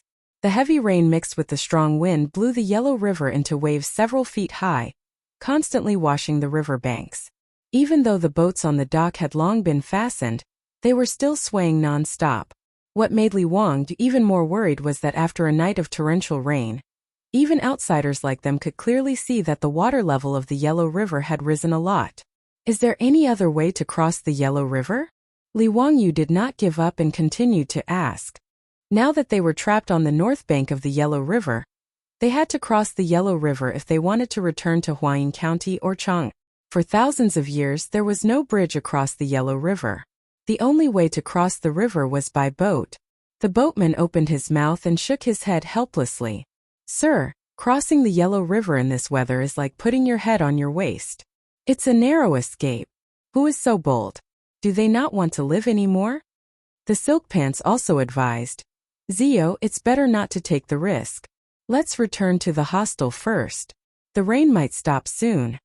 Li Wangyu nodded, indicating for the debauches to escort Li Changqian and Li Tai back first. He then went to call Niu Wu over. Niu Wu, bring a group of men from the residence to find the boatman at the ferry port. See if anyone is willing to cross the Yellow River, and deliver a letter to Tongguan. Tell them that I'll reward anyone who helps me deliver the letter with 100 gold taels. As the saying goes, a generous reward is bound to attract brave men. 100 gold taels wasn't a small sum. 600 strings of copper coins was enough for these boatmen to earn a living on the Yellow River for many years. Li Wang, you didn't believe that no one would be tempted. Just as he expected, with sufficient incentive, Niu Wu quickly brought over 2 boatmen who had been making a living on the Yellow River for a long time. Li Wangyu didn't hesitate. He immediately had Niu Wu bring over 200 gold taels and gave it to them on the spot. He wasn't afraid that the 2 of them would take the money and run away. As long as they weren't like Luo Hui, who had the backing of a powerful figure like Ho Junji, where could they run to even if they took his money? Li Wangyu found a nearby shop and borrowed a brush and paper from the shopkeeper. He immediately wrote several letters, stamped them with his seal, placed them in bamboo tubes and sealed them with wax. After doing all this, he called over the 2 boatmen and handed them the bamboo tubes. Give these 2 bamboo tubes to the commandant stationed at Tongguan. Once he's seen them, he'll deal with the rest of the letters. As long as you can deliver the bamboo tubes to the commandant, you'll have done a great service. Afterward, this marquis will heavily reward you. Do you understand? Yes. We dare not serve Lord Marquis to our deaths. Now that the 2 boatmen knew that the noble who had offered them a reward of 100 gold taels was a marquis, they naturally worked even harder. Riches and honor were sought in the midst of danger. It was no wonder that the 2 of them dared to put their boats into the water and attempt to cross the Yellow River in this weather. Li Wangyu stood on the shore, wearing a straw raincoat and a bamboo hat. He watched as the 2 boatmen untied the ropes of the 2 wooden boats and rowed the oars to the other side of the Yellow River. Not long after, the 2 wooden boats disappeared into the dense curtain of water, without a trace. Li Wangyu could only silently pray that the 2 of them would be able to safely deliver the letters to the other side. He couldn't be blamed for being so ruthless as to use such a large sum of money to lure people into risking their lives for him. This matter truly could not be delayed. If Pai Lupi and the imperial court had ordered disaster relief a day earlier, a few more of the more than 100,000 people in Shuzhou would have been able to survive. Otherwise, under the torrential rain, Shuzhou would be flooded. With the current conditions, Li Wangyu could completely imagine what kind of hell Shuzhou would be like. Last night, Li Wangyu had already ordered someone to find a map of Shuzhou and roughly looked over it. Fortunately, Shuzhou was not near the Yellow River, which meant that this year's flood in Shuzhou was not the Yellow River bursting its banks. Of course, if the Yellow River were to burst its banks, the disaster would not be limited to Shuzhou alone. However, Shuzhou had the Ing River, the Shuangni River, and the Qinglu River. Among them, the Ing River and the Shuangni River were tributaries of the Huai River. In history, the Huai River had flooded many times and caused many large-scale floods. The phrase, heavy rain disaster, light rain disaster, and no rain drought referred to the Huai River basin. Li Wangyu could almost conclude that the area affected by the unending torrential rain would be quite large. Even the Yellow River's water level had risen a lot, not to mention the Huai River basin. The flood in Shuzhou in the 4th year of Zhengguan was definitely caused by this torrential rain. After sending off the messenger, Li Wangyu helplessly sighed and returned to the inn with Niu Wu and the others, patiently waiting for the torrential rain to stop. No one had expected that this torrential rain would continue for 3 days and 3 nights without any signs of stopping. As for the 2 boatmen who had risked their lives to cross the Yellow River to deliver the letter, there was no news of them at all. Li Wangyu also did not know whether or not Pai Lupi and the imperial court had received his letter. On the 4th day, the torrential rain finally stopped, but it still did not clear up. Instead, it began to drizzle. Chapter 8:27. Li Wangyu looked at the sky and ordered Niu Wu to arrange for people to check the situation at the ferry to see if they could cross the river today. They had been trapped in Fenglingdu for 3 days, so Huayin County probably wouldn't be able to hide it any longer. He didn't expect that he would be trapped in the north bank of the Yellow River when he brought Li Chang'an and Li Tai out to play. It was really unlucky. Li Wangyu was more concerned about whether the letter he sent across the river had reached Chang'an City. The wastrels were already bored in Fenglingdu. They were trapped in the hostel every day and couldn't go anywhere, which made them very depressed. If they had known earlier, they would have stayed in Huayin County. However, what Li Wangyu and the wastrels didn't expect was that the troops who went to check the situation at the ferry hadn't returned yet. On the street outside the hostel, there was the sound of horse hooves. Cheng Chumo listened and his face changed. Zio, why does it sound like the Imperial Army? Only the Imperial Army would be able to produce such an orderly gallop. The wastrels looked at each other and then at Li Chang'an and Li Tai. Why would the Imperial Army appear in Fenglingdu? Were they here to look for the Crown Prince and King Yu? Before Li Wangyu could send someone out to check on the situation, the innkeeper of the hostel stumbled in and reported while panting, Esteemed guests, there is a large group of Imperial guards outside. They have surrounded the hostel below. Are they here to look for esteemed guests? Li Wangyu thought to himself. It seemed that his letter had been delivered. But why didn't Pai Lupi send people to Shuzhou to provide relief? Why did he send the Imperial Army to Fenglingdu? Was he afraid that something would happen to Li Chang'an and Li Tai? Li Wangyu and the others hurried out of the hostel. The scene in front of them gave them a fright. The street outside the hostel was already blocked by the fully armed Imperial Army, chasing away all the onlookers. In front of the Imperial Army, there was a full set of honor for the founding Marquis, the Crown Prince, and King Yu. The person in front was actually Mitua, an old acquaintance. Li Wangyu couldn't help but rub his nose. What did Pai Lupi mean by this? What were they trying to do by showing off their honor with such great fanfare? Li Wangyu saw Aphrodite in the crowd. She stuck her tongue out at him embarrassedly and secretly pointed at Mito, implying that they had been exposed. When Mitua saw Li Wangyu, Li Chang'an, and Li Tai, he bowed and then took out a yellow scroll. Li Wangyu, Marquis of Hu County, received the imperial edict. Li Wangyu hurriedly bowed and listened to Mitua reading the decree. It had to be said that Pai Lupi's decree surprised Li Wangyu. In the decree, Pai Lupi appointed Li Wangyu as Henan Circuit's imperial envoy, and ordered him to immediately head to Shuzhou and Henan Circuit to inspect and deal with the flood disaster. What surprised him even more was that Pai Lupi actually wanted him to bring Crown Prince Li Chang'an and Li Tai along to experience the suffering of the people. As for the debauches, they were all arranged to be in the entourage of Li Wangyu, the emissary, and headed to Hunan province together. This decree caught Li Wangyu a little off guard. He never would have thought that after warning Pai Lupi about the flood in Shuzhou, the task of disaster relief would fall on his head. In his secret memorial to Pai Lupi, he shamelessly used the Dao ancestor's dream to make Pai Lupi believe that there was a flood in Shuzhou. In any case, he couldn't think of any other reason. Since he had already used it once, he might as well use it again. If Pai Lupi didn't believe it, he could ask the ancestor to verify it himself. Li Wangyu didn't know that only one of the 2 boatmen who risked their lives to cross the Yellow River successfully reached Tongguan and presented the letter. The other boatman's boat was washed downstream by the turbulent river. After seeing Li Wangyu's letter, the commandant of Tongguan didn't dare to neglect it. He immediately ordered people to speed up and send Li Wangyu's secret memorial to Chang'an. Even though there was heavy rain blocking the road, the messengers sent by Tongguan ran all the way. They changed horses every 20 miles at the post station. Before dark, They ran more than 200 miles in the heavy rain and sent Li Wangyu's secret memorial to Chang'an. Then they put it on Pai Lupi's imperial desk. Pai Lupi half believed and half doubted Li Wangyu's secret memorial about the impending flood in Shuzhou of the Hunan circuit. As for Li Wangyu's words about the Taoist ancestor's dream, Pai Lupi didn't believe it at all.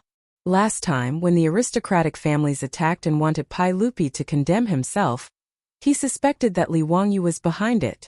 It was just that he didn't have any evidence. However, Pai Lupi couldn't completely disbelieve Li Wangyu's words. After all, although his nephew was mysterious, he had never joked about such an important matter. Pai Lupi thought for a moment, then ordered people to invite Fang Xianling, Du Ruhui, and Zhongsun Wuji over. He passed Li Wangyu's secret memorial to them and asked for their opinions. After Fang Xianling and the others read the secret memorial, they were still half doubtful. Your Majesty, from what I see, we have to be wary of what Marquis Huxian said. If Shuzhou really floods within 4 to 5 days, there will be news from the Shuzhou provincial governor. However, no matter what, it is best to be prepared. Fang Xianling was a very reliable person, and his words were also very stable. Du Ruhui nodded his head in agreement. Zhongsun Wuji thought about it, then said, "Why don't you appoint Marquis Huxian as the Henan envoy and order him to head there immediately? If there really is a flood in Shuzhou, Marquis Huxian can also make a prompt decision to save the people from the disaster." Zhao Guogong's idea is good, I agree. When Pai Lupi saw that his 3 trusted officials all had the same opinion, he immediately made up his mind to appoint Li Wangyu as the Henan envoy. Henan envoy was not an official position but an envoy. In the Tang dynasty, the bureaucratic system was split into titles, officials, and envoys. Simply put, titles and officials represented the rank of an official. Officials were the specific duties of an official. Officials were used to reward people with military achievements. Envoys were similar to special agents. They did not have a rank and did not have any benefits. However, they could directly deal with specific matters, which meant that they had power. Li Wangyu's title was the Marquis of the founding of the country. Officials were Yinqing Guanglu Daifu, secondary grade 3. These were his benefits and status. As for his position, he was an official, which was Huayin County's county magistrate. The official rank determined Li Wangyu's position and official robes. Hence, when he was in Huayin County, he wore a purple official robe. How could this not make Shang Zimo and the rest, who were wearing green official robes, feel extremely frustrated? The Henan envoy that Zhongsun Wuji suggested was the envoy position. Henan envoy was equivalent to the Tang dynasty's version of the imperial envoy, and its power was even greater. Henan meant to demote and abolish, while envoy meant to promote. Hence, Henan envoys had the name of patrolling, pacifying, and supervising. They were the representatives of the heavens and had the power to promote, reward, and punish the officials in the area they were patrolling. They could even act at their own discretion, acting first and reporting later. The reason why Pai Lupi accepted Zhongsun Wuji's suggestion was also because he loved Li Wangyu. If Li Wangyu was right, then it would be great. It would allow Li Wangyu to make a prompt decision to deal with the flood. He still had a lot of trust in Li Wangyu's ability. If Li Wangyu was not telling the truth, then this matter would cause an uproar in the imperial court, and cause people to accuse Li Wangyu of spreading rumors. Although he and Li Wangyu were not on good terms because of Chang'an's marriage, Pai Lupi was still rather protective of Li Wangyu. Chapter 828. Li Wangyu naturally did not know what Pai Lupi was thinking. He did not expect that his secret memorial to Pai Lupi, hoping that Pai Lupi would make preparations in advance and arrange for people to go to Shuzhou for disaster relief, would fall on his head in the end. How would he know how to provide disaster relief? Li Wangyu had not even been a formal official of the imperial court, so how would he know how to patrol and pacify a state? However, Pai Lupi had even issued an imperial edict, so he had no reason to refuse. He also did not expect that Pai Lupi would arrange for Li Changqian and Li Tai to go to Shuzhou with him. In fact, this was very normal. In Pai Lupi's view, Crown Prince Li Changqian and Li Tai still did not understand the suffering of the common people. Although these two had been returning to Dingzhou village in Chang'an for a long time, how could they have seen the suffering of the common people in Dingzhou village and the academy? The original Dingzhou village was really poor. It was a mud-like village, a poor place where it was difficult to even marry a wife. But after Li Wangyu moved back to Dingzhou village, this remote and desolate village had, in just 2 short years, become the wealthiest village in the Great Tang. There was no other village that could compare. It was not an exaggeration to say that even in Chang'an, the wealthy merchants in the west of the city, the quality of life was much worse than Dingzhou village in terms of quality of life. As the saying goes, one knows etiquette when one has enough grain, and one knows honor and disgrace when one has enough food and clothing. The current Dingzhou village not only did not have to worry about food and clothing, but it was also peaceful and well-mannered. The naughty children in the village were all sent by Li Wangyu to study in the academy, making the people in the surrounding counties extremely envious. If a family's daughter could marry into Dingzhou village, then her family would definitely hold a big banquet and celebrate for 3 days and 3 nights, letting the neighbors and friends know that their daughter had married into Dingzhou village. Therefore, Li Changqian and Li Tai were more comfortable in Dingzhou village and the academy than in Taiji Palace. Naturally, they didn't understand the suffering of the people.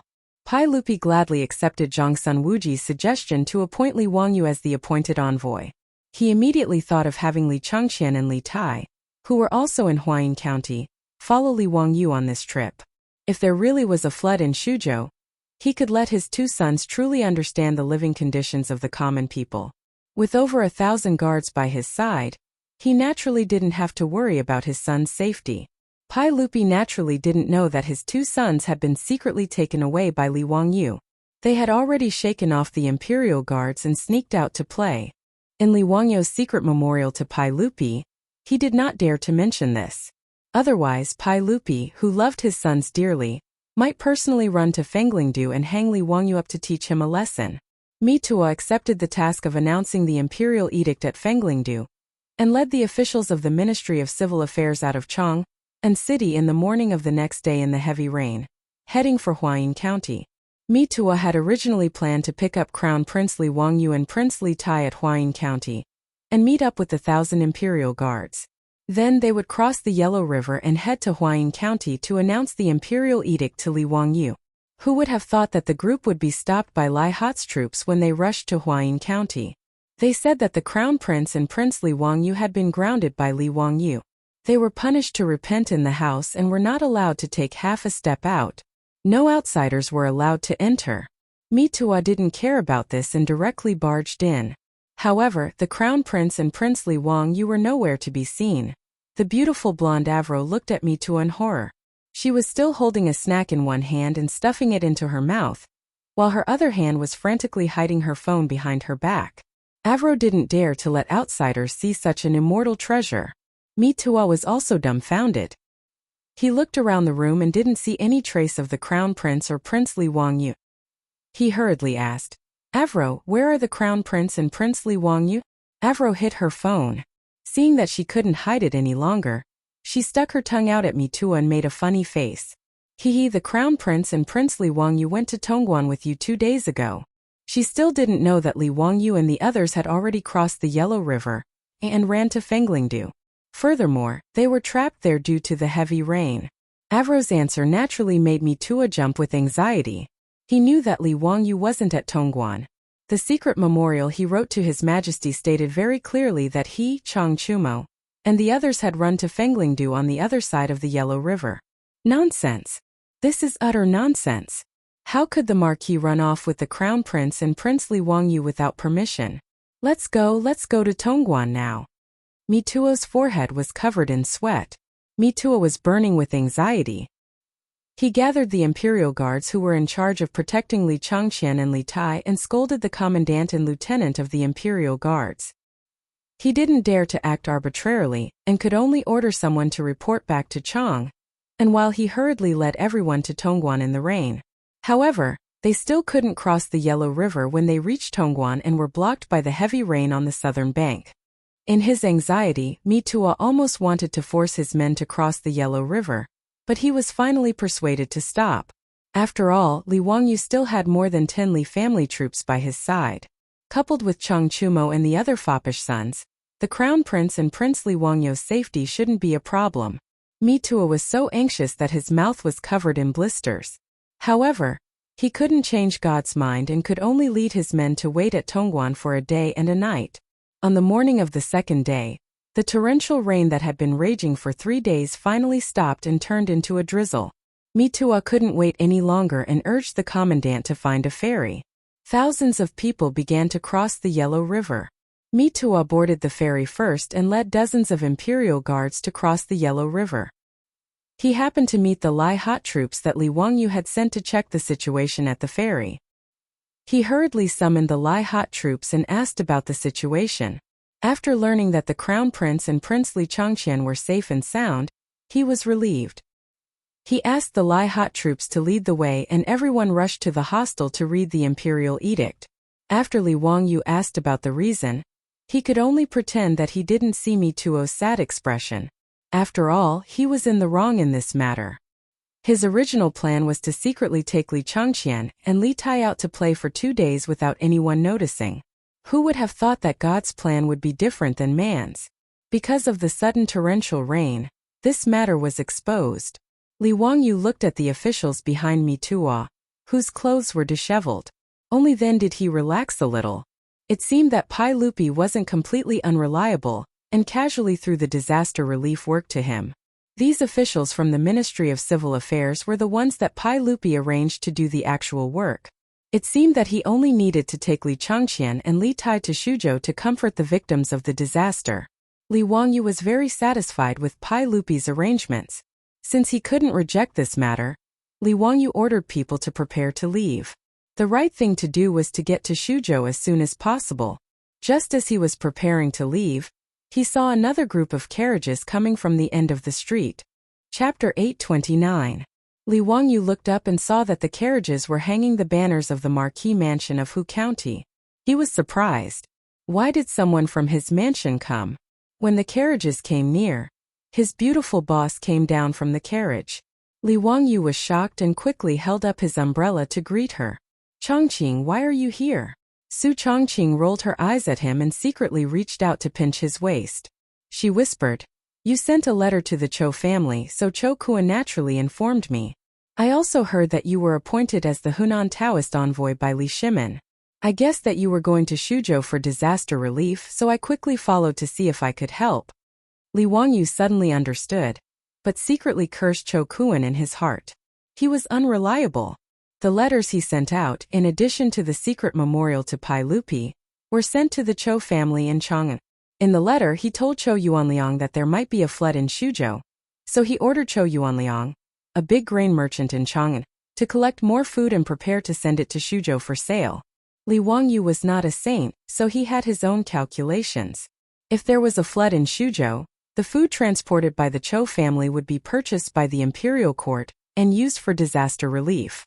The Cho family could also make a small profit, and the people of Shuzhou would not starve. After all, compared to the government transporting food to Shuzhou for disaster relief, it was obvious that the speed of a big grain merchant like the Cho family would be much faster. This kind of thing was beneficial to everyone. At most, the imperial court would have to spend a little more money.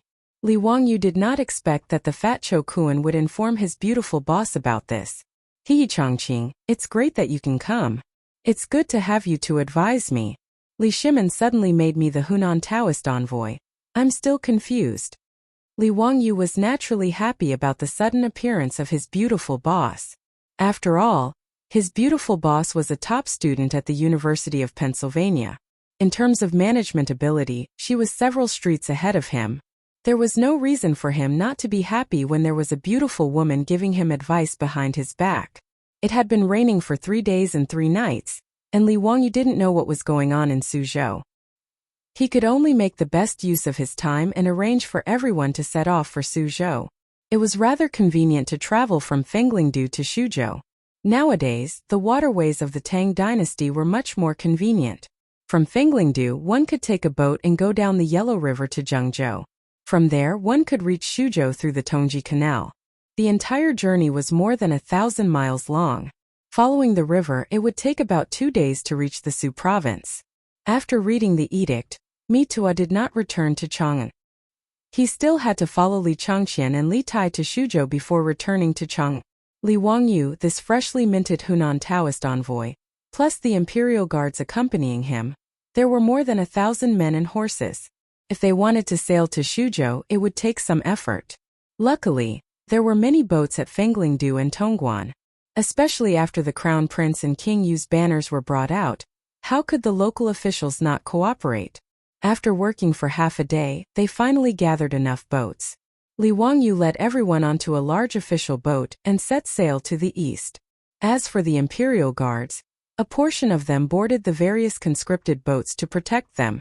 Another portion rode their horses to guard the shore. The drizzle in the air had not stopped. The storm a few days ago had obviously affected a large area. Li Wangyu stood at the bow of the boat and could clearly see that the water level of the Yellow River had risen. Luckily, if the history books were correct, there would not be any floods along the Yellow River in the 4th year of Chang'an. Otherwise, if the Yellow River burst, the disaster would be unimaginable. On the afternoon of the second day, the fleet arrived at Guanqing County of Zhengzhou. This was also where Zhengzhou was governed. The officials of Zhengzhou had already received the news that the Marquis of Wuxia, Li Wangyu, had been appointed as the envoy of Hunan Province. He led the Crown Prince and King Yu to patrol Hunan Province. These officials of Hunan Province naturally did not dare to be negligent. They neatly ran to the dock of Zhengzhou Guanqing County to receive Li Wangyu and his group. When the official boat carrying Li Wangyu and the others docked, the Zhengzhou provincial governor led the officials and bowed. Greetings to the Crown Prince, King Yu and Marquis of Wuxia. No need for formalities. Provincial Governor Hu. Is there any news of Shuzhou? Li Wangyu did not know the provincial governor of Zhengzhou. He only knew his name. He did not have the time to be courteous with these Zhengzhou officials and directly asked about the situation of Shuzhou. Zhengzhou and Shuzhou were neighbors. If there was news, the officials of Zhengzhou would naturally know. Who would have thought that this provincial governor who would stutter for a long time without saying anything? Li Wangyu couldn't help but frown. How come the provincial governor of Zhengzhou did not know anything? He was annoyed, but he could only be patient and ask the provincial governor of Zhengzhou to quickly send people to inquire about the news. Marquis, this official has already ordered people to prepare a banquet. Marquis, the Crown Prince and King Yu. Before the provincial governor of Zhengzhou finished speaking, he was impatiently interrupted by Li Wangyu. Enough, there is no need to arrange this. I am anxious to know the situation of Shuzhou. Quickly send people to inquire about it. Provincial governor who was rebuffed and could not help but feel embarrassed. He cursed in his heart. He was the provincial governor of Zhengzhou, not the provincial governor of Shuzhou. Why did Li Wangyu ask about the situation of Shuzhou as soon as he arrived in Zhengzhou? Could it be that something happened in Shuzhou? These days, other than a few days of heavy rain, he did not hear of anything happening. The provincial governor of Zhengzhou found it strange, but he did not dare to ask. He could only immediately send people to Shuzhou to inquire about the news. However, before the provincial governor of Zhengzhou could send people, Shuzhou's horses galloped over, bringing with them shocking news. Report. There is a sudden flood in Shuzhou. 8 counties are trapped. The provincial governor of Shuzhou has ordered people to urgently request for reinforcements. This sudden news caused all the officials in Zhengzhou to be dumbfounded. The provincial governor of Zhengzhou was even more shocked. He looked at Li Wangyu with an expression of bewilderment. Li Wangyu was worried that he would not be able to see anything. He did not care about the shock of the officials in Zhengzhou, and hurriedly sent people to report in detail. The Ying River and Shuangwei River in Shuzhou have already burst because of the continuous heavy rain last night. Currently, most of Shuzhou has been swallowed by the flood. Including Chang'an County, 8 of the 9 counties in Shuzhou have been surrounded by the flood and are in imminent danger. When Li Wangyu heard this news, he was instantly stunned. In the history books of the future, there was only one sentence recorded.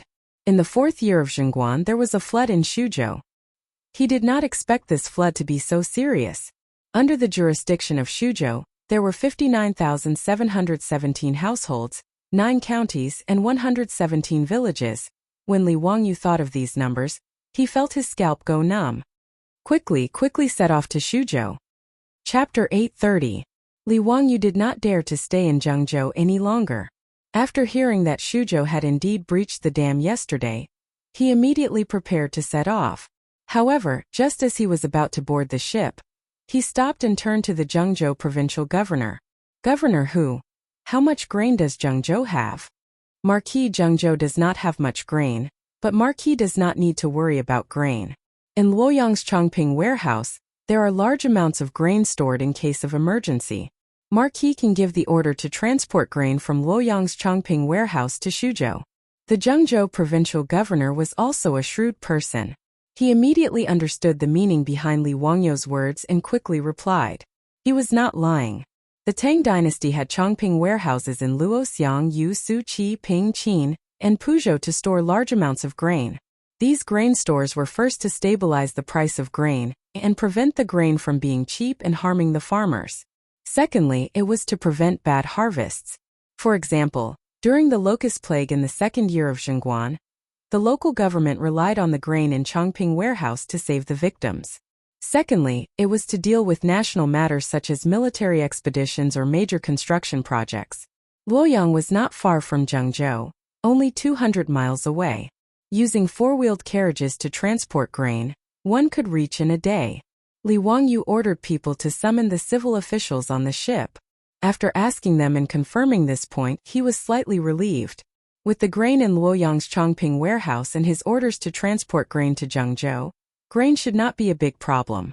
In his mind, for such a disaster, as long as there was enough grain to ensure the survival of the victims, there would not be any problems.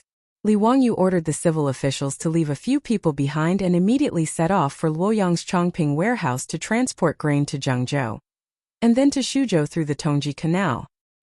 He hurriedly boarded the ship and led the fleet toward Suzhou. Zhengzhou was 200 miles away from Suzhou. If they went with the flow, they could reach it in 6 to 8 hours. When the fleet entered Suzhou, the scene in front of them shocked everyone. Their fleet was originally going along the Tongji Canal. The Tongji Canal was a man-made canal that Emperor Yongguang dug for the millions of men and women in Hunan. Due to the need for the dragon boat of Emperor Yang of Sui, the canal was dug very deep. It was 40 steps wide, which was about 60 meters. Could be considered very wide. However, when the fleet entered the territory of the Su province, everyone could hardly tell where the river was and where the land was. As far as the eye could see, there was only a vast ocean. Although the Tongji Canal did not burst, the outside of the canal was completely flooded. The water even overflowed the embankment of the Tongji Canal and poured into the canal. On both sides of the river, one could vaguely see villages in the distance.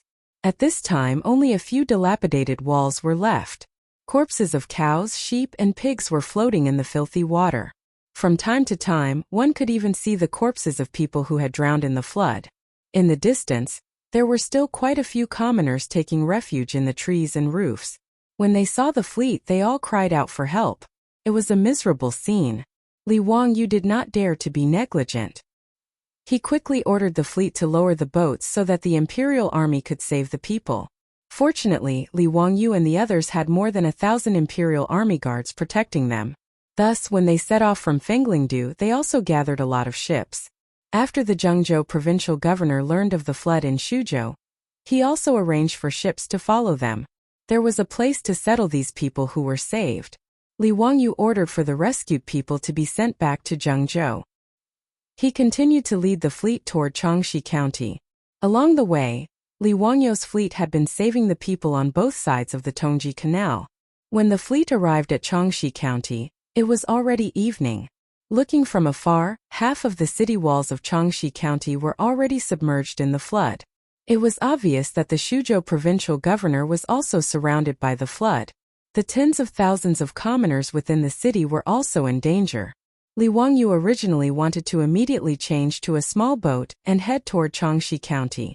However, he was persuaded not to do so. At this moment, the sky was already dusk. The situation within the city was unclear, so it was best not to rashly enter the city in case something unexpected happened. Li Wangyu pondered for a moment, thinking about how there was no light at night and how his fleet did not bring any food for the rescue. It was indeed inappropriate for them to rashly enter Changxi County. As such, he did not insist. However, he still ordered the imperial guards to send people to take a small boat to Changxi County to gather information.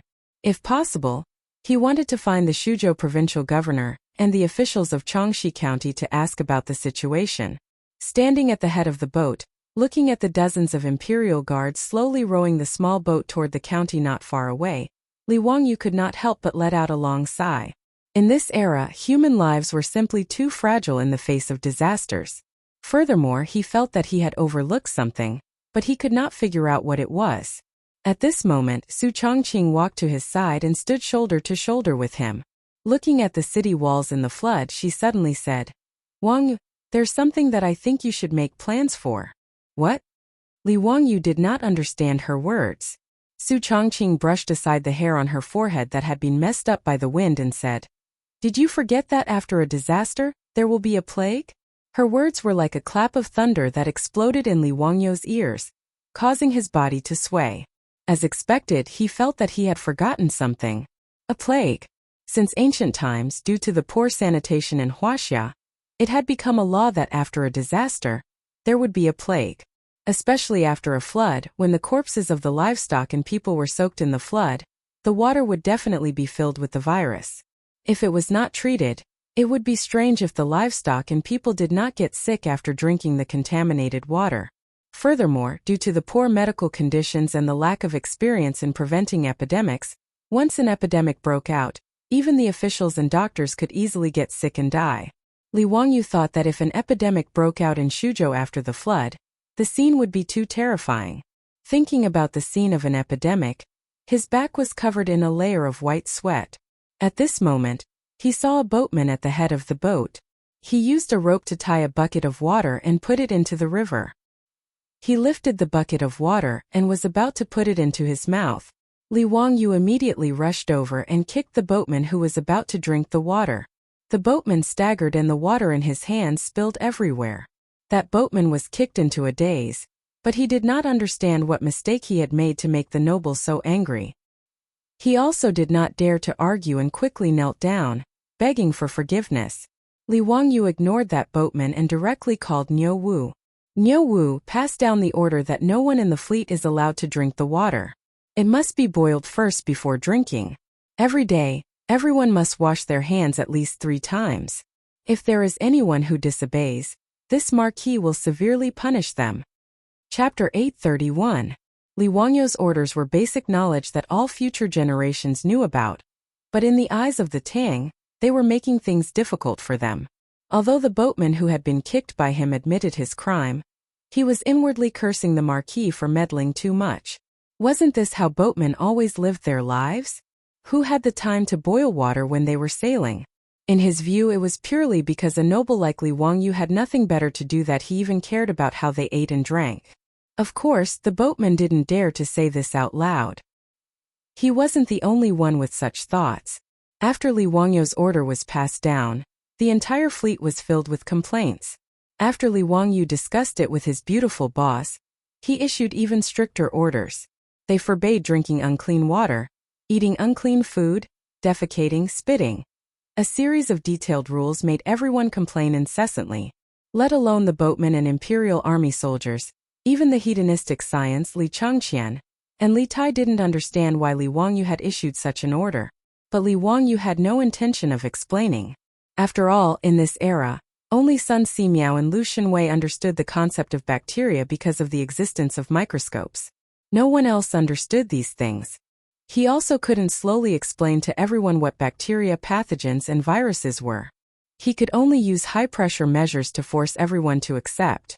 Anyone who disobeyed would be locked up or whipped. Fortunately, Li Wangyu was the founding marquis of the county and the Henan Circuit's envoy, so no one dared to disobey his orders. No matter how much the boatmen and imperial army soldiers complained about Li Wangyu, they could only obediently follow his orders. After issuing his order, Li Wangyu turned to Su Chongqing.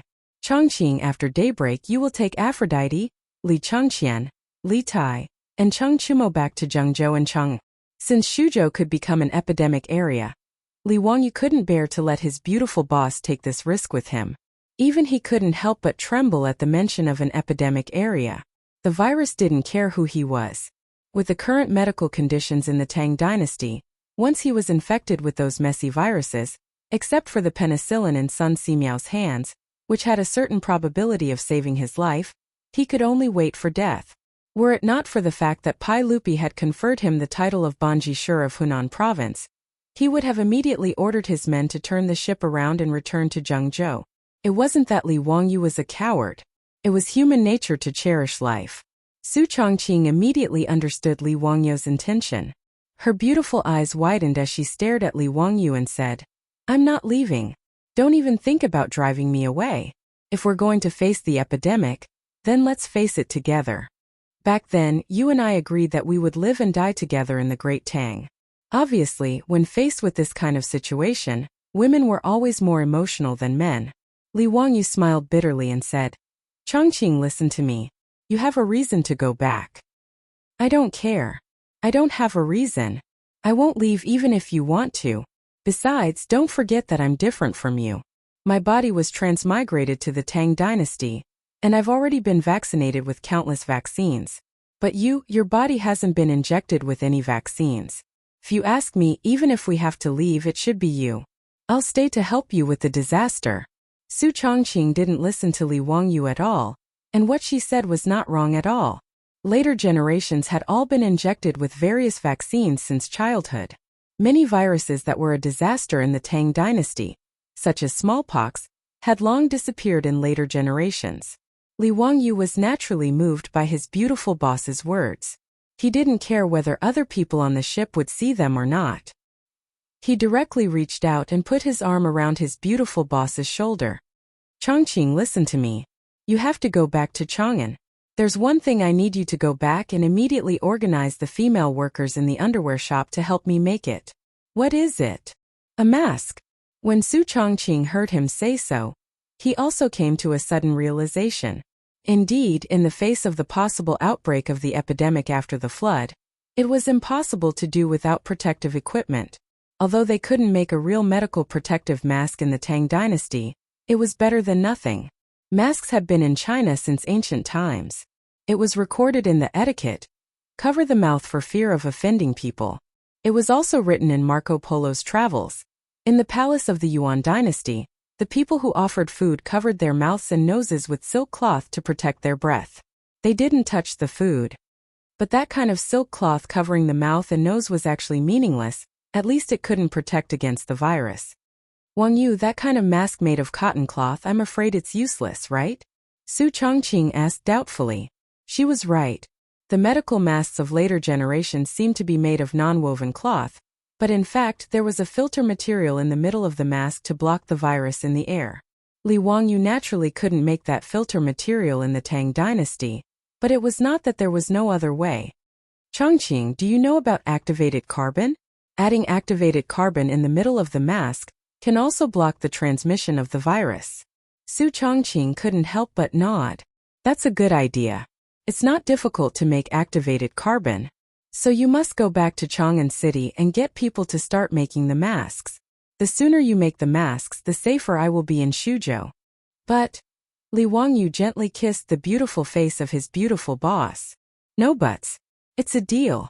Tomorrow morning you go back to Chang'an with Li Chengqian and Li Tai. Be good and listen to me." Su Chongqing pondered for a long time, and could only silently nod his head and agree. "In addition, you have to help Sun Simiao get more penicillin as soon as possible and get people to send it to Shuzhou. If an epidemic really breaks out in Shuzhou, I'm afraid only penicillin can save lives." Li Wangyu was just trying everything he could. If an epidemic like smallpox really broke out, penicillin would be useless. He just wanted to comfort himself. That night, Li Wangyu and Su Chongqing talked for a long time and almost didn't sleep the whole night. It wasn't until dawn that Li Wangyu called Mitua and asked him to immediately escort Li Chengqian and Li Tai back to Chang'an City. Mitua was puzzled and didn't understand Li Wangyu's meaning. Li Wangyu could only whisper in his ear, "After a disaster, there will be a pandemic. We must be prepared." Mituo's face suddenly changed. He turned his head stiffly and looked at the swamp around him. His body couldn't help but shiver. He immediately understood Li Wangyu's words. If an epidemic really broke out in Shuzhou, who would dare to put the Crown Prince and His Highness King Yu in such a dangerous place? "Marquis Yu, you should also withdraw. Why don't you go back to Zhengzhou first?" Mitua still had a conscience and still thought about Li Wangyu. Li Wangyu shook his head and looked at the wall of Changji County not far away. He said, I'm the Hunan Taoists' envoy. Chapter 832. When Li Changqian and Li Tai heard that Li Wangyu wanted them to return to Chang'an, they shook their heads and refused to leave no matter what. However, Li Wangyu didn't care about that at the moment. Using his authority as a teacher, he forced the two to board the ship back to Zhengzhou. On the other hand, Chang Chumo and the other wastrels refused to return to Chang, and no matter what Li Wangyu said, Zio, don't say anymore. If we turn around and return to Chang, and how can we face others in the future? Not to mention that the current situation in Shuzhou is unclear. Even if there is a pandemic, as long as you are in Shuzhou, we will accompany you. Brother Chumo is right. Zio, what do you take us for? If you continue to speak like this, be careful that we don't cut ties with you. Fang Yai also threatened. In the face of the wastrel's insistence, Li Wangyu could only shrug his shoulders and let them be. However, he was still very grateful to the wastrels. Staying behind at the risk of danger wasn't something that could be done just because of loyalty. After daybreak, his beautiful superior brought Aphrodite and the reluctant Li Changqian, Li Tai, and the others back to Zhengzhou. After returning to Zhengzhou, they could change carriages and use the official road to return to Chang'an. If they hurried, they could return to Chang'an in about 3 days. At the insistence of the two wastrels, half of the imperial guards guarding Li Changqian and Li Tai were left behind for Li Wangyu. Li Wangyu didn't refuse this. After all, he didn't know what he would face after the flood receded. It was always good to have an armed force by his side. Standing at the bow of the ship and looking at the sailing ship slowly disappearing into the distance, Li Wangyu didn't know if his beautiful superior could make the masks in time and send them to Shuzhou. After all, even if they rode at full speed, it would still take 6 to 7 days to travel from Chang'an to Shuzhou. In addition to the time needed to arrange for the craftsmen to make the masks, Li Wangyu estimated that it would take at least 10 days to half a month for the masks to be sent to Shuzhou. He didn't know if they could make it in time. As the sky gradually brightened, an imperial guard immediately came to report that they saw several small boats rowing out of Changji County. It seemed that the people who had entered the county to scout for information yesterday had returned. Li Wangyu hurriedly stood at the bow of the ship. Sure enough, a ship was rowing out from Changji County. Looking from afar, other than the imperial guard, there were several people dressed in official robes. One of them was dressed in a crimson official robe. Su Province was Central Province. The only person who could wear dark red official robes in Su Province was the governor of Su Province. It was clear that the imperial army that entered the city yesterday evening had already found the Shuzhou provincial governor and brought him back. This official greets the marquis. Greetings to the marquis. This lowly official has no face to see the marquis. As soon as the Su Province provincial governor boarded the ship, he bowed and begged for forgiveness. He had already learned from the imperial army that the young marquis in front of him had been appointed by the emperor as the Hunan Dao envoy. It could be said that he could decide his life and death with one word. The Shuzhou governor could not be careless. Following the Shuzhou provincial governor on the ship were a few other officials. Looking at the color of their robes, they were all rank 5 or 6 officials. They were probably Su Province's special attendants. Li Wangyu raised his eyes. The Shuzhou provincial governor's robes were also covered in dirt. It was clear that after the river burst the night before, even though the Shuzhou provincial governor was in Changji County, he did not have a good time. That's enough. Let's talk about forgiveness later. First, what is the current situation in Changji County? Is there any news from the other 8 counties in Su Province? Replying to the marquis, because it was nighttime when the dike burst, the county's city gates were tightly shut. This is also a blessing in disguise. After receiving the warning, I immediately gathered the people of Changji County and used sandbags to block the 4 city gates. Although the county is surrounded by water, there is only knee-deep water within the city. There have not been any casualties. As for the other counties, there was news yesterday. The situation is similar to Changji County. The Shuzhou provincial governor's words made Li Wangyu feel slightly more at ease. Of the 59,717 households in Su Province, most of them were gathered in the 8 counties. Due to the protection of the city walls, the disaster was not too serious. However, based on the scenes he saw along the way, the situation of the 117 villages scattered around was not optimistic. However, in this short period of time, Li Wangyu really could not gather people to help the victims. The only good news was that the heavy rain had stopped. According to the Suzhou provincial governor's report, he had sent people to the Ing River and Shuang'an'ai River to check. The amount of water gushing out was slowly decreasing. If the heavy rain did not continue, the raging water would recede in a few days. How is the grain storage in Chang'an County? How long can it last? Li Wangyu continued to ask. In the face of a disaster, grain was the most important thing. As long as there was grain, there would not be any major problems. However, the Suzhou provincial governor gave a bitter smile and gave him a piece of bad news. Marquis, although I did my best to order people to save the grain in the granaries, I only managed to save a portion. It should be enough to last the people of Chang'an County for 4 to 5 days. Li Wangyu was not surprised by his reply. The granaries of the Sui and Tang dynasties were mostly dug underground to store grain. When these granaries were being built, they would use fire to dry the surrounding soil. Then they would place the ash and wooden planks one by one. In addition, the grain would be placed layer by layer, with straw mats separating each layer. If it was under normal circumstances, there would naturally be no problem with storing grain like this. However, when the flood outside the city reached the knees, these granaries would easily be flooded with dirty water. However, Li Wangyu was not too disappointed. The grain in the city could last for 4 to 5 days, which should be enough. He had already ordered officials from the Ministry of Civil Affairs to go to the Luoyang granaries to gather grain. In terms of time, it should not be a big problem. Since there were no major casualties in Chang'an County, Li Wangyu's focus shifted to the most important matter of preventing the epidemic. He gave the orders he had given to the fleet before to the Suzhou provincial governor, the other officials, instructing them to do as they were told. In addition, he quickly sent people to the other counties besieged by the flood to pass on his orders. If any of the county officials failed to carry out his orders, then don't blame him, the Henan circuit governor, for settling accounts and stripping them of their official robes. After the Suzhou provincial governor and the other officials heard Li Wangyu's orders, they were all dumbfounded. This Marquis of Wuxia did not make use of the time to provide disaster relief. Why did he care about these sentimental things? What about forbidding drinking water, forbidding eating unclean food, forbidding urinating and defecating, forbidding spitting? What was the use of these things? Why didn't they hurry to gather the food and the soldiers of the various Ziyong mansions in Hunan province? What was the meaning of all these messy things? Everyone cursed in their hearts, but they did not dare to refute him. They could only agree. As for whether or not they would carry out this order, only the heavens knew. Chapter 833. After Li Wangyu finished giving instructions on how to fight the epidemic, he suddenly slapped his forehead. Only then did he remember that he had forgotten 2 very important things. Lime.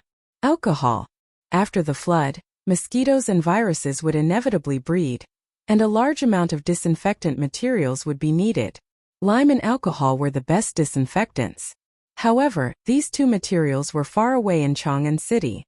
The lime mine that he and Chang Yaojin worked together with the other dukes had already started to produce limitless lime, making the dukes' houses very rich. The alcohol needed to be refined in the wine workshop in the Qinling Mountains with high alcohol content. Li Wangyu hurriedly ran back to the cabin and hurriedly wrote a memorial for Pai Lupi, as well as a letter for his beautiful superior. He gave it to Niu Wu and asked him to immediately arrange a fast boat to chase after Su Chongqing's boat. If everything went smoothly, these materials would be transported from Chang and to Su province in 10 days. After arranging these matters, Li Wangyu also asked the Su province provincial governor to immediately arrange boats to search and rescue the people who were trapped by the flood. Most of the 500 imperial guards were also sent out by Li Wangyu to search for survivors. Let's go, we will also go to Chang'an County to see the situation, Li Wangyu said as he ordered people to prepare boats. The Su province provincial governor and a group of Su province officials hurriedly dissuaded him. Marquis, at this time the flood has not receded, and the situation in Chang'an County is not very optimistic. Marquis, why don't you wait on the big boat? It won't be too late to enter the city after the flood recedes. Enough, don't say any more. I am now the Hunan province governor. How can I sit by and do nothing to the people in Changji County? If I don't personally see the situation in Changji County, when His Majesty asks, how can I answer? Should I tell His Majesty that I was afraid of an accident and did not enter Changji County? Li Wangyu's words made it difficult for the Su province officials to continue persuading him. They could only obediently board the small boat again. Chang Chumo and the other silk pants naturally had to go with them to Changji County. In addition to Niu Wu and Lai Hat's troops, as well as the imperial guards protecting them, they rowed 4 or 5 small boats and headed for Changji County. Because the city gate of Changji County had long been blocked with sandbags and mud, when the small boat reached the city wall, it could only let the government soldiers and bailiffs on the city wall drop down ropes and hanging baskets to bring Li Wangyu and his group up to the city wall. The city walls of Changji County were originally about 6 to 7 meters high, but at this time, nearly half of them were flooded. Li Wangyu estimated that the depth of the water was at least 3 meters. Changji County was the administrative area of Shuzhou, and its city walls were considered the highest. As for the other counties that were surrounded by the flood, according to the Shuzhou provincial governor, the height of the city walls was no more than 5 to 6 meters. They were only able to block the flood. If the torrential rain continued for a few more days, it was likely that even the city walls of those cities would be destroyed. The city walls of these counties of the Tang dynasty, including Chang'an City, were mostly made of rammed earth, and the outer layer was covered with green bricks. The city walls of Changji County were temporarily isolated from the flood and protected the tens of thousands of people in the city. However, there was also a great danger. If the city walls made of rammed earth were soaked in water for a long time, they would easily collapse. If the city walls of Changji County collapsed, then the tens of thousands of people in the city would have nowhere to run. Fortunately, the torrential rain had stopped. According to the observation of the Shuzhou officials, the flood outside the city walls had decreased a lot compared to yesterday. Li Wangyu could also see this. The highest mark left by the flood on the city walls of Changji County had already receded by 2 to 3 feet compared to the current level of the water. When he got on top of the city walls of Changji County, he looked up and saw a scene of devastation. The city was filled with muddy water with all kinds of filthy things floating on it. Of course, this was normal. Back in Chang'an City, it was because of the torrential rain that Li Wangyu couldn't bear it anymore, and had the idea of building a public toilet. The situation of Changji County was almost the same as that of Chang'an City. Not to mention that there were no public toilets, most of the people were used to relieving themselves everywhere. If it was in the past, it would be fine. However, when the flood hit, the situation in the city became abnormally bad. The Tang dynasty was different from later generations. Most of the buildings were one-story wooden houses, and even the provincial governor's mansion was the same. The 1-foot-deep water had already made the people in the city cry, but there was nothing they could do. The officials of Shuzhou accompanied Li Wangyu and his group to patrol around the city walls of Changji County. Even Li Wangyu didn't have a better solution for the current situation of Changji County. After all, it was impossible to move tens of thousands of people to other places. Before the flood receded, the water in the city couldn't be drained. Now the only thing he could do was to let these people continue to endure for a while. When they got on top of the city walls of Changji County, it was already noon. If it was in the past, the city would be filled with smoke at this time, and every family would be cooking. However, due to the influence of the flood, Li Wangyu could only see a few wisps of smoke rising from the city walls.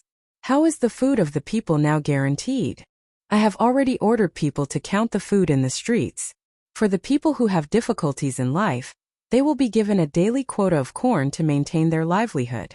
As long as the food arranged by the marquis can be transported in 5 or 6 days, there won't be a big problem. Fortunately, the marquis came in time. Otherwise, the consequences would be unimaginable. Li Wangyu nodded. Only then did he feel relieved. At the same time, he also felt very fortunate. Fortunately, when he was at Fenglingdu because of the heavy rain, he remembered the flood of Shuzhou in the 4th year of Chang'an. That was why he urgently reported to Pai Lupi. He wanted the imperial court to prepare early. He just didn't expect that this disaster relief job, after going around in circles, would fall on his head in the end. But then again, if it was someone else, they might not be able to do better than him. at least in the prevention and treatment of infectious diseases. Although Li Wangyu was not a doctor, he knew more than the doctors of this era. He was not a saint, but he was also not a person with a heart of stone. As the saying goes, if you are poor, you should take care of yourself. If you are rich, you should help the world. Now that he was the marquis of the founding county of the Tang dynasty, he naturally had to do something for this era, for the Tang dynasty, and for the people of the Tang dynasty. Brothers, how about we live in Chang'an County today? Li Wangyu turned his head to the playboys and said with a smile. Chang Chumo laughed and said, "Great! I have never lived in such an environment. Ziyu, you are not afraid, how can I frown?" Of course, Brother Chumo was shot in the stomach by an arrow, but he didn't even frown. Feng Ai joked. Chang Chumo couldn't help but fly into a rage. He began to chase after Feng Ai with his big iron fist, causing everyone to laugh. When the officials of Shuzhou saw this scene, they couldn't help but be stunned. This marquis, as well as those incomparably honorable dukes, were truly magnanimous. Chapter 834. Li Wangyu and the wastrels wanted to spend the night in Chang'an County, which made it difficult for the officials of Shuzhou. There was no other reason other than there was no place suitable for Li Wangyu and the others. Even the Shuzhou provincial governor's mansion was soaked in dirty water. If Li Wangyu and the others wanted to stay in Chang'an County, where to stay was a very specific problem. Li Wangyu's brain was hot. After he said that he wanted to stay in Chang'an County, he regretted it a little. He really couldn't stand those messy things floating in the dirty water.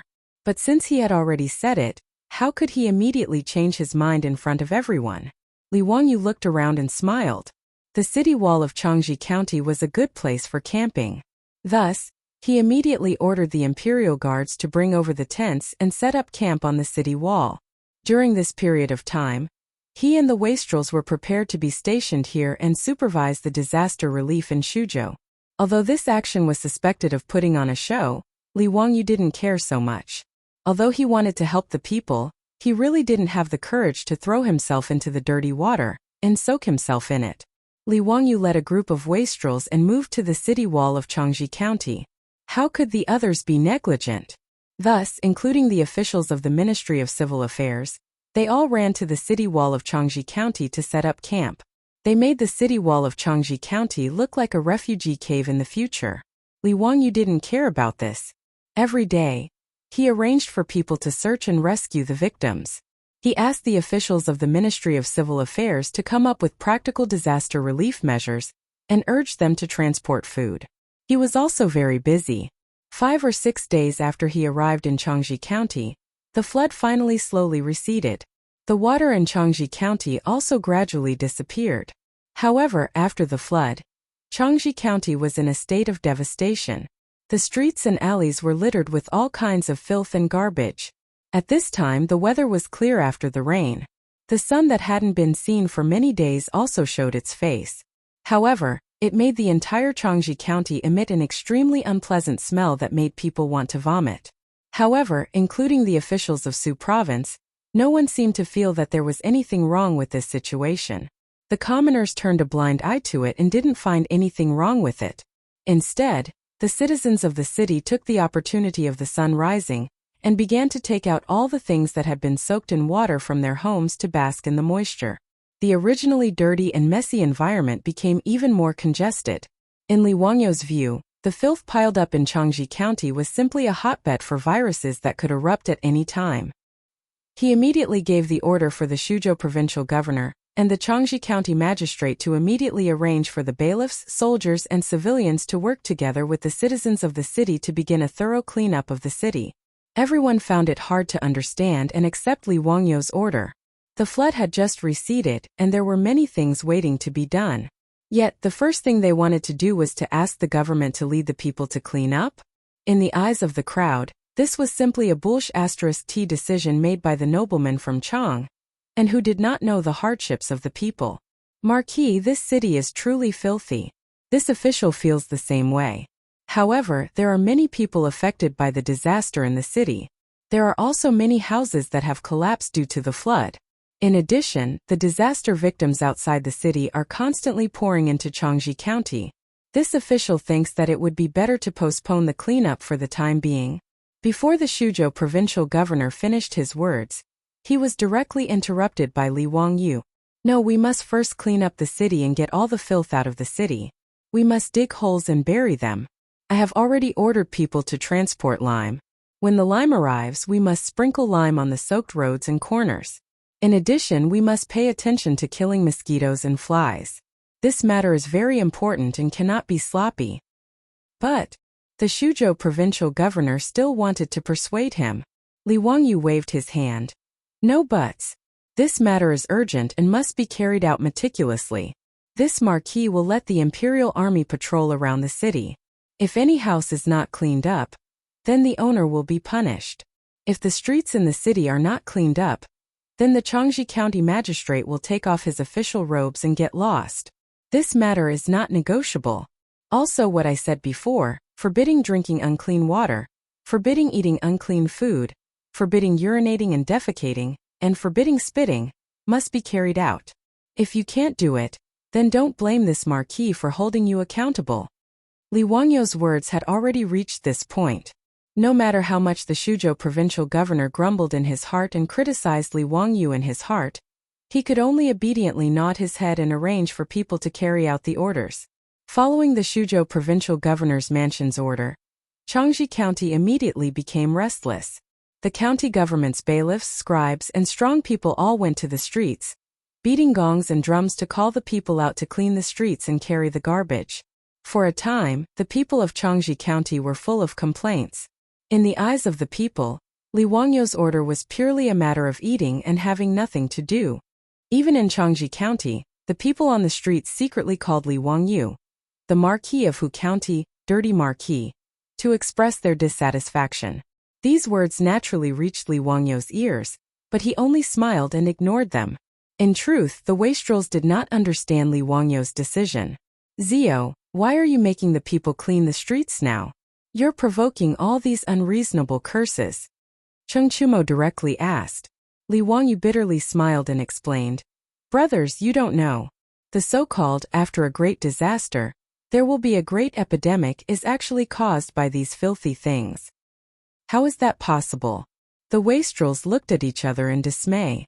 None of them could understand Li Wangyu's words. Li Wangyu also felt a headache from the wastrels' questions. It was difficult to explain.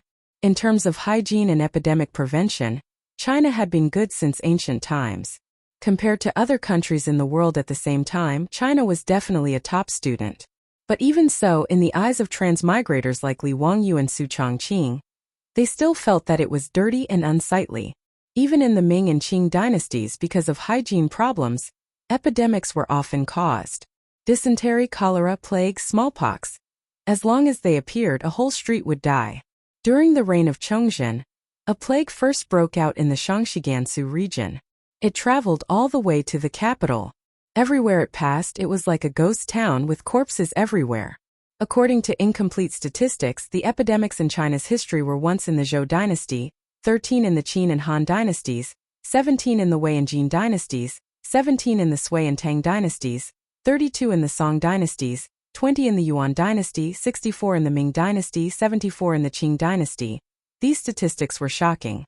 Especially after a great disaster, when large numbers of people and animals died. If the corpses were not dealt with in time, bacteria and viruses would multiply and cause epidemics.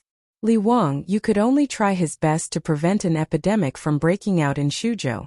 Therefore, even if the officials and people of Suzhou did not understand, he had to be firm and confident. Even if he had to mobilize the imperial army and force the people to clean, Li Wangyu would do it. As for the infamy that would come with this, Li Wangyu did not care at all. Chapter 835. In Chang'an County, under Li Wangyu's pressure, the Suzhou provincial governor led the officials of Chang'an County and forced the people to work for 2 or 3 days. Finally, all the garbage in the city was cleared out. Good news came one after another. The grain from Chongping warehouse in Luoyang had already begun to be transported. After it reached Chang'an County through the Tongji Canal, it was then transported to the 8 counties in Suzhou. After the flood receded, the Suzhou provincial governor immediately sent people to get in touch with the other 8 counties. He learned that the situation was still stable and that there were no casualties in the 8 counties. After receiving Li Wangyu's request for help, Chang Yaojin and the others immediately arranged for people to start transporting the lime. On the third day after the flood receded, the ship carrying a large amount of lime had already moored at the Tongji Canal dock outside Changji County. Li Wangyu immediately ordered people to transport the lime and began to disinfect and clean the entire city. At the same time, he had the Shuzhou provincial governor send the lime to the other 8 counties and have them thoroughly disinfected like Changji County. The only problem now was that after the flood receded, the disaster victims whose villages were destroyed by the flood began to flood into the county. Li Wangyu was busy urging the Shuzhou officials to settle the disaster victims and give them food. However, Li Wangyu did not allow the disaster victims in ragged clothes to enter the county. Instead, he directly set aside an area in the north of the county to settle the disaster victims. Naturally, the victims who were blocked outside the city were full of complaints. What made the disaster victims in Shuzhou even more difficult to accept was that Li Wangyu ordered them to strictly enforce the hygiene ban in the camp area, where the disaster victims were settled. The ban on urinating and defecating everywhere, the mandatory bathing before entering the camp area, and so on made the villagers of Shuzhou, who had escaped death, naturally find it difficult to accept. They believed that Li Wangyu, a noble from Chang'an, was deliberately making things difficult for them to pass the time. However, Li Wangyu did not care about this. Every day he urged the Changji County government to strengthen the management. From time to time, he would send the imperial army to patrol the camp area of the disaster victims. Once they found someone violating the rules, they would be arrested and whipped in public.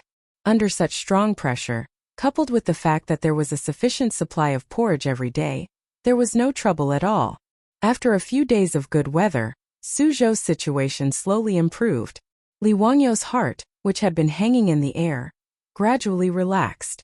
On this day on the Tongji Canal, another large fleet went down the river and docked at the pier. Li Wangyu saw it from afar on the city wall, but he didn't think much of it. After all, in recent days, there were ships coming down the river from Zhengzhou, carrying corn, lime, and other supplies. But when he saw the people disembarking from the ship, he hurriedly ran down the city walls and called Chang Chumo and the others, as well as the governor of Shuzhou. A large group of people hurriedly rushed to the docks. He never expected that the person who came down from the boat would be Pai Lupi, followed by Fang Xianling, Du Ruhui, Zhang Sunwuji, Chang Yaojin, Yuqi Jingda, and other big shots. Pai Lupi had actually set off. Li Wangyu couldn't help but wonder what was going on. The flood in Shuzhou was not particularly serious. He had already sent a memorial to Chang'an, explaining the situation in Shuzhou. The flood came quickly and left quickly. In the past few days, the officials in Shuzhou had roughly calculated the disaster situation. This year, Shuzhou's grain harvest was definitely poor. 80 to 90% of the farmland had been destroyed by the flood. Of the 117 villages in Shuzhou, 70 to 80 had been destroyed by the flood. The number of casualties was still being calculated. Roughly several thousand people had died, which could be considered a blessing in disguise. For Shuzhou, which had a population of several 100,000, although the loss was great, it had already begun to recover. As long as the imperial court could reduce the rent in Shuzhou this year and provide relief corn for the disaster victims to get through the famine, Shuzhou might be able to recover next year. As for the epidemic that Li Wangyu was most worried about, at least for now, there was no bad news. Judging from the situation in Changji County, as long as the other counties strictly followed his orders, the epidemic would not break out. After all, in ancient times, epidemics broke out after major disasters mainly because they did not pay attention to hygiene and epidemic prevention. Therefore, even if the people did not understand, and even if Li Wangyu had to bear a lot of infamy, he still persisted and forcefully ordered Changji County to be disinfected. After the flood, Changji County was safe and sound. This was all thanks to him. Unfortunately, no one knew about this contribution, and instead many people complained about it. Regarding this, Li Wangyu could only let the people do as they wished. In short, he had a clear conscience. Under these circumstances, Pai Lupi suddenly led a group of officials to Shuzhou without any news. What was the meaning of this? Li Wangyu could not understand, but he could only lead everyone to welcome the emperor. Li Wangyu greets your majesty. Why did your majesty suddenly come to Shuzhou? Did something happen? No need for formalities, Zio. This time I came to Shuzhou to take a look. It's not a big matter. Pai Lupi smiled and waved his hand. I heard that Zio handled the Shuzhou flood well? Let's go, bring me to Changji County to take a look. Seeing Pai Lupi being so evasive, Li Wangyu could only rub his nose helplessly and invite Pai Lupi into the city. However, it was not so simple for Pai Lupi to enter the city.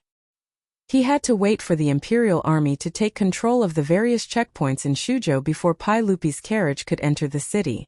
As for what Pai Lupi said, Li Wangyu did not believe a single word. Who was he trying to fool? Chang'an City was more than 1,000 miles away from Shuzhou.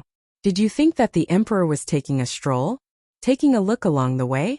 Seeing that Pai Lupi was not willing to tell him the truth, Li Wangyu could only secretly ask Chang Yaojin, Uncle Chang, what is His Majesty playing at? Nothing much. Prime Minister Zhang Baoxiang led his troops to the Sunil camp and captured that old man Sheli Khan. He is sending people to Chang'an. When His Majesty learned of this matter, he was naturally delighted and decided to go up north to hunt. At the same time, he went to the Wei River where he signed the Wei River Alliance to welcome that old man Sheli Khan. Because His Majesty was in a good mood, when he arrived at the Wei River, he thought about the flood in Shuzhou and ordered people to lower the boats and come over here to take a look. Chang Yaojin's words made Li Wangyu suddenly understand. He had almost forgotten that the biggest thing in the 4th year of Zhengguan was the destruction of the Eastern Turks. Sheli Khan was captured alive and brought back to Chang, and to report his capture to the Imperial Ancestral Temple. Li Erk had never forgotten that in the 9th year of Wuda, when the Eastern Tujue people went down south, he was forced by Sheli Khan to sign the Wei River Covenant. Therefore, when he learned that his old enemy was captured, he wanted to show off a little, to show off his own political and military skill. As for him coming to Shuzhou, it was purely because he was bored waiting by the Wei River, so he sailed east to take a look at Shuzhou and see how things were handled after the flood. After understanding why Pai Lupi had suddenly appeared in Shuzhou without warning, Li Wangyu could not be bothered to think too much about it and respectfully invited Pai Lupi into the city. Li Er's ceremonial procession slowly set off. Just as they were about to enter Changji County, they saw a horse galloping towards them on the official road not far away. This caused the Imperial Guards who were guarding outside to become nervous. They all pulled out their weapons and were on high alert. Chapter 836. Only when the rider on the official road was very close did everyone notice that the person on the horse was dressed as a bailiff. Before this person could get close, he was stopped by Pai Lupi's Imperial Guards. They did not allow the bailiff to get close to Pai Lupi's Imperial carriage. Reporting to Your Majesty, there must be news from the other counties. I will go and ask about the situation. The Shuzhou provincial governor hurriedly apologized to Pai Lupi and the others. He then hurriedly went to greet them. Not long after, the Shuzhou provincial governor walked back with a pale face. He looked as if he had lost his soul and his body seemed to be swaying a bit. What happened? Seeing him like this, Pai Lupi couldn't help but ask out of curiosity.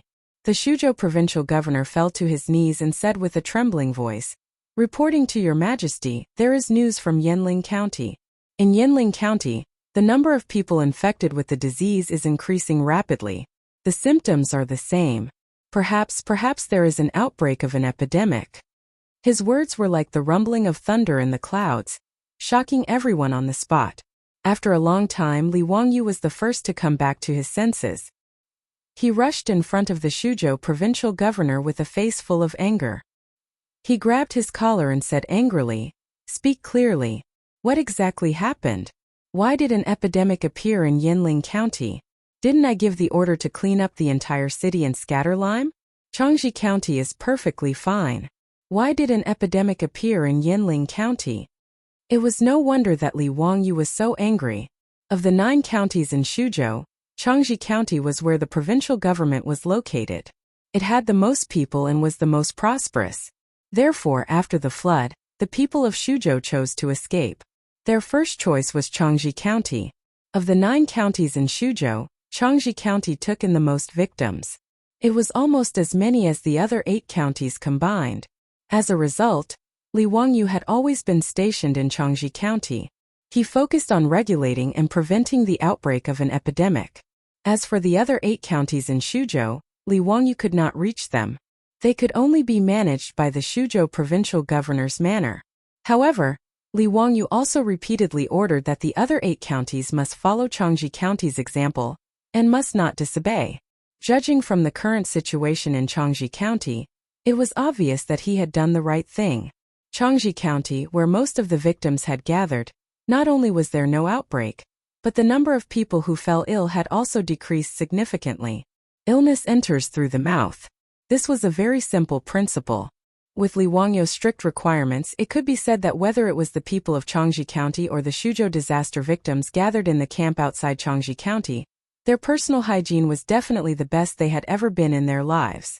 It was precisely because of these strict requirements that Li Wangyu felt that the Shuzhou flood this time should be dealt with smoothly.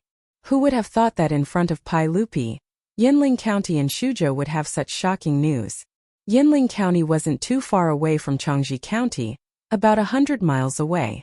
In this flood, Yinling County wasn't seriously affected. As such, Li Wangyu didn't personally go to Yinling County. He only urged the Shuzhou provincial governor's manor to pass on his orders.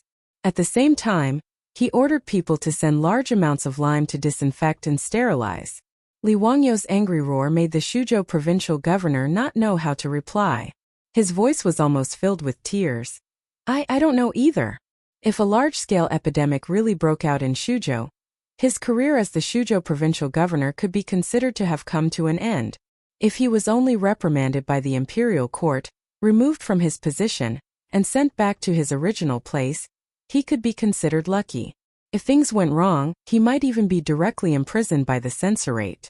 It could be said that the Shuzhou provincial governor was the one who was most afraid of the outbreak of an epidemic. After all, Li Wangyu was only the Hunan provincial governor, and wasn't in charge of the specific matters of the region. When Pai Lupi heard that an epidemic had broken out in Yinling County, his face couldn't help but become unsightly. Previously, when Li Wangyu ordered Mitua to send Li Changqian and Li Tai back to Chang'an, he said that there was a possibility of an epidemic breaking out in Shuzhou. Mitua naturally reported this matter to Pai Lupi.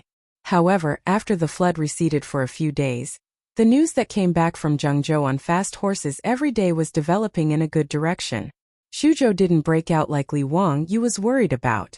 Therefore, Pai Lupi didn't take this matter to heart, and only thought that his nephew was worrying for nothing. Therefore, when he was hunting by the Wei River, he had a sudden impulse to take a 2-day boat ride to Shuzhou to see the situation. However, he didn't expect that just as he arrived in Shuzhou, before even entering Changji County, he would receive such bad news. On the side, Fang Xianling, Du Ruhui, and the other big shots' faces all changed after hearing this news.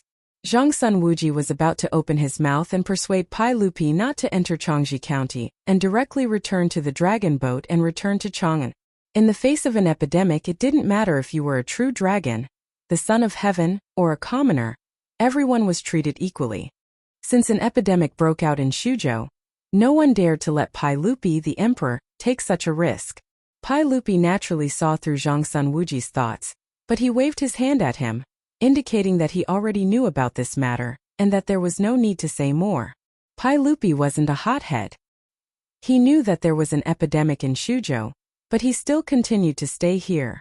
However, before leaving, he wanted to see how Li Wangyu was going to deal with it. Li Wangyu glared angrily at the Shuzhou provincial governor, who was paralyzed on the ground, and ordered someone to bring the Yinling County Yamen runner, who came to report the news.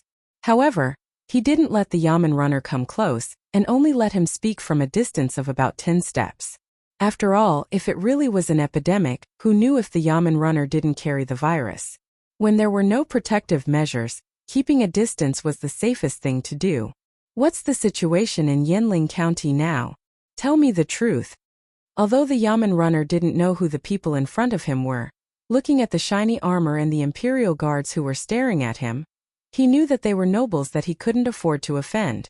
Facing Li Wangyu's question, he hurriedly knelt down and didn't even dare to raise his head as he replied loudly. In the county, there were people who got sick and couldn't get out of bed a few days ago. We found a doctor, but he couldn't find anything. Originally, we thought that it was just a cold from the flood, but we didn't expect that there were more and more people who got sick in the various villages. Only then did the Ming house panic and order someone to report to Changji County. Li Wangyu asked, "Let me ask you, after the flood retreated, did your Yanling County implement my orders?" When the Yamen runner heard that, he hesitated slightly before replying. The Ming house also told us to spread the orders from the provincial governor's manor. But there were many complaints, So what? Li Wangyu roared. So the Ming house had no choice but to follow the people in the city. The more the Yamen runner spoke, the lower his head and the softer his voice. Hearing him say that, Li Wangyu gritted his teeth so hard that they almost broke. The Yanling County magistrate was a bastard. If he was in front of him, Li Wangyu would definitely get someone to grab him and whip him to vent his anger. How could Li Wangyu not be enraged by the fact that the ban he had previously issued was nothing but a piece of useless paper in Yanling County? Chapter 837. The conversation between Li Wangyu, the Shuzhou provincial governor, and the Yanling County bailiffs piqued Pai Lupi's curiosity.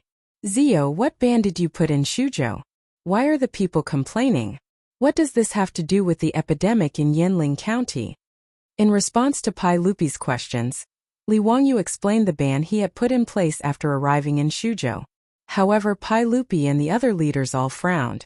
Pai Lupi finally understood why the people of Yanling County were complaining. Forbidding drinking unboiled water and defecating anywhere was understandable. However, Li Wangyu gave the order to clean up the city immediately after the flood. He also wanted to throw lime everywhere and force the victims to bathe and change their clothes. This was a bit too much. In the eyes of Fang Xianling, Du Ruhui, and the others, the most important thing after the disaster was to appease the victims, distribute food, and count the number of people affected. What was the point of Li Wangyu doing all this? Before anyone could ask for the reason, the Shuzhou provincial governor stepped out.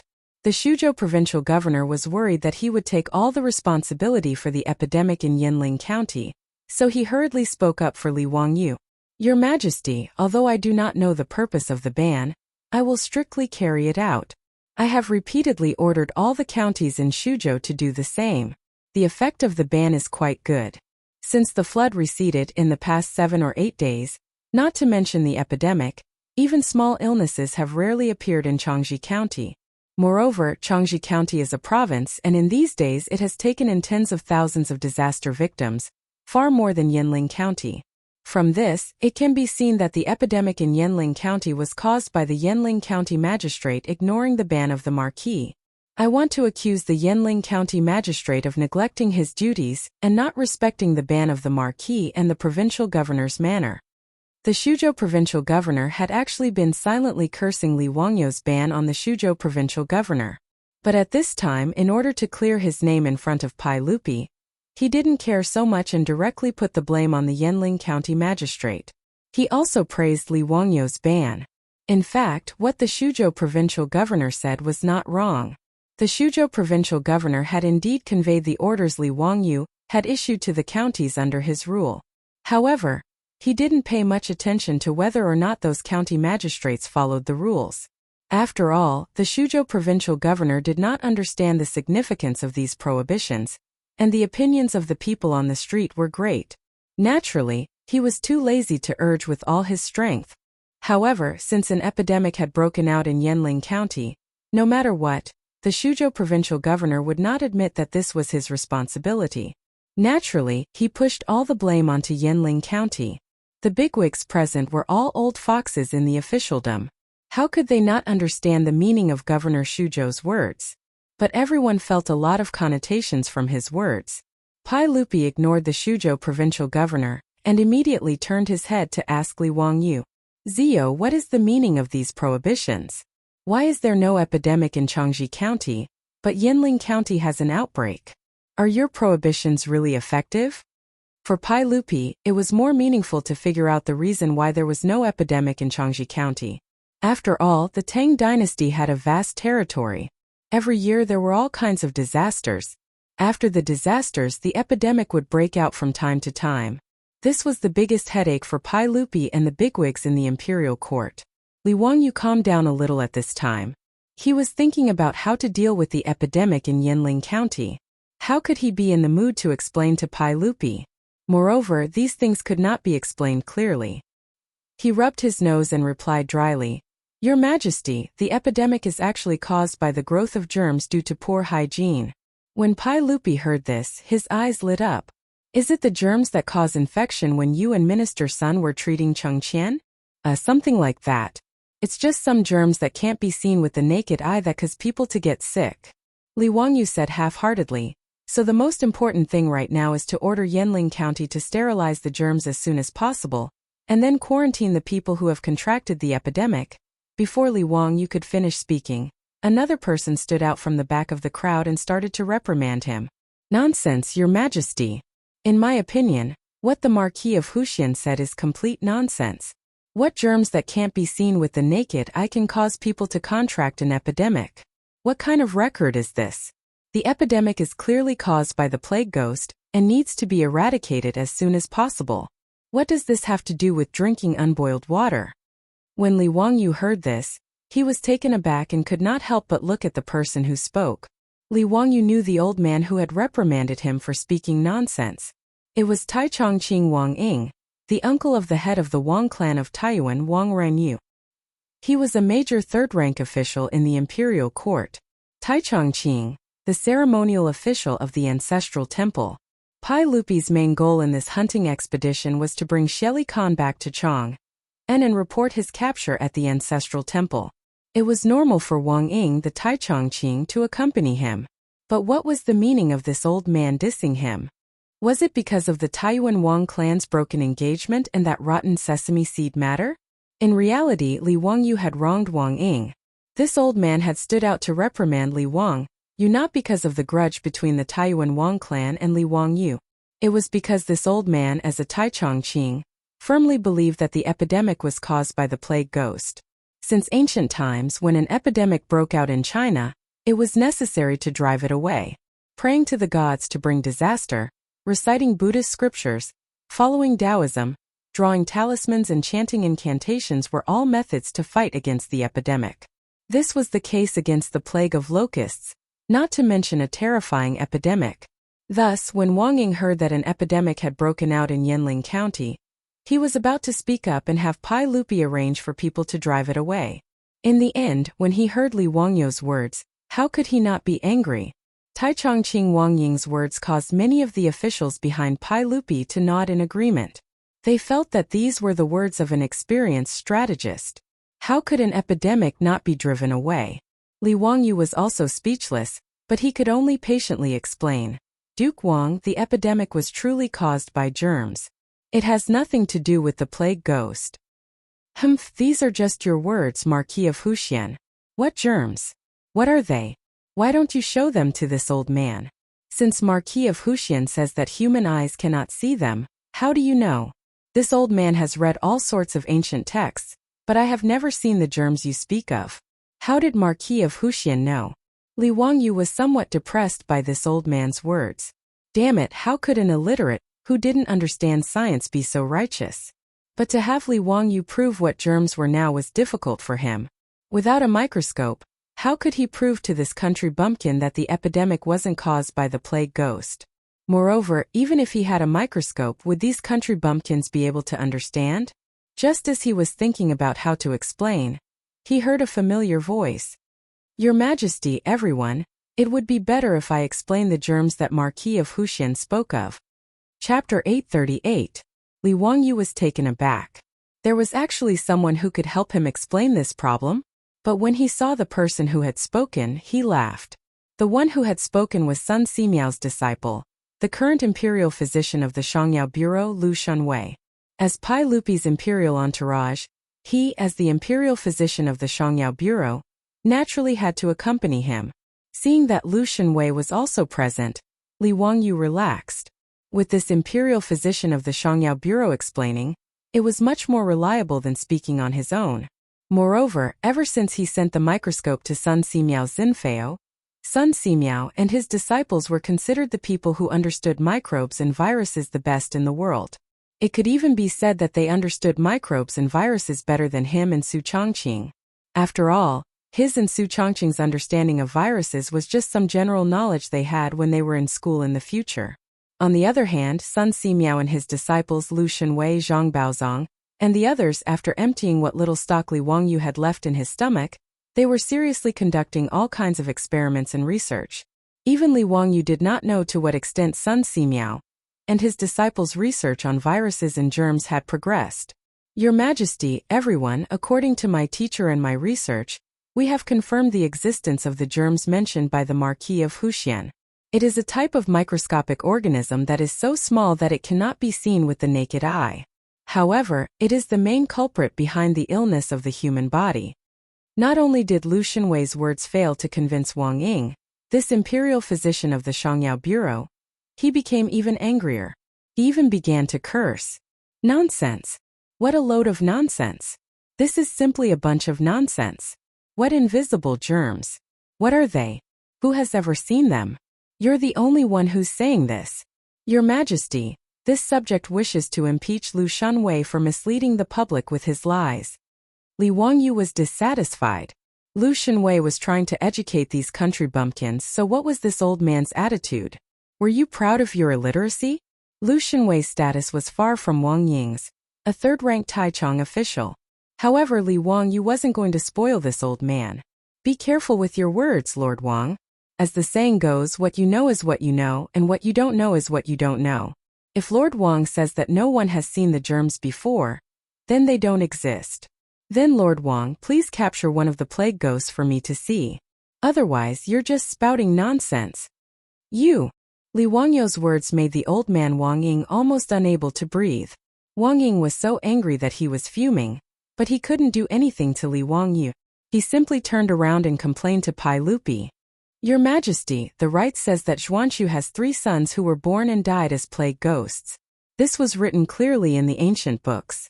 Yet the Marquis of Wuxia and Lu Fengyu are spreading lies to mislead the public, saying something about invisible germs causing people to fall ill and lead to an epidemic. This is clearly nonsense. Your Majesty, please investigate clearly and expel the germs in Yanling County as soon as possible to prevent the epidemic from getting out of hand. Pai Lupi actually agreed with Wang Ying's words. Not only did Pai Lupi agree, but even Feng Xianling, Du Ruhui, and Zhang Sun Wuji, these big shots, didn't think so too. Expel the plague ghosts was a principle that everyone agreed with. However, after experiencing Li Wangyu, Sun Simiao, and Lu Shenwei saving Li Chang'an, Pai Lupi did not doubt his nephew's disinfection and sterilization. Especially after Sun Simiao came up with penicillin, the legendary miracle drug that could kill germs in the body, he really did treat many illnesses. On one side was his nephew, and on the other was Tai Chongqing. This made Pai Lupi somewhat hesitant, not knowing how to choose. Li Wangyu naturally scoffed at Wang Ying's words. Lord Wang's words are nonsense. How is this epidemic different from a normal illness? Naturally, you have to listen to doctors and take medicine. Don't tell me that when Lord Wang is sick, you rely on expel the plague ghosts to treat your illness? You don't look at doctors and refuse to take medicine? In Li Wangyu's opinion, an epidemic wasn't scary. What was scary was people like Wang Ying, who vainly tried to rely on God and Buddha to cure the disease. That was disregarding human life. These are 2 completely different things. How can you mix them together? An epidemic is an epidemic. What does it have to do with whether I look at doctors or not? The epidemic was caused by the plague ghosts. There's no doubt about this. Even if Marquis Wuxia says something different, it's useless. Wang Ying stubbornly insisted that the epidemic was caused by the plague ghosts. Li Wangyu was so angry that he almost wanted to roll up his sleeves and have a real-life PK with him. Lord Wang, you're disregarding human life. When an epidemic breaks out, the patients must first be isolated, then disinfected and sterilized. Only then can doctors administer medicine. Otherwise, relying on exorcism to drive away the plague ghosts and save the people is purely a dream. Humph, ignorant child, this old man won't argue with you. Bah, you shameless old thing. You're really an old man who doesn't die as a thief. You shameless villain. You're stupid and ignorant. You don't know shit, yet you dare to criticize me. I'm the Hunan Dao's censorate envoy. Who do you think you are? Li Wangyu and Wang Ying began to curse at each other over how to deal with the epidemic in Yanling County. Pai Lupi felt a headache coming on as he listened. On the other hand, Chang Yaojin Yuqi Jingda, and the other old fellows were beaming with joy. They only hated that they weren't quarreling enough. It would be more satisfying if they started fighting. Enough! One of you is a Taichung minister, the other is the founding county marquis, the Hunandao censorate envoy. Quarreling like shrews in the marketplace, where's the sense of propriety? Pai Lupi's face alternated between green and white when he heard the two quarrel. He was clearly quite angry. Seeing that Pai Lupi was angry, Li Wangyu and Wang Ying shut their mouths at the same time and stopped quarreling. Enough! The most important thing right now is to quickly resolve the epidemic in Yinling County. Whether it's disinfecting or disinfecting, just do it.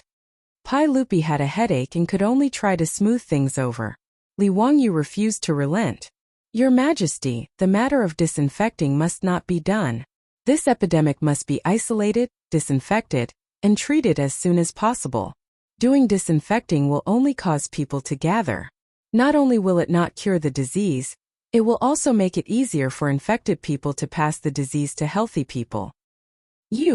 Wang Ying was about to start spitting again but was blocked by Li Wangyu's words. Your Majesty, I dare to make a military pledge. If you do as I say, within a month, you will definitely be able to control the epidemic in Yinling County. But I don't know if Duke Wang dares to make a military pledge. If you take charge of disinfecting, will you be able to completely eliminate the epidemic in Yinling County? Wang Ying didn't know how to reply when she heard his words. When an epidemic appears, it naturally needs to be disinfected. But whether or not disinfecting will be effective, only the heavens know. If it is effective, then everyone will be happy. If it isn't, then it means that the heavens want to punish the world. But Li Wangyu wanted him to make a military pledge. How would he dare to do so?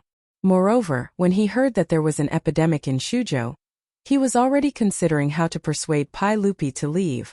How would he dare to run to Yinling County? That epidemic wouldn't care if he was a major third-rank official in the imperial court. Li Wangyu saw that the old man Wang Ying was speechless and coldly snorted. If you don't dare to make a military pledge, then shut up. Stop blabbering here. He then turned his head to look at Pai Lupi. Uncle, this matter cannot be delayed. Otherwise, the epidemic in Yinling County has the risk of spreading. If it spreads to other counties in Shuzhou, then it will be a disaster. Lu Xunwei also bowed. Your Majesty, this subject is willing to stay in Shuzhou and assist the county marquis in treating the epidemic in Shuzhou. Chapter 839. In response to Li Wangyu and Lu Xunwei's advice, Pai Lupi hesitated for a moment before shaking his head decisively. Zio, you can't take the risk yourself. I'll order people to deal with the epidemic in Yinling County. You'd better return to Chang'an with me. Pai Lupi also knew the severity of the epidemic. It attacked indiscriminately regardless of one's status. Although Pai Lupi hated his nephew Li Wangyu for not being obedient and marrying Chang'an, how could he bear to let him take the risk and go to Yinling County to deal with the epidemic? Li Wangyu shook his head stubbornly. Your Majesty, I'm afraid this is not appropriate. The epidemic in Yinling County must be dealt with as soon as possible. It's not that I want to show off. It's just that no one in the Tang dynasty knows better than me how to deal with the epidemic. He smiled and pointed at Wang Ying, saying mockingly, Your Majesty, you don't really expect Lord Wang to go to Yinling County and do something to stop the epidemic, do you? His words naturally infuriated Wang Ying so much that he almost fainted from anger. However, the old man gritted his teeth and endured it. Compared to going to Yinling County, being mocked by Li Wangyu was nothing. Although he had always said that the only way to deal with the epidemic was to drive away the epidemic ghosts, Wang Ying did not have the courage to go to Yinling County himself. Wang Ying did not speak. Li Wangyu did not bother to continue mocking this ignorant old man. He just continued, Your Majesty, I'm confident that I can eliminate the epidemic in Shuzhou. Your Majesty, please don't mention letting me return to Chang'an anymore. Li Wangyu's insistence on staying wasn't because of his fearless spirit, but because the Tang of this era were truly worrisome in their methods of dealing with the epidemic. Since ancient times, Wuxia lacked sufficient understanding of the infectivity of the epidemic. At the same time, due to the influence of ethics, not only did they not take corresponding measures to isolate the victims of the epidemic, but they also sometimes increased the chances of contact by taking care of the sick, asking about the sick and attending to the dead. Even the disgusting and contagious method of testing for disease transmission was promoted as a form of filial piety. How could Li Wangyu not be pessimistic about the Tang's management of the epidemic? Although Li Wangyu didn't understand, he had seen pigs run even though he had never eaten pork before. Isolation and disinfection were the most basic and effective measures. If doctors did not have an effective treatment method, they could at least ensure that the epidemic did not spread. That would be a great merit. In fact, when Li Wangyu said these words, his legs were also trembling a little. Who wouldn't be afraid of infectious diseases? In particular, there might not be any effective treatment methods. There were many infectious diseases in this era, and once infected, there was almost no chance of survival. Whether it was the plague, smallpox, or cholera, they were all deadly. However, Li Wangyu had no choice but to stay. Putting aside the idea of saving tens of thousands of people from the fire and water, Li Wangyu is also a man who shits in the latrine with his face facing the outside. If he were to take back the words that he had said in front of hundreds of officials, would he still have any face? Seeing Li Wangyu's firm attitude, Lu Shenwei naturally asked Pai Lupi for permission again. Your Majesty, your subject is willing to assist the Marquis of Huxian to save the people of Shuzhou. Your Majesty, please grant me permission. How could Pai Lupi agree? He still shook his head and refused to grant permission. Li Wangyu bowed again and said, Your Majesty, please board the dragon boat as soon as possible and return to Chang'an. Since Your Majesty has appointed me as the Hunan Road's Bengshi envoy, this is my duty. How can I back down? Pai Lupi coldly snorted. Then I will remove you from your position as the Hunan Road's Bengshi envoy. Don't say anything else. Quickly board the boat with me. Li Wangyu did not expect these words. Although he was somewhat annoyed, there was a trace of warmth in his heart. It was said that the emperor was the most ruthless. Pai Lupi had once killed his brother in the Xuanwu Gate, showing his cold-bloodedness. At this time he was actually concerned about his safety and wanted to force him to leave Shuzhou. Naturally, Li Wangyu was very moved. Li Wangyu's heart was beating like a drum. He thought to himself, should I just take advantage of this situation to get off the donkey? In any case, he did not have to go to Yanling County to deal with the epidemic. It was not impossible to stay in Zhengzhou or Chang'an and command remotely. As long as he wrote a regulation on how to prevent the epidemic and urged the officials in Shuzhou to follow it, the effect would not be bad. However, before he could say anything, he was surprised to see that another large ship had come down from the Tongji Canal and was slowly docked at the dock. If it were an ordinary civilian boat, the imperial guards at the dock would naturally not allow it to dock. However, that boat was flying the flag of Li Wangyu, Marquis of Huxian. Li Wangyu felt that it was strange. Why would there be a boat coming to Shuzhou at this time? Could it be that his beautiful superior was in Chang'an City and had ordered people to make masks and alcohol to send over? He hurriedly apologized to Pai Lupi and quickly walked to the dock, ready to see what the boat had brought. In the next moment, a beautiful figure appeared at the bow of the boat, startling Li Wangyu. Chongqing, why are you back? Li Wangyu hurriedly walked over and carefully supported his beautiful superior as they walked down from the gangplank. Su Chongqing smiled and rolled his eyes at him. I ordered people to make tens of thousands of masks in the past few days. They have activated charcoal between them, so the effect should be good. In addition, I also ordered people to distill a large amount of alcohol at the winery. I was worried about you staying in Shuzhou alone, so I came with the boat. How is it? Is there an outbreak in Shuzhou? Li Wangyu heard this and smiled bitterly. Originally it was safe and sound. I was thinking about making you rush back to Chang'an, and in vain to prepare these masks and alcohol. Who would have thought that just before you came, news came from Yanling County that there was an outbreak of an epidemic in the county. Ah! Su Chongqing heard this and couldn't help but cry out softly. Although she had told Li Wangyu that there would be a pandemic after a great disaster, and that they had to take precautions, she didn't expect that this epidemic would really break out. Thinking of the scene of corpses everywhere after an epidemic broke out in ancient Wuxia, Su Chongqing subconsciously hugged Li Wangyu's arm. Wangyu, what do we do now? Li Wangyu smiled bitterly and was about to explain to Su Chongqing that Pai Lupi wanted him to go back to Chang'an City when they heard a light cough behind them. The two of them turned their heads and saw Pai Lupi glaring at them with an ashen face. His gaze also fell on Su Chongqing's arm that was tightly hugging Li Wangyu's arm. Su Chongqing immediately reacted. Her face flushed red and she quickly let go of Li Wangyu's arm. Li Wangyu was thick-skinned and didn't feel that there was anything wrong. Instead, he didn't understand why Pai Lupi was so fierce. Even if this wasn't the future, he and Su Chongqing didn't do anything indecent. Did Pai Lupi have to have such an expression? He didn't know that in Pai Lupi's eyes, Su Chongqing was a woman who was trying to steal her daughter's husband. How could Pai Lupi not be angry when he saw the two of them being so close? Pai Lupi only coughed to warn the two of them and didn't let the imperial army capture this adulterous couple and drown them in a pig cage. This was already considered magnanimous of Pai Lupi. Chapter 840. At this moment Li Wangyu couldn't care less about what Pai Lupi was thinking. When he heard that his beautiful boss actually brought the masks and alcohol, he was very happy. With the help of these two divine tools, the elimination of the epidemic in Yanling County would be more assured. He turned to Pai Lupi again and bowed. This time he didn't call him Your Majesty. Uncle, I'm not trying to show off. It's just that I'm afraid that I can eliminate the epidemic in Shuzhou in the shortest time possible. I know that Uncle is worried about my safety, but I'm not saying this because I'm hot-headed. Li Wangyu turned his head to look at Su Chongqing. Bring me a mask.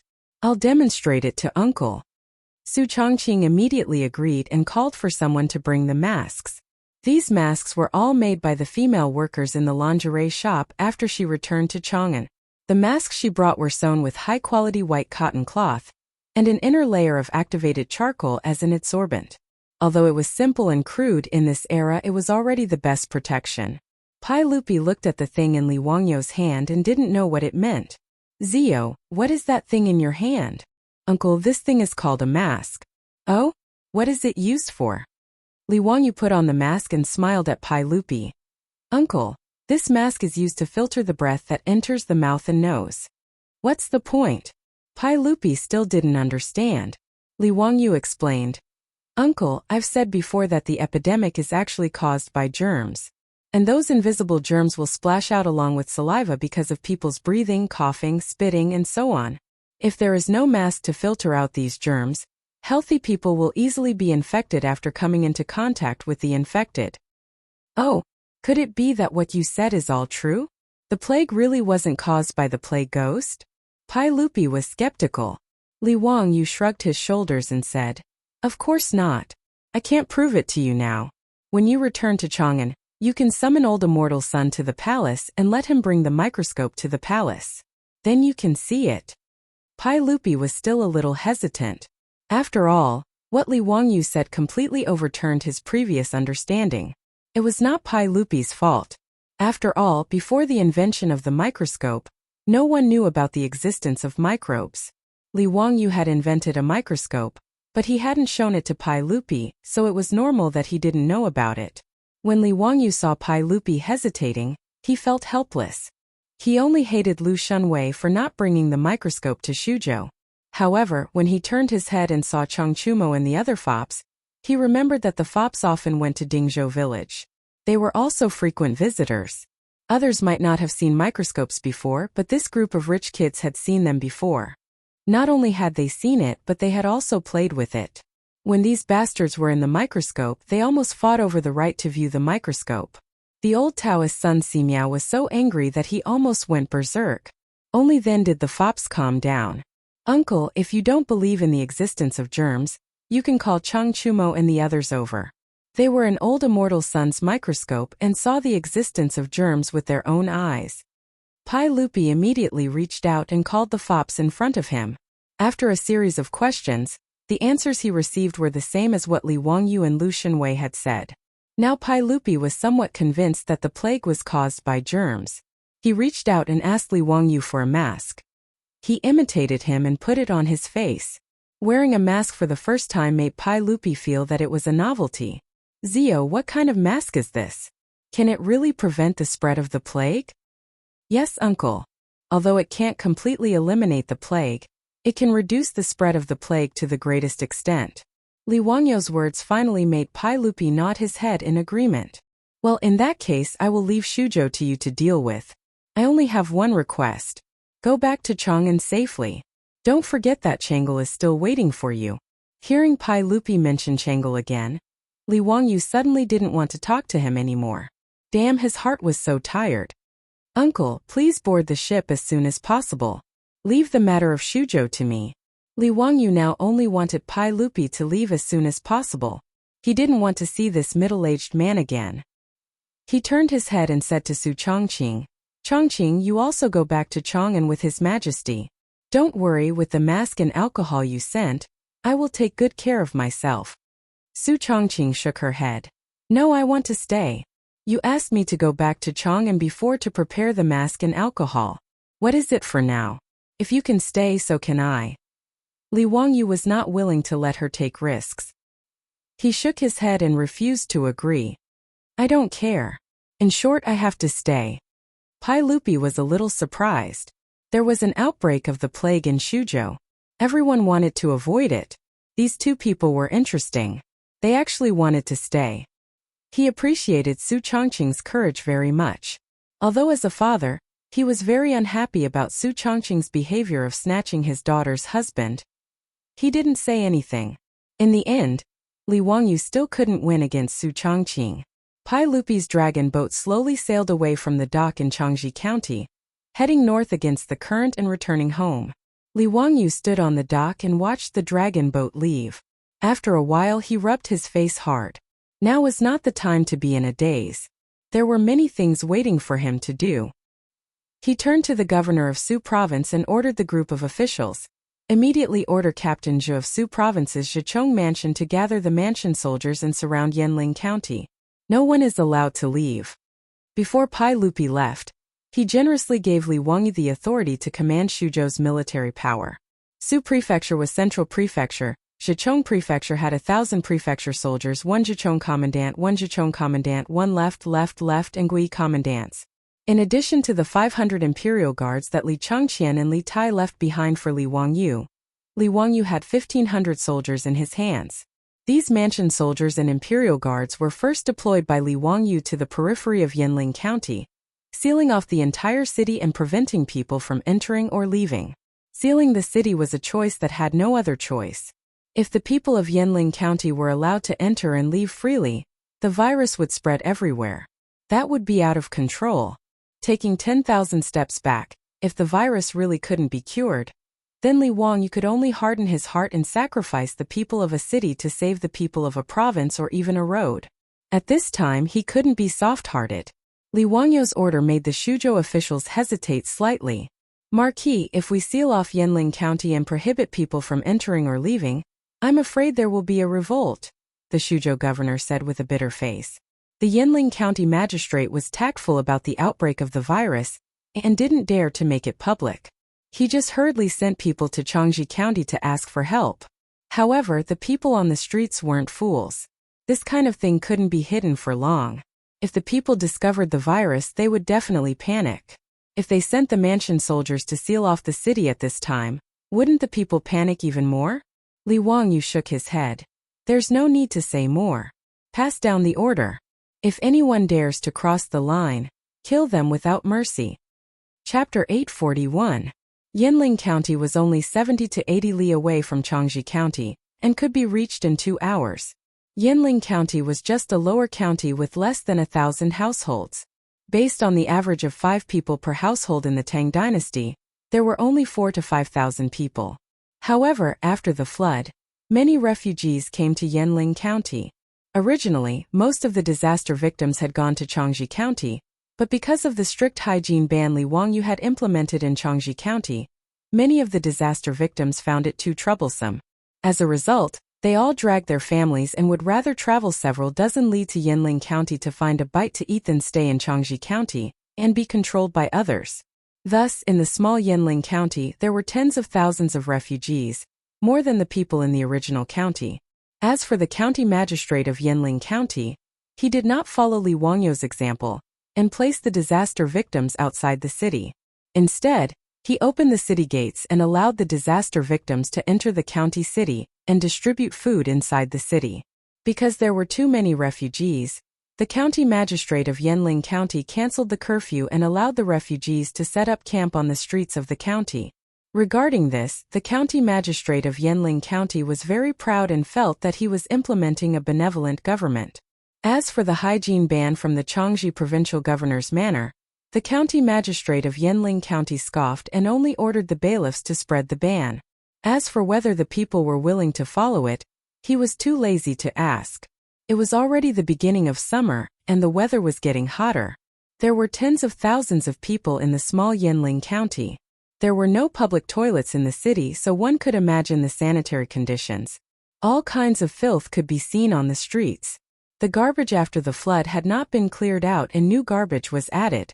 Rats were running everywhere and mosquitoes were flying everywhere. It was a disgusting sight. Even in such an environment, the county magistrate of Yanling County was still very proud. He felt that taking in so many refugees without causing any trouble was a great achievement. When he arrived at the city, there were reports that there were people with fever, coughing, and even coughing up blood. It was the same for the refugees gathered on the streets of the city. Facing such a situation, the county magistrate of Yanling County panicked and the word epidemic jumped out in his mind. The county magistrate panicked and hurriedly sealed off the news. At the same time, he ordered the bailiffs to get on their horses and immediately report to Chang'an County. However, the county magistrate of Yanling County did not expect that a few hours after he sent the bailiff to Chang'an County to report the news, it was not the doctors sent by Chang'an County, but hundreds of government soldiers. These soldiers did not enter the city. Instead, some of them surrounded the 4 city gates of the county.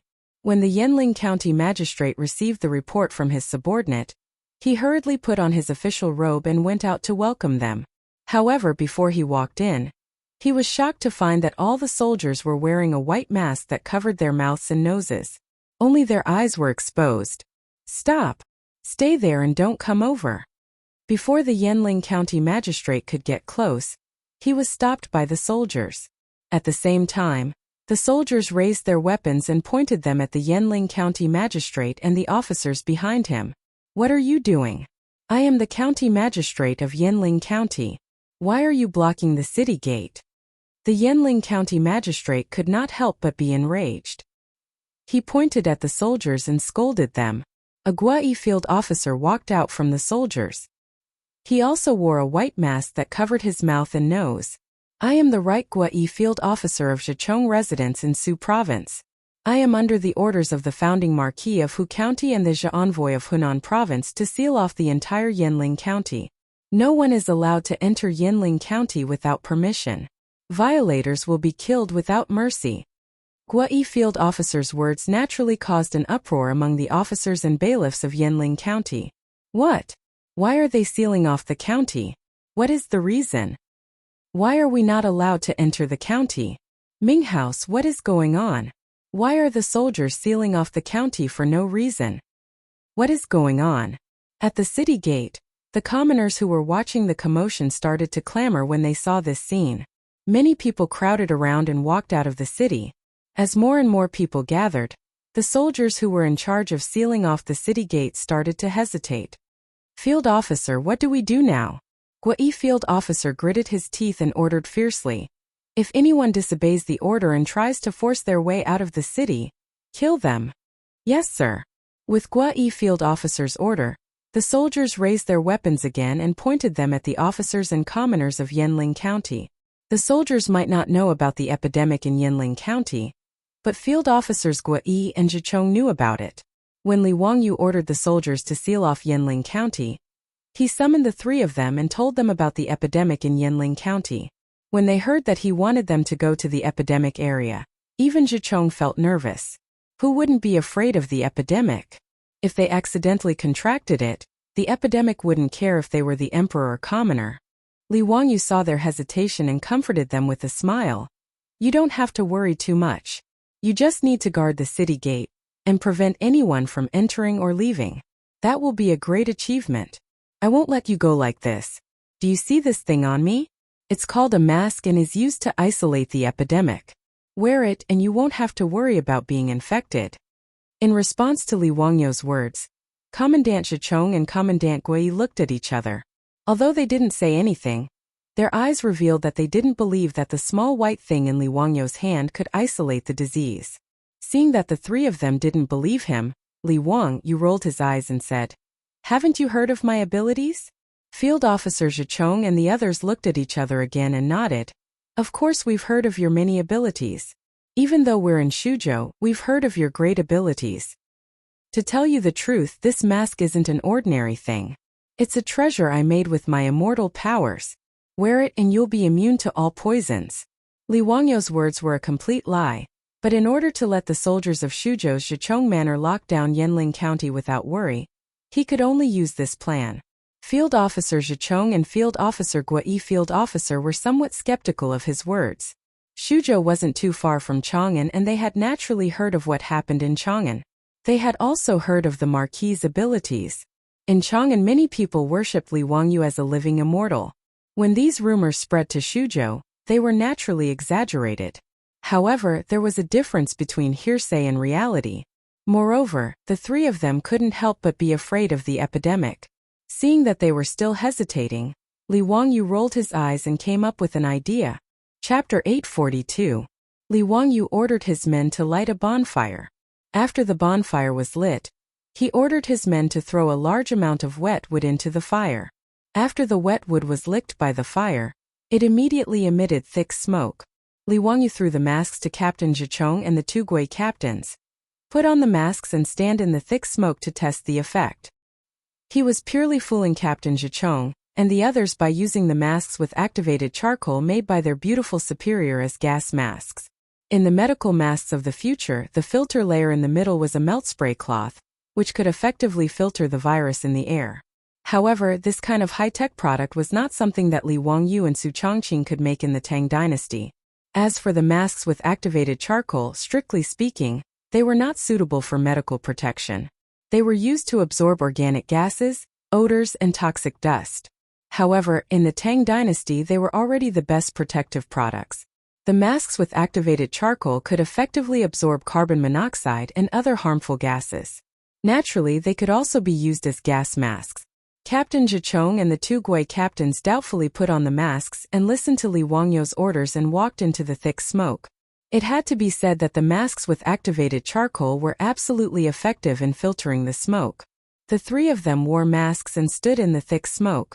Although the smoke made it difficult for them to open their eyes, they did not find it difficult to breathe at all. This discovery made the three of them pleasantly surprised. They finally believed what Li Wangyu said before. They were all experienced soldiers, so they naturally knew that it was impossible for people to breathe in this kind of thick smoke.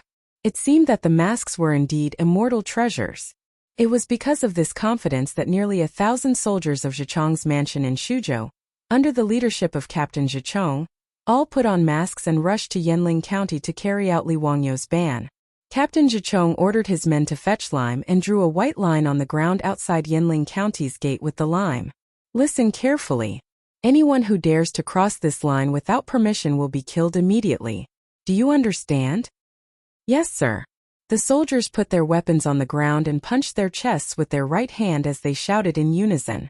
This aura immediately forced the officials of Yanling County, as well as the noisy citizens in the city, to subconsciously take a few steps back.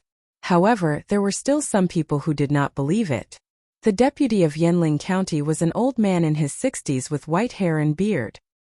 He patted the dust on his official uniform and said with disdain, "I don't believe that you dare to kill the officials of the imperial court. Today I will go to Changji and ask you to do this." "Who ordered you to do this?" "I don't believe." As he spoke, the deputy of Yanling County's mansion, he walked and stepped out. Just as he took 2 steps out of the white line drawn by the lime, he saw an arrow piercing through the air with a swoosh. It directly pierced into the county deputy's chest. The deputy of Yanling County's mansion was stunned. He looked up at Captain Zhichong, who was still holding a bow, and pointed at him with a trembling hand.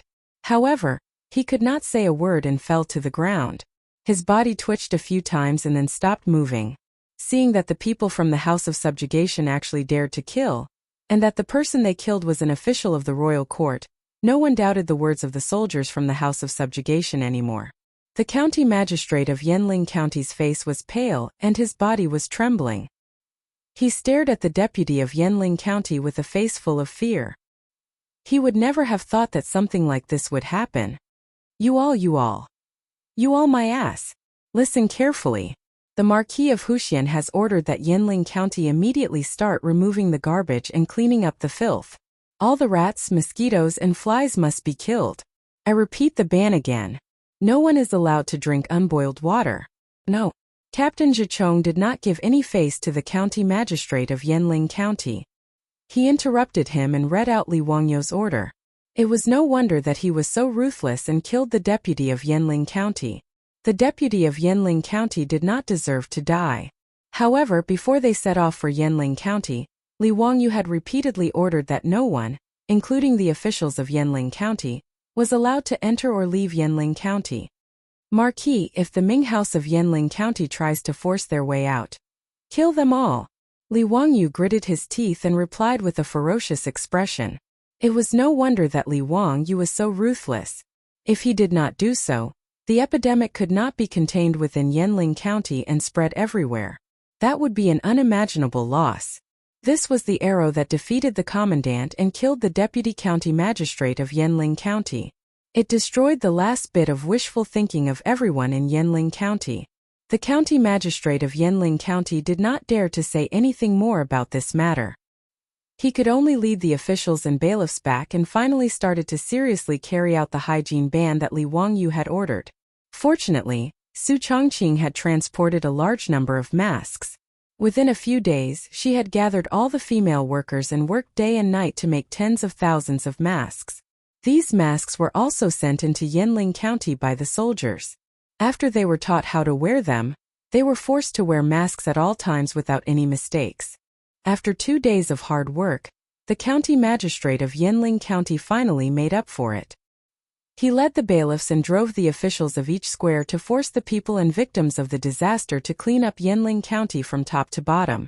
The filth that was cleaned up was transported out of the county under the supervision of the soldiers. They dug a hole and buried it. A large amount of lime was splashed inside to disinfect it. As for Yanling County, the air was also filled with the smell of lime water. Li Wangyu, Su Chongqing, and the wastrels had already arrived outside Yanling County. However, they were not in a hurry to enter. Li Wangyu could not be blamed for being timid. With the current level of epidemic prevention, he could not be too careful.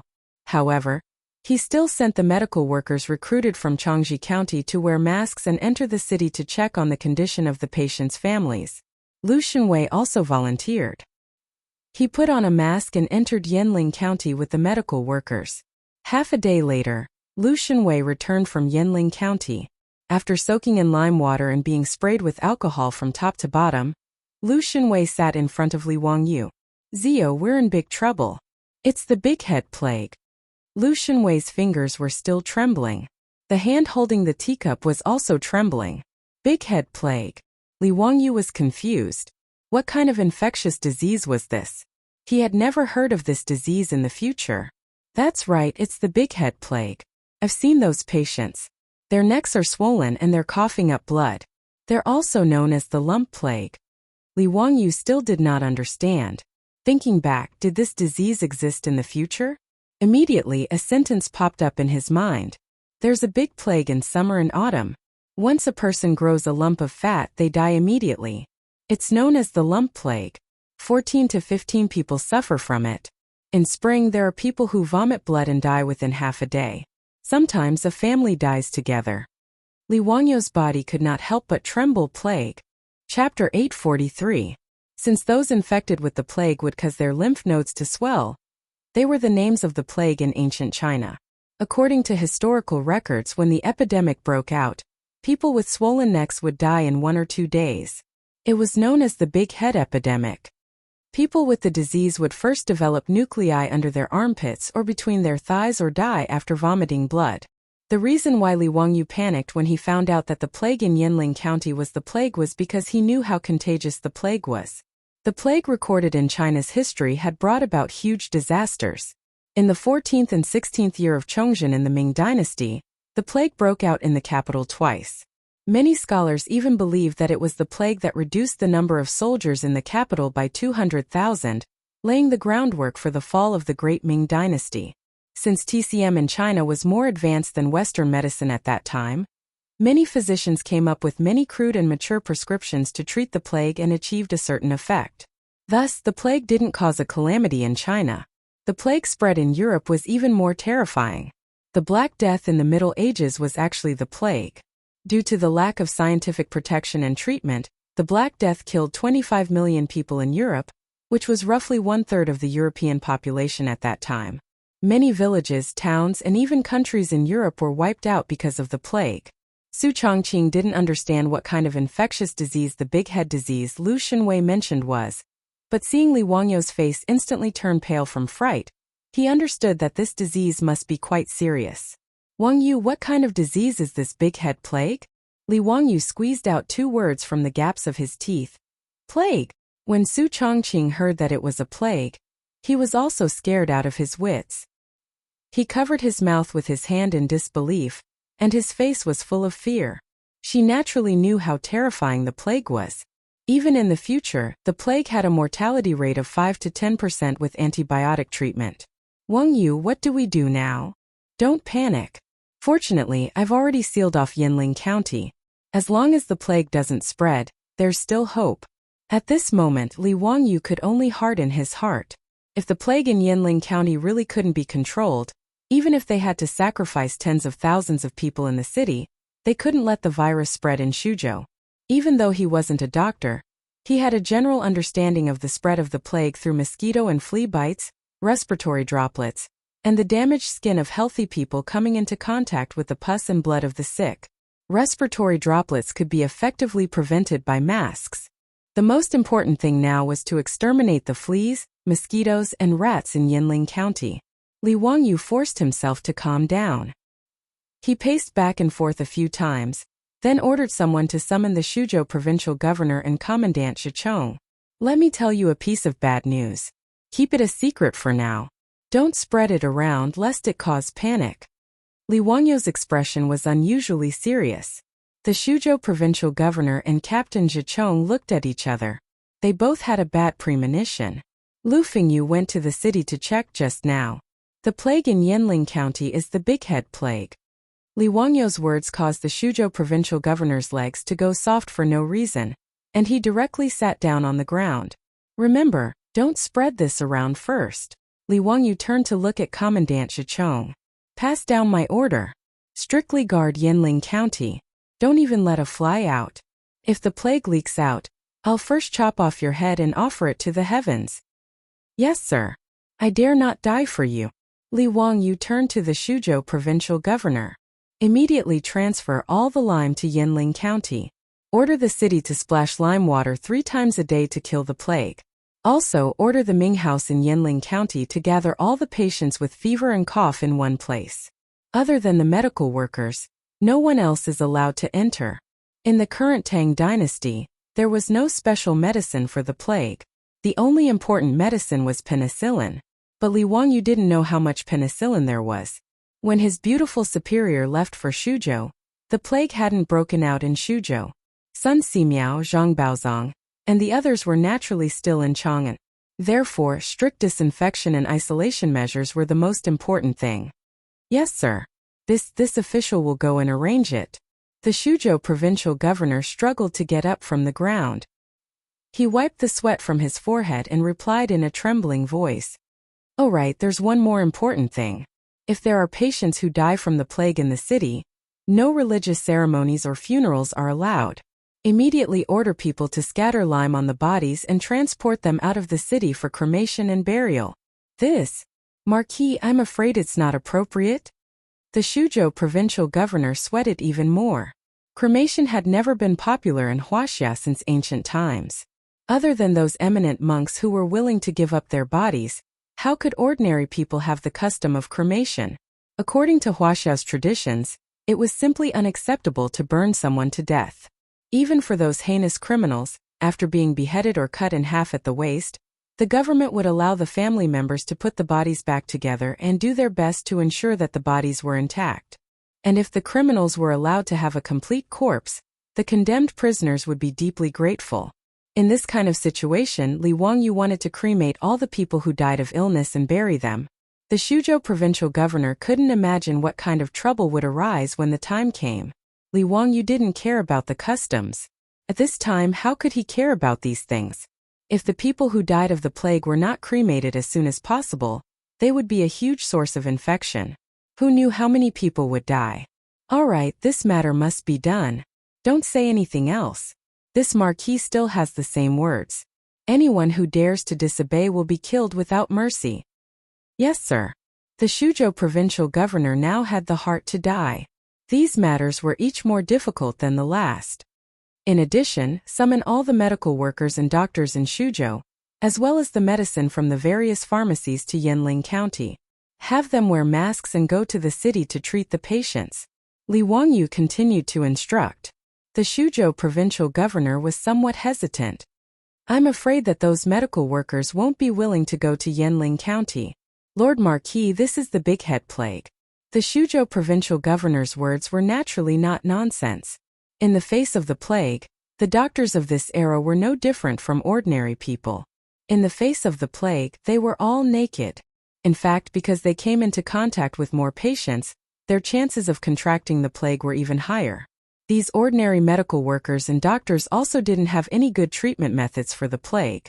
Therefore, when many medical workers heard of the plague, the first thing they thought of was how to escape. Naturally, this couldn't be blamed on them. However, Li Wangyu didn't care so much at this time. This marquis will give you 100 imperial guards. Even if you have to capture them, you must capture them and bring them to Yanling County. Li Wangyu stared into the Suzhou provincial governor's eyes and roared in a low voice. Yes, sir. This official obeys. Under the pressure of Li Wangyu's aura, the Suzhou provincial governor didn't dare to say anything more. Chapter 844.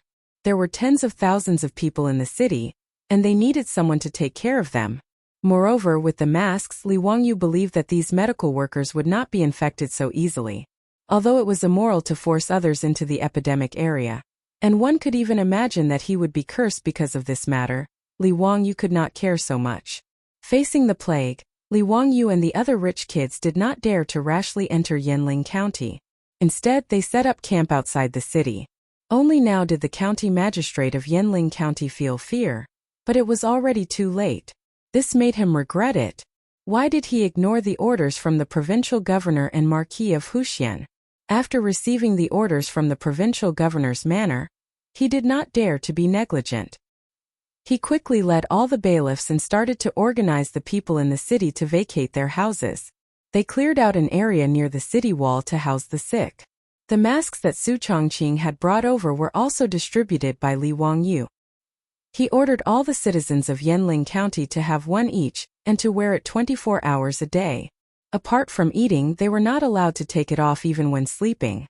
Furthermore, Li Wangyu strictly forbade the people from going out as they pleased and gave the order for a curfew.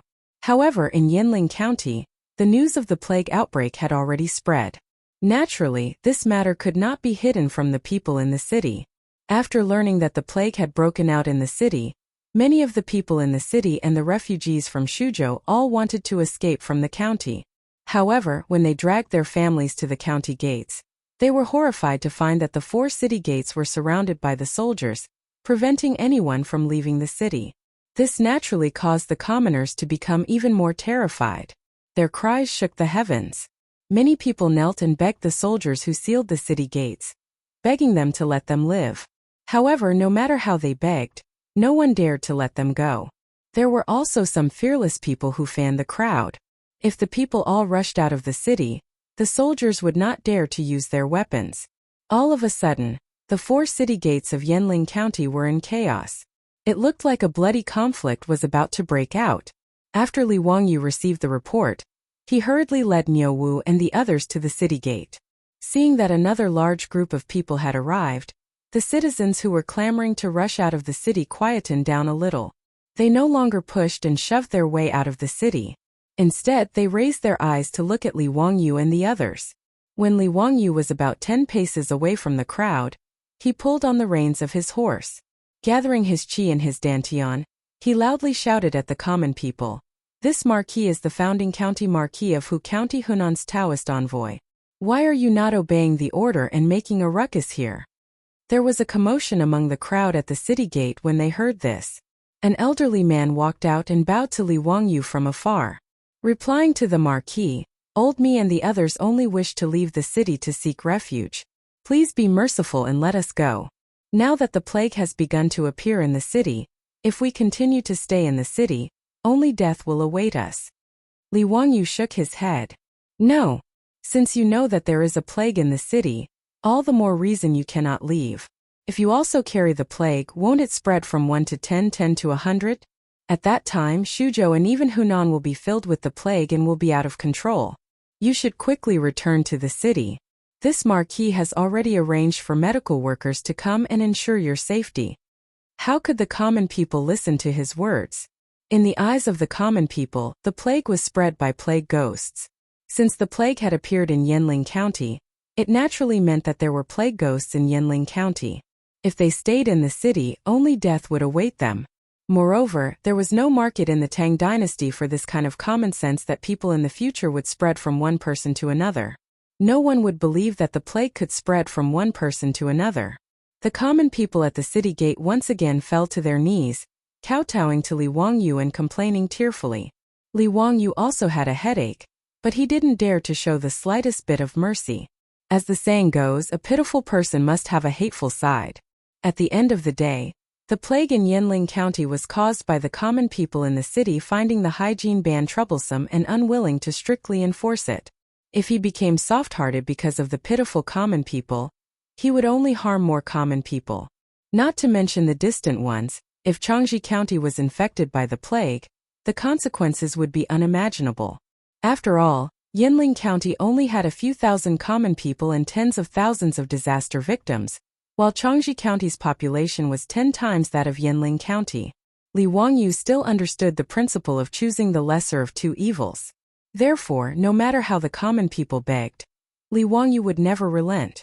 Seeing that begging was useless, some people in the crowd began to make a ruckus. "Everyone, don't listen to this dog official.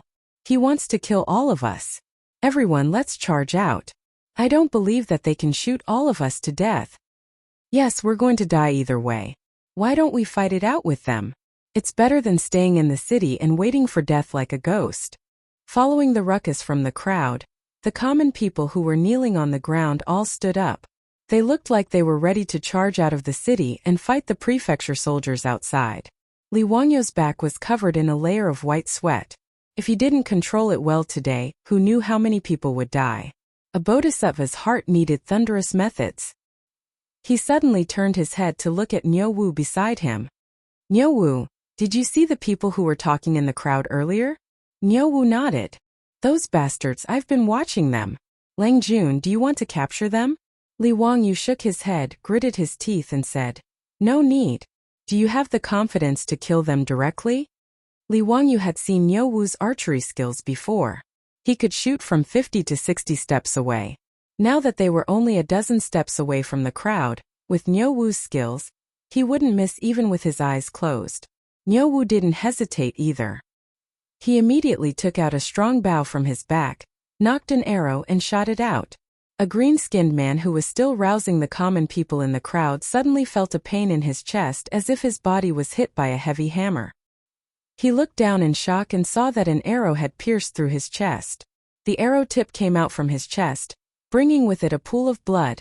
That green-skinned man let out a blood-curdling scream and fell to the ground, no longer breathing. This sudden turn of events caused a commotion in the crowd. Before the common people could react, a second arrow pierced through the air and killed another person who was rousing the common people. Niu Wu's 2 arrows caused the previously noisy commoners to scream and retreat. Only now did they know that the young Marquis wasn't joking with them. Under the threat of death, it didn't take long for the originally crowded city gate to be emptied of people. Other than the 2 corpses lying in the pool of blood, there were only the miscellaneous items that the common people had thrown out in the panic. It was a complete mess. Li Wangyu silently sighed in his heart, but he didn't dare to show the slightest bit of pity on his face. He kept a straight face and hid his feelings. He ordered people to drag the 2 corpses out and burn them. Li Wangyu's thunderous methods finally made the common people of Yanling County stop trying to escape. They all retreated into their homes and closed their doors. 2 days later, the provincial governor of Su province finally completed his mission. Over 100 imperial guards escorted over 100 medical workers gathered from all over Su province to the outskirts of Yanling County. Chapter 845. Hundreds of medical workers and doctors were recruited by the Su province provincial governor from all over Su province. Originally, these physicians did not know what was going on, but when they were pulled out of Yanling City, they happened to encounter the carriages transporting corpses out of the city.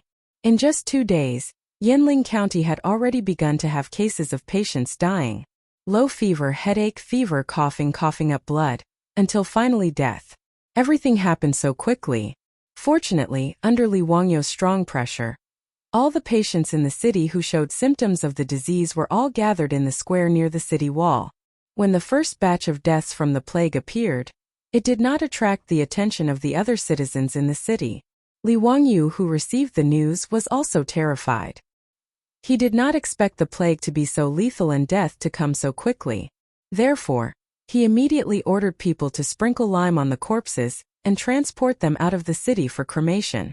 The reason why it was called the Black Death in Europe was because the victims of this terrifying disease would have large amounts of black spots on their bodies, as if the bodies had turned black. When the medical workers and physicians saw the corpses being transported out of the city for cremation, they immediately reacted. Panic immediately spread among the hundreds of medical workers. The Black Head Plague. It's the Black Head Plague. Heavens!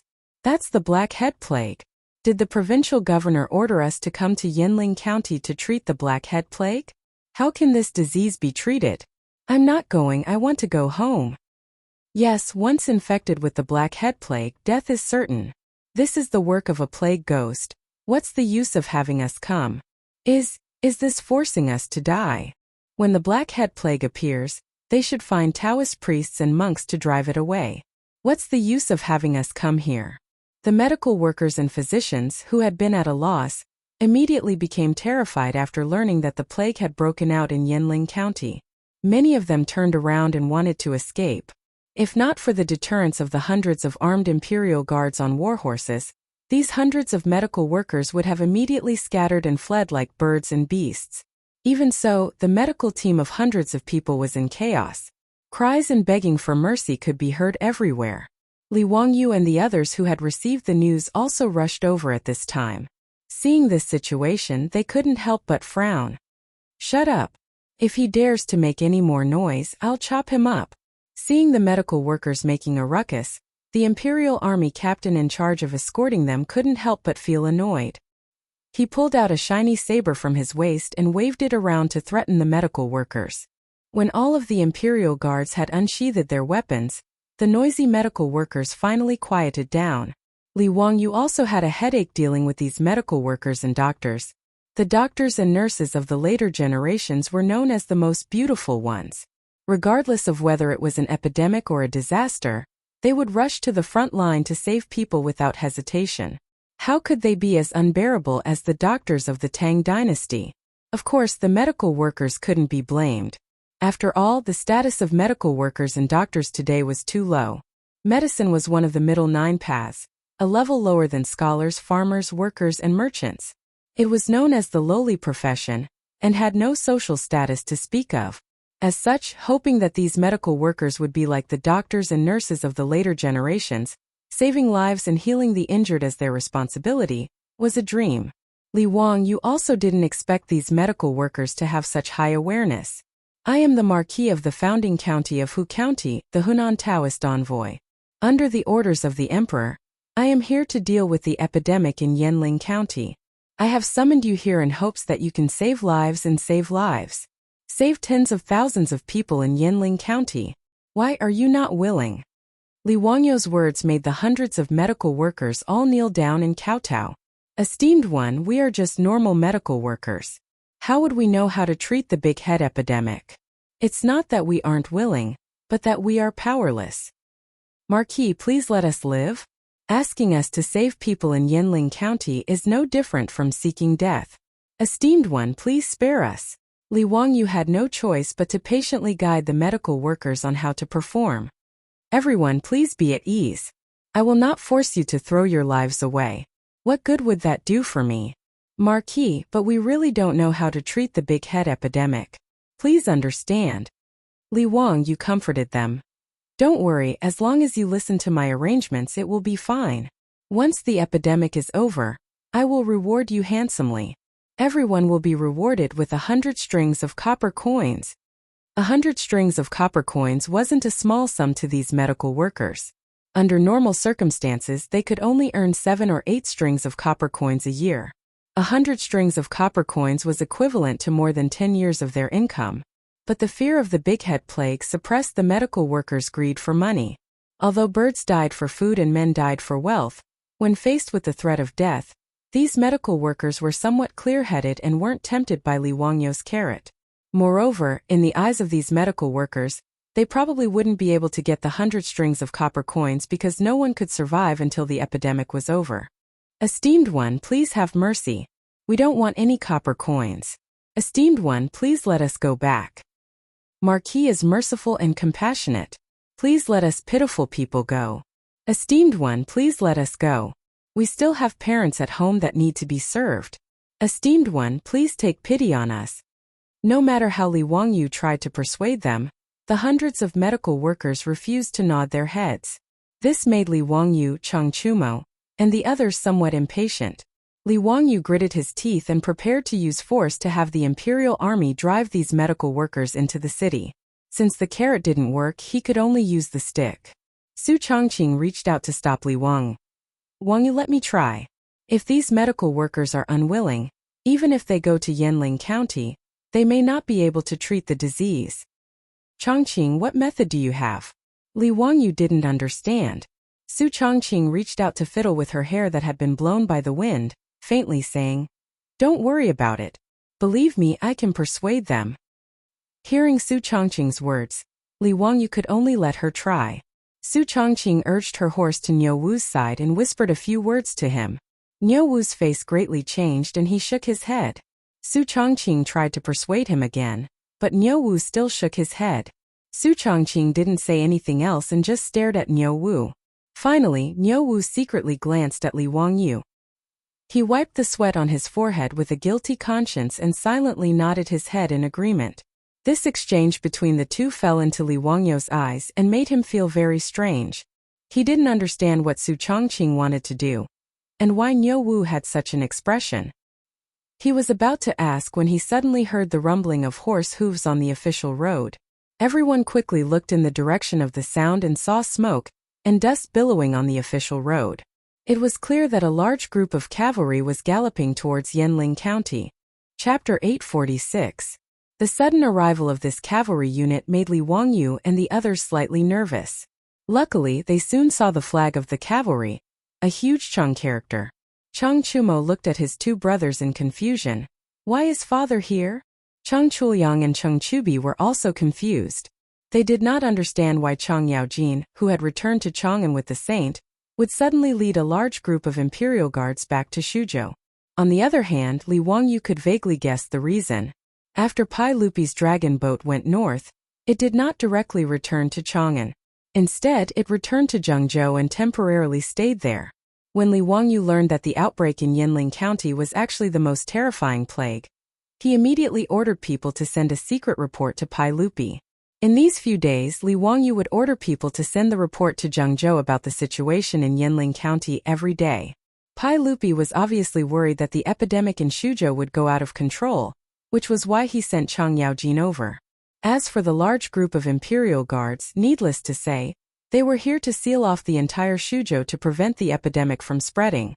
In the secret report that Li Wangyu presented to Pai Lupi, he had already explained in detail how the epidemic spread, which made Pai Lupi somewhat believe that the epidemic was not caused by the plague ghost.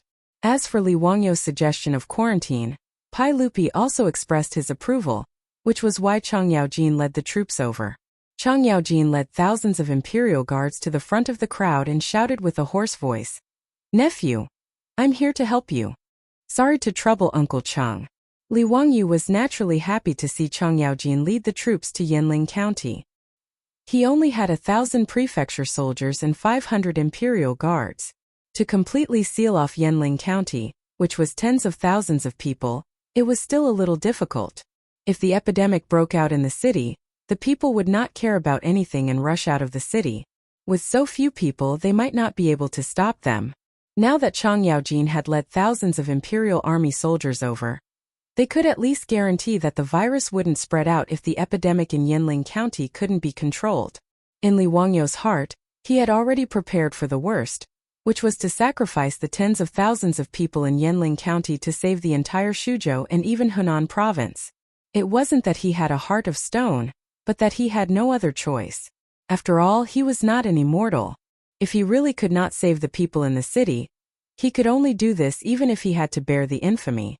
Of course, this was Li Wangyu's bottom line. He didn't mention this to anyone. After all, even Pai Lupi, the greatest emperor of all time, could make up his mind to abandon tens of thousands of people. Chang Yaojin looked at the doctors and workers kneeling on the ground, then looked at Li Wangyu. "Nephew, what are you doing? These people seem to be medical workers?" "Yes, these are the medical workers and doctors that I ordered people to recruit from all over the Su province. I am preparing to arrange for them to enter Yinling County to treat those patients. However, these people are unwilling to enter the city no matter what. I am trying to persuade them." "Bastard, what time is it now? Why are you still being so wishy-washy? If it was up to me, I would just chop off anyone's head that doesn't listen." Chang Yaojin was indeed a devil incarnate. When his words fell into the ears of those doctors, it made them cry even louder. "Even if the noble orders the military to kill us, we have nothing to say. However, we can really go to Yinling County. Why are you so pitiful? Please spare us. We have not done anything that offends the heavens and reason. Why is the Marquis forcing us? Rather than going to Yinling County, becoming neither human nor ghost, and finally being burned to ashes, it is better to die now." The words of the medical workers gave Li Wangyu a headache. This had become, the people are not afraid of death, so why use death to scare them? These medical workers were not even afraid of death, so how could they be forced? Moreover, as the beautiful superior had said, if these medical workers were not willing to enter the city to treat the patients, even if they were forced to enter Yinling County with swords and knives, it would not be of much use. Instead, it would spread panic in the city. Therefore, he had promised them great rewards, thinking that there would be brave men under such rewards. However, this big head plague was too terrifying in the eyes of these medical workers. Even the carrot that Li Wangyu had thrown out had no effect. No matter how Li Wangyu persuaded them, they were unwilling to enter Yinling County. Many medical workers would rather be killed by the Imperial Army than go to the epidemic area. After all, in their opinion, if they were killed by the Imperial Army, at least their corpses would be left intact. If they were unfortunate enough to contract the disease in Yinling County, not only would their bodies turn black after death, they would also be dragged out and burned to ashes by the Marquis. As a result, there were even fewer medical workers willing to enter the city. Chang Yaojin looked at these crying medical workers and felt a headache. These medical workers were not even afraid of death, so how could they be forced? Even Chang Yaojin knew that there was no use in dispersing the disease. They still had to rely on these medical workers to treat the disease. When everyone was in a dilemma, they saw their beautiful superior dismount and walk in front of the medical workers. "Everyone, can you listen to me?" The medical workers looked up at the beautiful young woman in front of them. In front of a real woman, they did not have the nerve to continue crying. A white-haired old man walked out of the medical workers and cupped his hands towards Su Chongqing. "This lady, what can I do for you?" Su Chongqing pointed at Li Wangyu, turned around and said in a loud voice, "I am the wife of the Marquis of Huxian, and I have a few words to tell everyone." The medical workers did not feel that there was anything wrong with her words, but Chang Yaojin was stunned. Chang Chumo and the other rich playboys winked at Li Wangyu, meaning to ask Li Wangyu when he married Lady Su and why they did not know. The beautiful superior claimed to be his wife. Li Wangyu naturally did not have any objections, but he was also a little surprised. He did not understand why the beautiful superior would say this in front of everyone. Su Chongqing continued, "Everyone here is a medical worker, so you should know that the big head epidemic is not a plague but a disease. Since it is a disease, it can be cured. How can you doctors bear to watch the tens of thousands of people in Yinling County die of illness because of a lack of medicine? Won't you doctors have a conscience?" Her words naturally made the group of medical workers somewhat ashamed, but there were still people who argued, Marquise, it's not that we don't have empathy, but we don't know how to treat that big-headed plague. Even if we go, it won't help. That's right, it is not that we do not want to save the patients, but that we are also helpless. Su Changqing smiled sweetly. I naturally have a treatment method to pass on to you doctors, how about it? Are you doctors willing to go into the city to save people? Su Changqing's words made the medical workers speechless. They did not know how to answer. Marquis, don't make fun of us. How can there be a cure for the big head epidemic? We have read all the medical books and classics, but there is no record of it. Su Changqing saw that everyone did not believe her, so she pointed at Lu Shenwei. I naturally would not joke about this matter. If you do not believe me, you can ask Lu Fengyu. Lu Fengyu is the Fengyu of the Medicine Bureau. How is his medical skill compared to yours? Chapter 847. After hearing Su Changqing's introduction, the group of medical workers and doctors hurriedly bowed to Lu Shenwei. In the medical profession, the saying "the one with the most experience is first" was still very important. This was especially true in an era where knowledge was passed down from master to disciple through word of mouth. Many of the medical school's secret prescriptions were only passed down to sons and not daughters, and they would not easily show it to others. In this era, doctors would not write prescriptions for patients because they were worried that their secret prescriptions would be leaked. Therefore, most of them would just grab the medicine directly from the medicine store and boil it for the patient to take. The purpose was to keep it a secret. Therefore, the medical school respected famous doctors and divine doctors more than ordinary people. Their purpose was self-evident. They hoped to get some guidance from them, so that they could enjoy it for the rest of their lives. The reason why Sun Simiao was famous in the later generations and was crowned with the title of Medicine King was because Sun Simiao wrote 1,000 gold prescriptions, Mingtang acupuncture chart, 1,000 gold wings prescriptions, and other medical techniques. He also made them public, so he was respected by people. In the eyes of the medical school, as the Fengyu of the Shangyao Bureau, Lu Shenwei's standard was self-evident. Su Changqing waited for everyone to greet Lu Shenwei before continuing. If everyone is willing to enter the city to save the people, since Lu Fengyu is willing to teach everyone how to treat the big head plague, what do you think? Her words naturally caused the medical school to hesitate. If they could receive guidance from the Fengyu of the Shangyao Bureau, it would naturally be a good thing. However, this was the big head plague. If it was said that Lu Shenwei definitely knew how to treat it, these medical school might not believe it. Seeing that they were not speaking, Su Changqing took out a mask and continued. Everyone, this item is called a mask. It is a protective device created by the Marquis of Wuxia with his immortal skills. Wearing this mask to cover your mouth and nose can prevent you from being infected by the big head plague. You also don't have to worry about being infected by the big head plague after entering the city. She raised her voice again and said, Everyone, with this mask, you can protect yourself from getting infected. You can also receive the reward of 100 strings of coins from the Marquis of Wuxia and Lu Shenwei's medical skills. Where else can you find such a good thing? Why are you still hesitating? Don't tell me that I have to wait until the blade and axe come down on me before it's too late for regrets? Su Changqing's words caused the group of doctors to immediately discuss. Some people felt that what she said was reasonable, but more people did not believe her at all. They thought that she was just fooling everyone. After all, whether it was the mask or the so-called cure of the big head plague, they were all unheard of. How could they be convinced by Su Changqing's empty words? Marquise, it's not that we don't want to believe your words. It's just that this matter is too outrageous.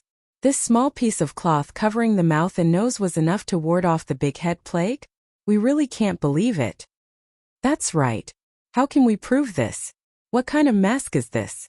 It has never been recorded in any medical records. It's easy for the nobles to say, but if we catch the big head plague, we'll be the ones to die. What kind of mask is this? Can it defend against the big head plague? I don't believe it. Su Changqing suddenly laughed and turned to look at Li Wangyu. She then turned to the group of doctors and shouted, If you don't believe me, I'll enter the city with you. As the wife of the Marquis of Wuxia, I even dare to enter the city. Don't tell me you're still worried? If I catch the big head plague, I won't be able to avoid it either. When she said this, the hundreds of doctors and workers were all stunned. No one spoke at the scene. Only Li Wangyu was stunned when he heard this. He then shouted, "No, this can't be done. I don't agree." In Li Wangyu's opinion, even if all the people in Yanling County died, he would not let his beautiful superior take the risk. This was not Li Wangyu being selfish but human nature.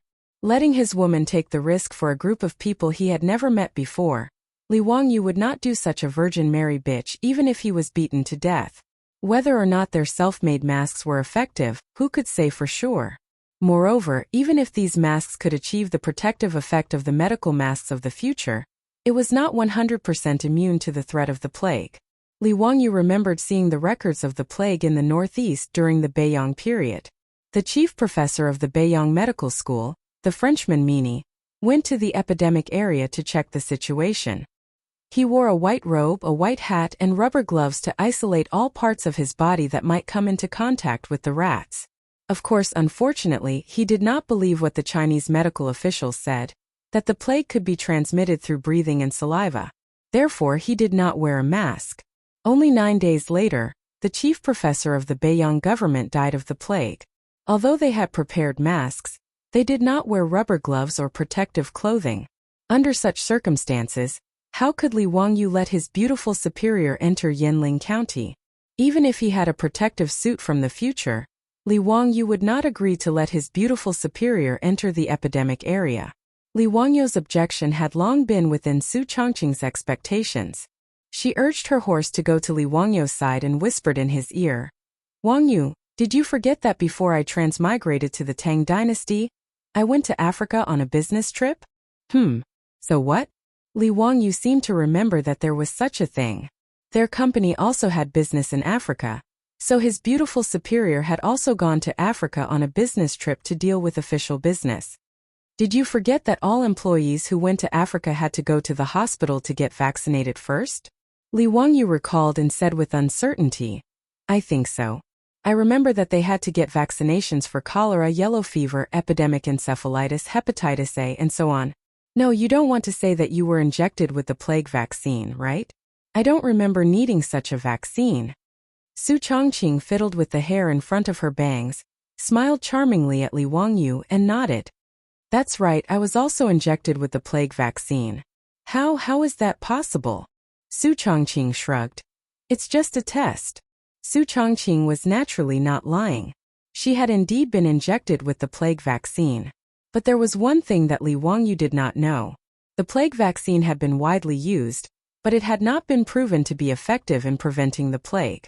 Even doctors did not think that the plague vaccine could be used to directly protect the human body in the case of a plague outbreak. Moreover, the plague vaccine was not a one-time injection that gave lifelong immunity. Generally speaking, the plague vaccine needed to be injected again about a year after it was injected. Su Changqing had transmigrated to the Tang dynasty for more than 2 years. Even if the plague vaccine she had been injected with was effective, it had already reached the expiration date of her immunity. Li Wangyu did not know about these things, but Su Changqing was well aware. As early as when she was vaccinated, the doctor had already explained these things to her. The reason Su Changqing used this as an excuse to deceive Li Wangyu was naturally to save the tens of thousands of people in Yanling County. She was not a saint, but she also could not watch as the people in the city all died because of the disease. At least, she could not be as cold-hearted as Li Wangyu. This was perhaps the difference between a woman's sensibility and a man's rationality. Therefore, when Su Changqing saw that the medical workers and doctors were unwilling to enter the city to save the patients, she decided to step forward and personally enter the city to lead the medical workers to save the patients. In order to increase her persuasiveness, she deliberately announced in front of everyone that she was Li Wangyu's wife, using her identity as the Marquise to express her attitude.